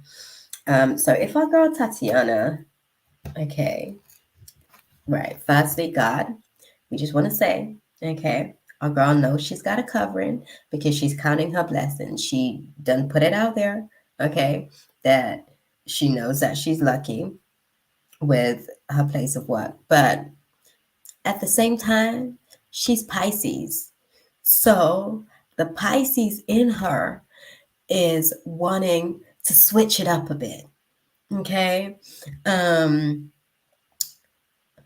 Much like the Pisces does, there isn't really a plan.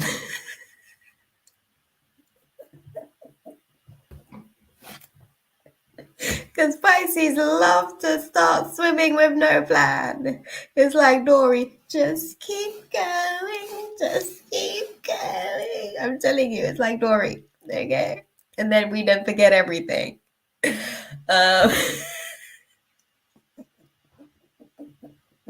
No plan. Who needs a plan? Stuff the plan.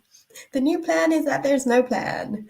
And life is just going to be what it is. Listen, Pisces, I'm telling you, such dreamers. I say this because I'm a Pisces sun myself. I'm a cusp. And sometimes I have to dial that back in. I'm like, girl, that shit don't even make sense. We are adulting. You can't do that. But yeah, it's a thing we're sick with. Okay? I'm telling you, it's the truth. We're sick with it. We can't help ourselves. It's the way that we are. Okay? It just comes with being a Pisces. I try and explain it to people half the time, but it's like, goes over. Like my mom's like, you're flaky. I'm like, I know, I'm a Pisces. I'm trying to work on it, but it's really who I am. It's just what it is. Okay, I felt that any job would cease to be interesting to me over time. I thought that I was the only one. No, you're not, girl. You're not. It's like really, we every 2 to 3 years, we just need to switch careers. just anything randomly. It doesn't have to be something that like when we find like an actual passion, we'll continue to like maintain that as well, right? But we still want it to be different. Like it still has to keep growing and changing. Otherwise, we're going to start self-sabotaging. That's what happens. If it's too constant, we're going to start self-sabotaging, which is clearly what's occurring here. Sorry, my love. I'm just saying. Don't make any decisions whilst we're in retrograde season. I'm going to say that to you. Pisces to Pisces, okay, because the Pisces in me is pushing that same directive, and I'm like, girl, you better sit your ass down, okay? We're busy out here adulting right now, right? But it is more difficult to be financially independent, and employers are not interested in such employees. You're absolutely right. Good to know that you're here, Ari, because I was just thinking, is Ari still here? Good to know, because you're the final on the list. You are right there. I think what I would say to you is develop, okay? Listen, what we're going to do, you said, what, Pisces sun. We're going to tap into some of that Sagittarius moon, right? That philosophical, listen, this philosophical shift, I guess, that's occurring right now is a great opportunity for you to be able to position yourself. Right? I know, right? That's, oh, you're such a Pisces like myself. Oh my God. Girl, ain't that a Pisces?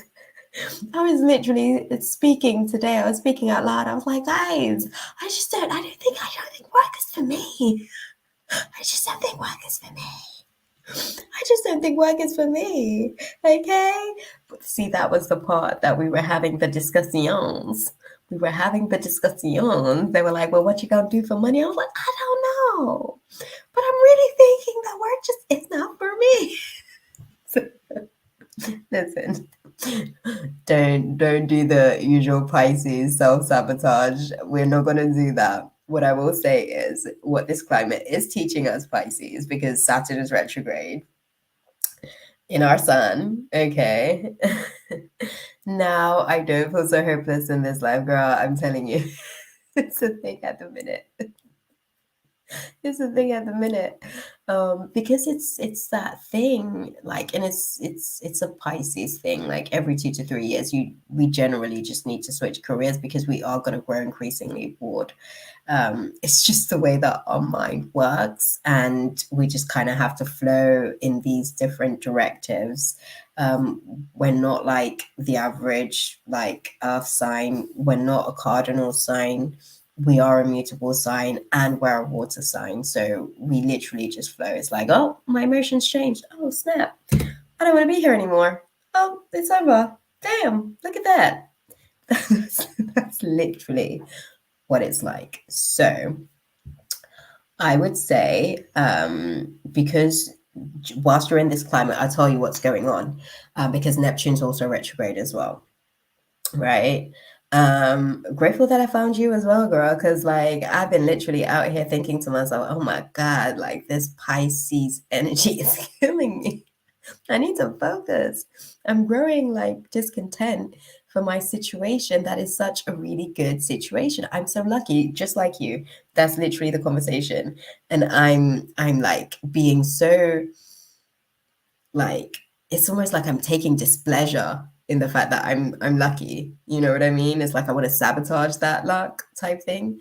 Don't do it to yourself. Really, what's occurring at the minute with all the astrological alignments that we have going on with this retrograde season, we're really sort of like seeing, okay, you're not necessarily happy with where you are now. So you're building, basically, you're building for your next 7 to 10 years trajectory. And that's really what's calling, right? Your 7 to 10 year trajectory. But the good financial part is also important to me. Exactly, right? Exactly. So it complicates things. It also helps me feel free then because we live in a material world, that part. See, listen, that was really where I came to the acknowledgement with the dynamics of why, I have to work. Okay. So then I started to realize that the conversation or the communication and dialogue that's being had universally at the minute is that the universe is having a conversation with us with all these retrogrades that we're navigating through about setting up. For some people, it's setting themselves up for the next 3 years. For others, it's the next 5 years. From like the people navigating Pisces, basically.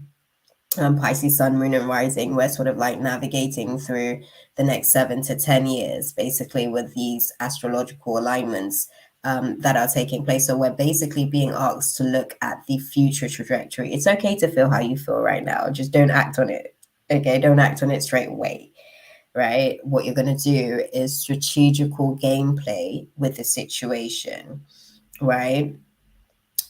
There's actually something that you want to do, because low key in between the lines of everything that you're saying, you're actually saying that you want to kind of like now start focusing on purpose. What does that mean to you? What is the thing that you feel like you are here to do that is also going to feed your soul much like you feed the soul of, the children that you work with. Is there something else that you can also do with children that is a freelance experience, like an entrepreneurial experience that you can actually provide as an extension of what you already do? Let me ask you that question.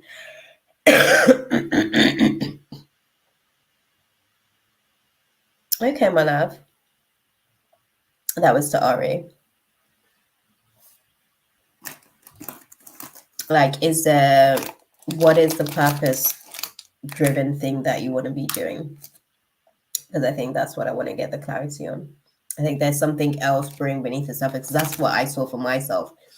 There were like the next version of self is basically kind of like preempting itself and kind of like asking for the preparation of said self to start being made. You're preparing basically to build your next version.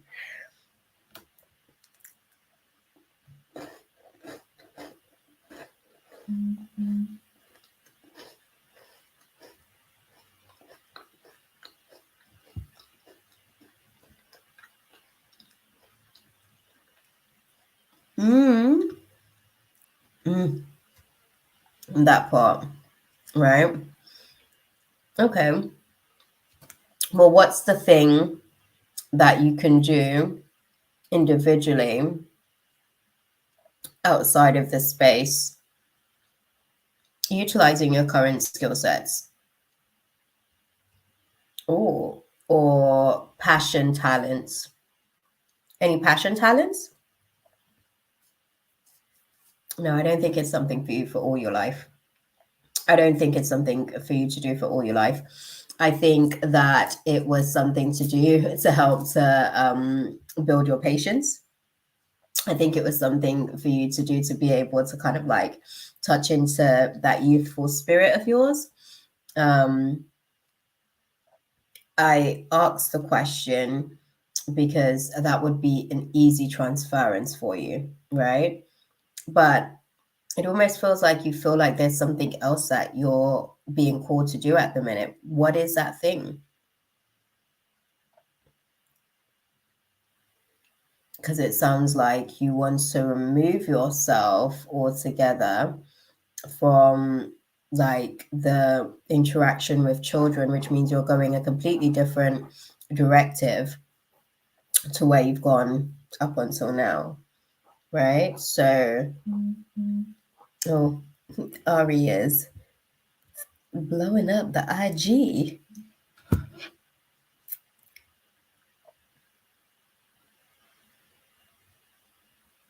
I love to sing songs, art in general, years ago. But I rejected this job idea. Thereby, I killed everything beautiful and rich inside myself. No, you left it dormant, my love. Never die. Death is an illusion in all forms of self. It can be dormant, though. So now I feel very empty and lost. You just haven't tapped into that for a while. Yeah, you haven't tapped into that for a while. That's all that is. It's just what I feel. Well, get back into that. Get back into that, mama. I think this art thing seems to be like a big development that's kind of like taking place. It's so beautiful because I feel like, God's like going through a process of like repainting the world, which is so beautiful. Like all these artists are being born in this season, which is such an amazing thing, right? And I love to see it as well, like people that have kind of like the passion has been lost for a period of time, because obviously you know how this world works. It's all about the monetary, and is this a transferable skill that can be monetized, and all of these things. So when we think about art, it's one of those areas where the risk factors are very high. So it's not really one of those career paths that kind of like gets like highlighted as a something that one should aspire to, right? It's hard for me to combine this with the real world. And yes, money issues, exactly. And I get that. I completely get that. Lucky for you, Tatiana, we're living in the world of TikTok and the world of Instagram, the world of Facebook. Okay. It's so interesting because this, when I just said like this birthing, this era that's being birthed of like new artists and stuff like that, right? It's almost like God was so strategical in terms of the way that He's placed you guys on this particular timeline, just because of the time that we're living in. Collectively, like there's really opportunities to be able to monetize said art content, for instance. I'm afraid to give myself completely to this. Girl, you gave yourself completely to them kids. They drove you up the wall. How bad could it be? You know, in comparison. And I get the fear of failure, right? Because that's never fun. And it also validates everything that everybody else has said about, you know, having chosen that career path or having wanting to commit to some of these personal passion projects of yours. But guess what? Like, faith is something that you build upon every single day, and your belief in self will be tested every single day. And the more that you continue to navigate through that belief, I wanted to create a video on YouTube, but again, I was scared. I thought that I was not filled enough inside with what I could share with the world. Oh, complexes, perfectionism. Girl, listen, I would say do both. Okay, you're tired, you're going to get more tired. You're going to get more tired from doing the day job, working with children, and having your part time gig, trying to nurture these natural skill sets and talents of yours to the point where your passion is so high that you want to share what you're creating with the world. I would say do both for now. And eventually it will get to a point where you feel confident enough in the talent to be able to put yourself out there. It's interesting because you're not going to be fulfilled just quitting the situation with the kids. And I don't think that obviously for obvious reasons, like finances are a factor, isn't it? And I don't think that with the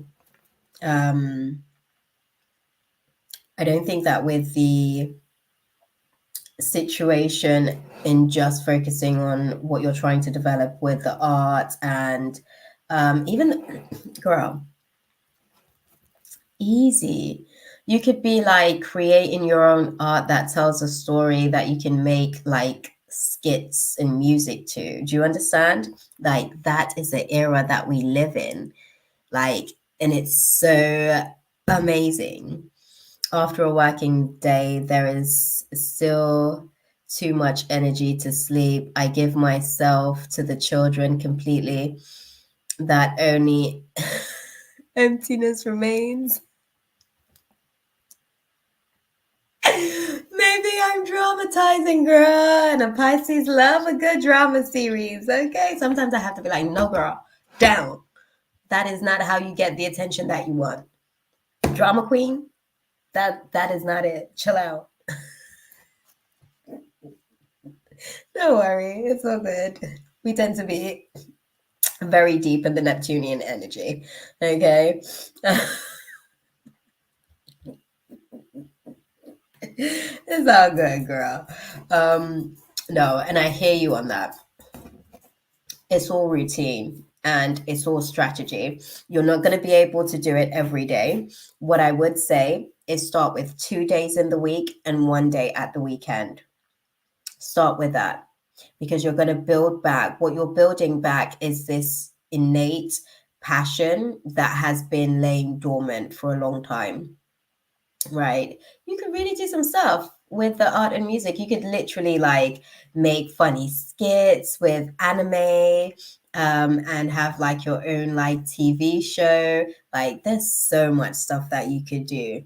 Like seriously, like it is a whole thing. Trust me, like you can really develop this skill set, my love. Don't let it go to waste, like serious-ish. Um, because you like both.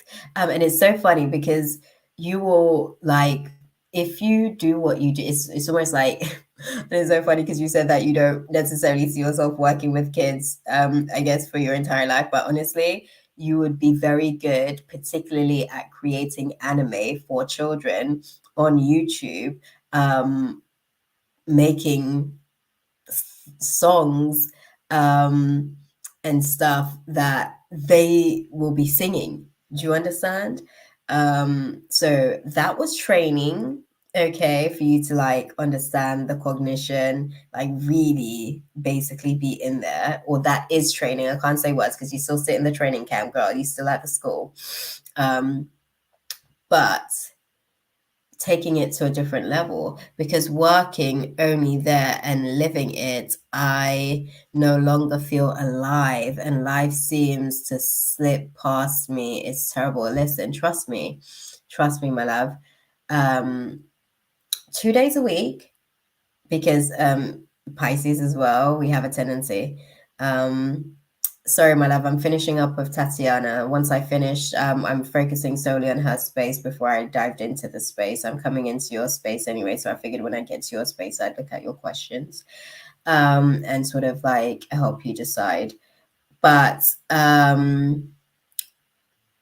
with the situation, I think that if you do that, okay, so because like we also have a tendency, a lot of Pisces, I don't know if you come across, but like we're very unbothered about most things. So because of that, we don't really like too much like obligatory things. So obviously once you finish your days, you probably just want to chill. Choose 2 days. That way it feels like your week is mostly yours. Like once you kind of get home and away from the children, because you'll have 3 days of downtime and rest period during the week, and at least you'll have one day on the weekend that you can focus in on that space as well, where it's like you're undivided. So, and I think once you actually start to develop some momentum during the week after those 2 days, you'll actually start to be like excited going into the weekend for that one extra day in the weekend where you're able to kind of like give it your undivided attention, where it's like, this isn't necessarily the kids today and then I'm doing this like on the side. And this is a thing as well, like practice is everything. So you're saying that, you know, once you finish up and you haven't got much energy and all of this stuff, I'm telling you, you could easily do an hour or two in the evening, 2 days a week. That's already, if you're doing 2 hours a day, 2 days a week during the week, that's already 4 hours you're spending on that. In a month, that's already 16 hours. If you're also spending another 3 hours one day on the weekend, that's again another 12 hours on the weekend. That's 28 hours a month. Do you see what I'm saying? That's just over 1 full day a month that you're really giving to this situation.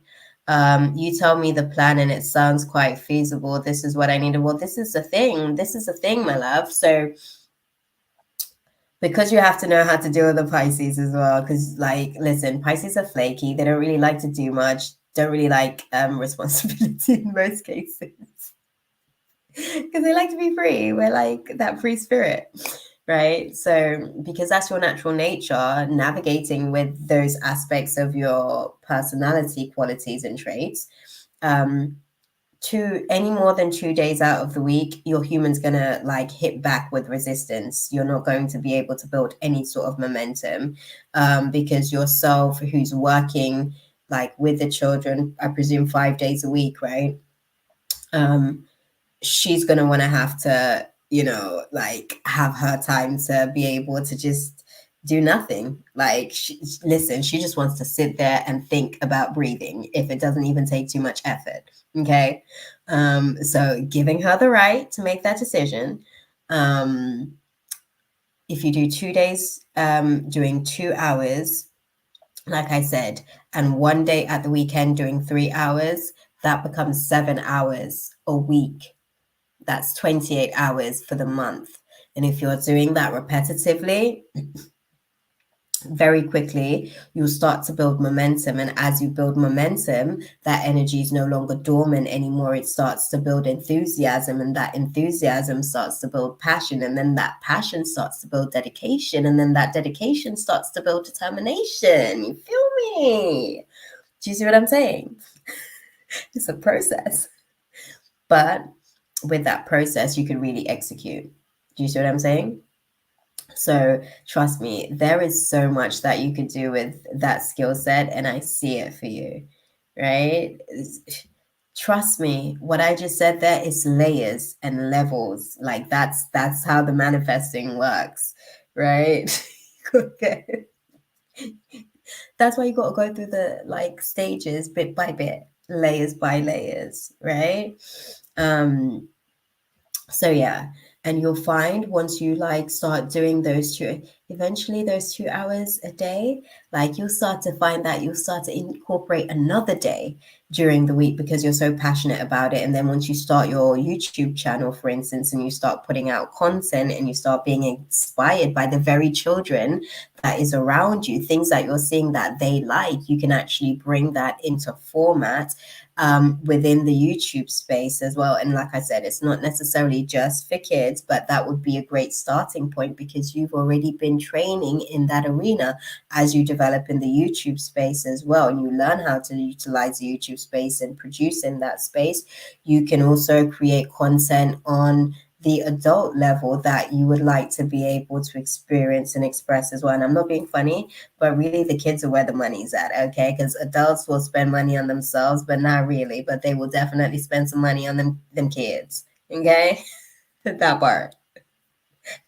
That is the assignment responsibility, okay? To like have the child manifest through them.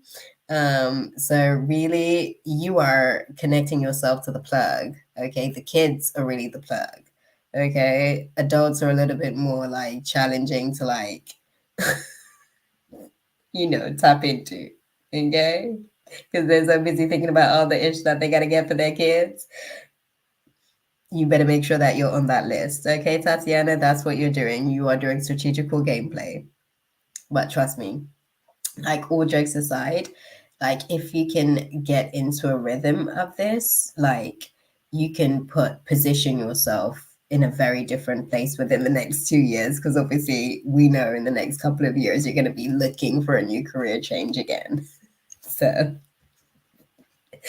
at least when that career change comes around, you will already be in a position where you can actually, because you can tolerate like your current environment whilst you're building this for at least the next, I want to say 9 months to 10 months. I wouldn't even say a full year, because I know how Pisces are. That would be a challenge actually to like go a full year, but we'll say 9 to 10 months. You could probably like push for another 9 to 10 months before that Pisces I just got to get out and be a free spirit. I'm like your bird, I want to fly away. It's one of those vibes. Pisces, it's just one of those vibes. That's just how we are. Okay, we just want to fly away from a situation. We don't care about the consequences. We may come back, we may not. So before that moment hits you, you've got about 9 to 10 months before that really starts to call. Start building yourself towards that before you're just automatically yanked out of there as your natural nature. And at least you can build towards your next 2-year timeline when you're going to feel like this again. Good luck, girl. Let me know how it goes. But trust me, there's definitely room for you in this space, right? But no, it's nice to have that like open dialogue with my fellow Pisces. Because trust me, I try and tell people, and they get it, but they just don't get it at the same time. We can't help the way that we are when it comes to certain things. Girl, listen, I love you too, my fellow Piscean. Okay, let's keep that free spirit alive. It's just the way we are.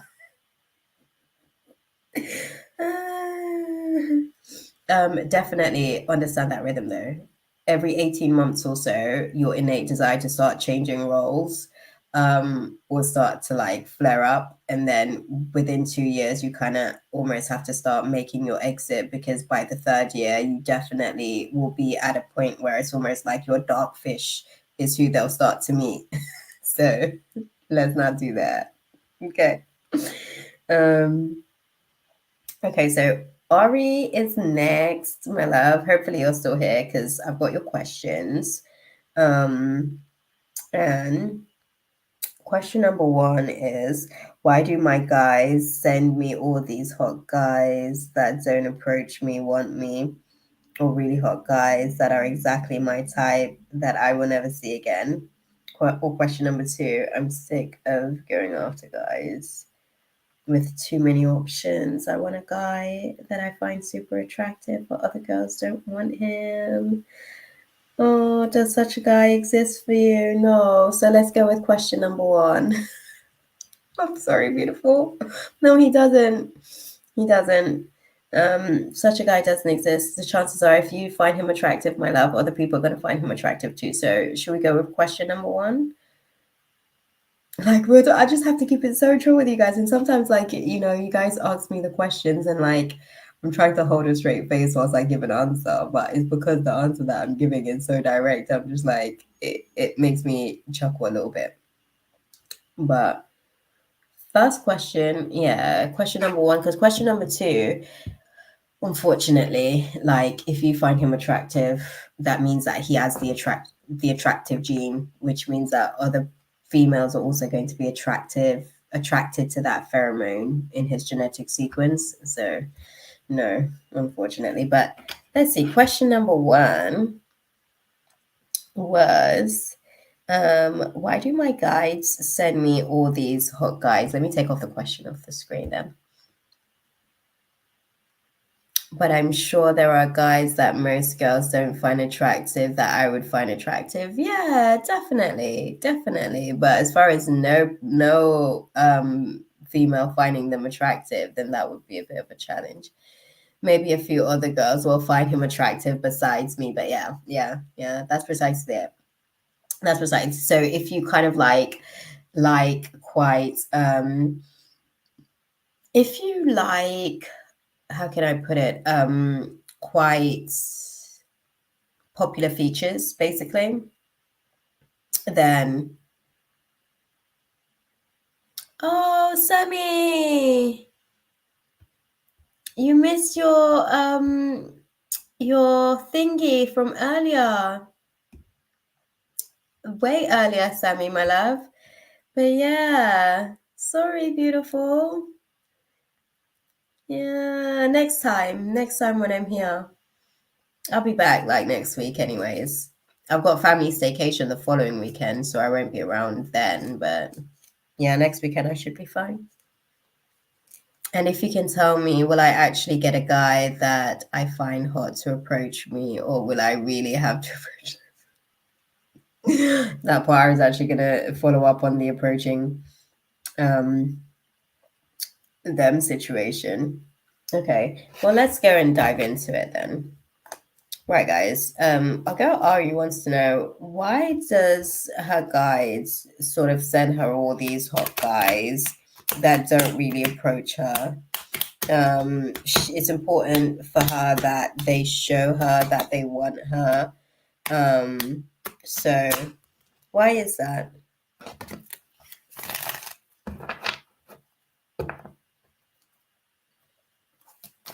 Okay. Why are you guys bringing all these like baddies into the space then for our girl? She's like, well, getting all excited and everything, and then they don't approach her. Some of them she don't see again. Like, y'all are just causing our girl heartache, right? Oh, good. You too, my love. Keep safe as well. God bless. Oh, okay. Yeah.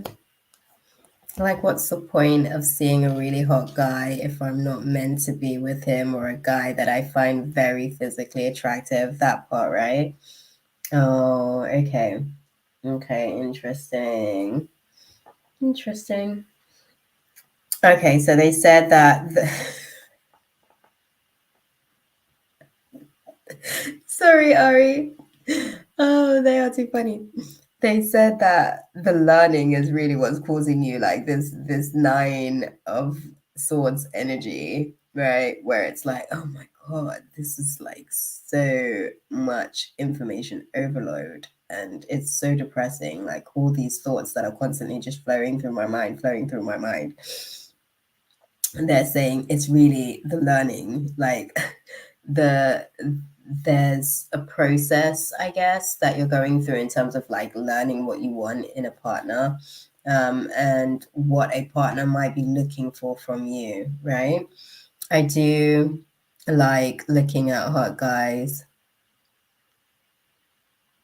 Oh no, I've already sort of like read up on that, I think, right? I do like hot guys. But if they aren't meant for me, there's no point of noticing them. And I hear you on that. I hear you on that. I think that's precisely like some of the things that they're saying, that you're going through the process of learning, right? That's kind of like why they keep taking you through these sequences of situations. You will find someone. Let me answer that question for you. You will find someone that you find attractive, and there will be other females who find him attractive, but he has eyes for you. Like, I want to put that across, right? I will say this much as well. The way that they're making these men these days with the levels of egos, I mean, it's a little bit like challenging to find. Because some of these masculines are dealing with some proper psychological issues as well. So, like, a lot of the, as they call them, pick-me's in society has kind of like made it standard for men to have their ego stroked. So unfortunately, it does make it a challenge for, females like yourself out here that's kind of like looking for a guy to kind of like be what a guy used to be, because I'm going to say what a guy used to be, right? Because women have become like so, how can I put it? Like, they're just so, I don't know, like this sexual liberation for females, they've actually kind of like positioned men, some men, in a position where they no longer do the hunting. Unfortunately, they sit there and wait to be pounced on like a prey, which is strange, to be fair, but it's the times that we're living in. So a lot of the guys that are attractive are used to girls basically throwing themselves at them, because they don't really have to do much to like hunt for anything. My future spouse better be hotter to me than all those hot guys combined. Now, he's definitely a baddie. He's definitely a baddie. I think because you have a certain type as well. He looks the part.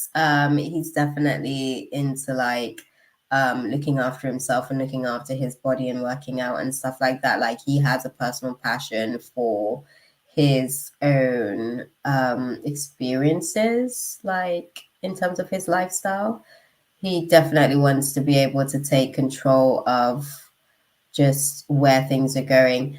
This is the thing as well, Ari. I'm not gonna lie. I think when it comes down to it and like relationships and stuff, you're going to be considered what they consider a late bloomer in that essence, right? Because it actually happens like when you get with your person, um, you're actually more or less a serial monogamous. So you go from like long-term relationship to long-term relationship. Um, and it doesn't take you long to actually like, I think you have like 2 or 3 relationships and then it's marriage, to be fair. So it's one of those things where you're just really being protected from some poor decisions, unfortunately. Some of these guys out here are like real jerks and assholes, and I think that the universe is really just showing you the colors of certain people just straight off the bat. Oh, I don't really want to live, and I know, I get that. I get that. I do. It's just kind of the way that the cards are kind of set up, I guess, is probably the best way that I can put it. Yeah. Okay, what do you guys advise our girl Ari in navigating through this space then? Let's get some tarot clarity on this one. Because she's been asking you guys to assist in love for a minute. You know, she's trying her best to kind of work through the advice for the most part that you guys are sort of like bringing to light when these things come up. Okay, thank you.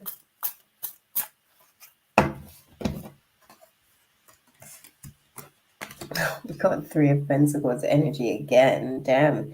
This 3 of Pentacles thing's like a key factor. I think you're really here to learn a significant lesson when it comes to romance, class.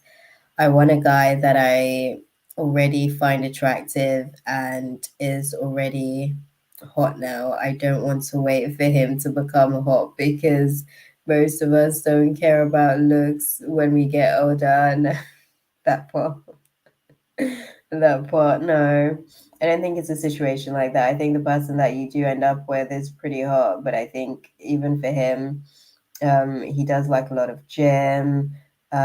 He's definitely into his like personal appearance, a bit of a metrosexual, if you know what I mean. Like, definitely takes pride in being able to groom himself. So definitely a right fit for you in that dynamic, but I think it takes you a while, I guess, to actually sort of like find that person. I'd rather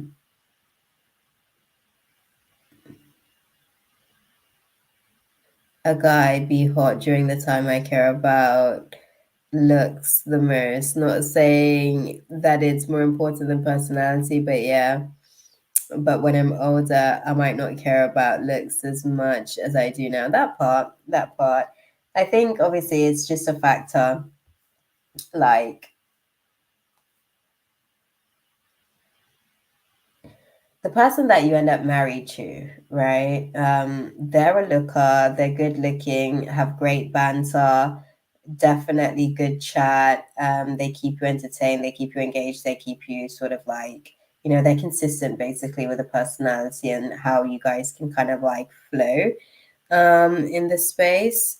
So that's not necessarily anything to kind of like, you know, be too concerned about. I think it's just navigating through between now and then, right? It's interesting because they advise that what you can do with the situation is learn about the transitions that are taking place when it comes to the things that are being blocked at the minute. You know, the things that are basically being worked through at the minute. Like, learn about some of these these breakthroughs that are occurring and taking place at the minute. I think that that's what they're sort of like putting across when it comes down to the situation. Like, these learning experiences are here to kind of like give you an opportunity to see yourself and understand yourself from a different lens, a different layer, a different perspective when it comes to situations. But yeah, you know, it's all just a part of the process, my love. I'd rather a guy be hot now than be hot later. There are many hot guys that I would want if I end up with a guy I don't already find attractive. I would probably have a wandering eye, to be honest. No, and I get that. I do get that. I think I don't think it's a situation where it's not going to be somebody that you're attracted to. I don't think that you would put yourself in that kind of position. Um, but I do think it's about having the right factors align themselves to be able to support that manifesting for you. I.e., the person needs to be able to measure up to certain standards that you have, and vice versa. You need to be able to measure up to like their hotness radar, what they're looking for in terms of personality, what kind of chat they like, how they're able to engage and interact. You know what I mean? Um, a guy that I find the most good looking is a guy that I will want the most and not want anybody else unless his personality is crappy.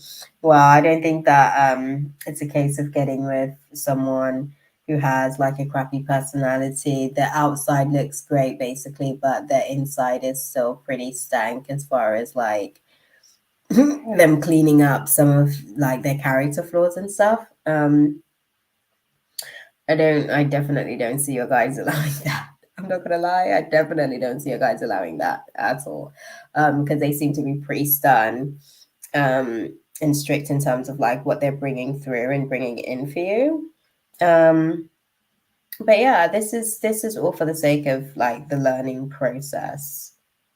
Unfortunately, I know one doesn't necessarily like the constant theme of learning all the time. It can be quite frustrating, but that's why basically, because that's the question that we asked, right? Why do you kind of like keep finding yourself in these situations? Hey, Snowy. Unfortunately, I am finishing up for the night, my love. This is my last question. I've been here for like 5 hours. So I'm finished, I'm afraid, but maybe tune in next week. I'm literally actually just about to close out the space for our girl Ari and C. All good, Snowy. What is the advice then for Ari in navigating through like these resistances and restrictions that keeps manifesting when it comes to her like romantic experiences? Like she's been okay. Okay, improving the health of the mindset and certain situations will kind of bring the success that you're looking for. I don't think that the situation is going to improve. There isn't really any signs that are going to be coming directly to you about the situation per se, but it is up to you, is what they're saying. It's just a case of things just kind of like improving right now. And I think when they speak about like things improving, that they're speaking about, like I said, they wouldn't have you be in a situation with someone who's attractive but has like a really rubbish personality. You wouldn't even be able to stand that for too long, because you're honest and you're direct. So you'd actually say something, you'd call it out, and it would just kind of be what it is. But yeah, I think with the situation, their guidance is that the situation is improving and there's always a peaceful resolution, and you'll find that it's about perfect timing when it comes to this one. Sorry, my love. So that generally means that things are operating basically on God's time. That's really what perfect timing means. It's really like indicative of God's timing occurring and taking place with stuff. But yeah, I hope that that was useful for you, though, beautiful. Yeah. You meet your husband in your 23rd cycle just as you're about to like finish up 23. Or close enough. I don't know if it's a meeting. Is it a meeting? Yeah. 23 going on 24. And marriage happens, I guess, within 2 to 3 years of actually sort of like being in relationship with each other. So that's what I mean when I said that, like being a late bloomer in terms of like, you know, there's a couple of relationships and then it's just straight into marriage and that's it. You know. But thank you, my love. Thank you for stopping into the space and asking your question and putting it out there. Hope that was useful for you. I am packing up shop now, guys. I am going to bed. No Bible studies tomorrow. My teacher's away for a family wedding, so I shall be sleeping in, but I've got work tomorrow, actually. I've got work at around about 11. So they say no rest for the wicked, but trust me, there is no rest for those who are working for the team of the good as well. That part. But I hope that you guys have a good week ahead. I was thinking about getting a video done this weekend for all the zodiacs, doing a reading for us. I might do it. I might do it tomorrow, actually, because I did do a video today, but I'm not too sure if I want to pop that out there for you guys or not, but we shall see. Tomorrow is a new day. I might get some new insights, new assignments. You never know. We'll see what the day brings, right? We've only got 2 more decks to go. There's literally, like, I come out here and I take out so many decks because you never know where things are going to go. Right?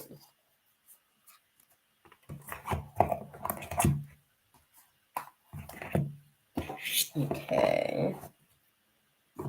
And we are good to go, guys. Hopefully, this week, I think we've got the Aquarius full moon. So there's a lot of stuff that's going to be coming out in the collective. Y'all are going to hear some gossip about what's going on with people that are in positions of authority and power.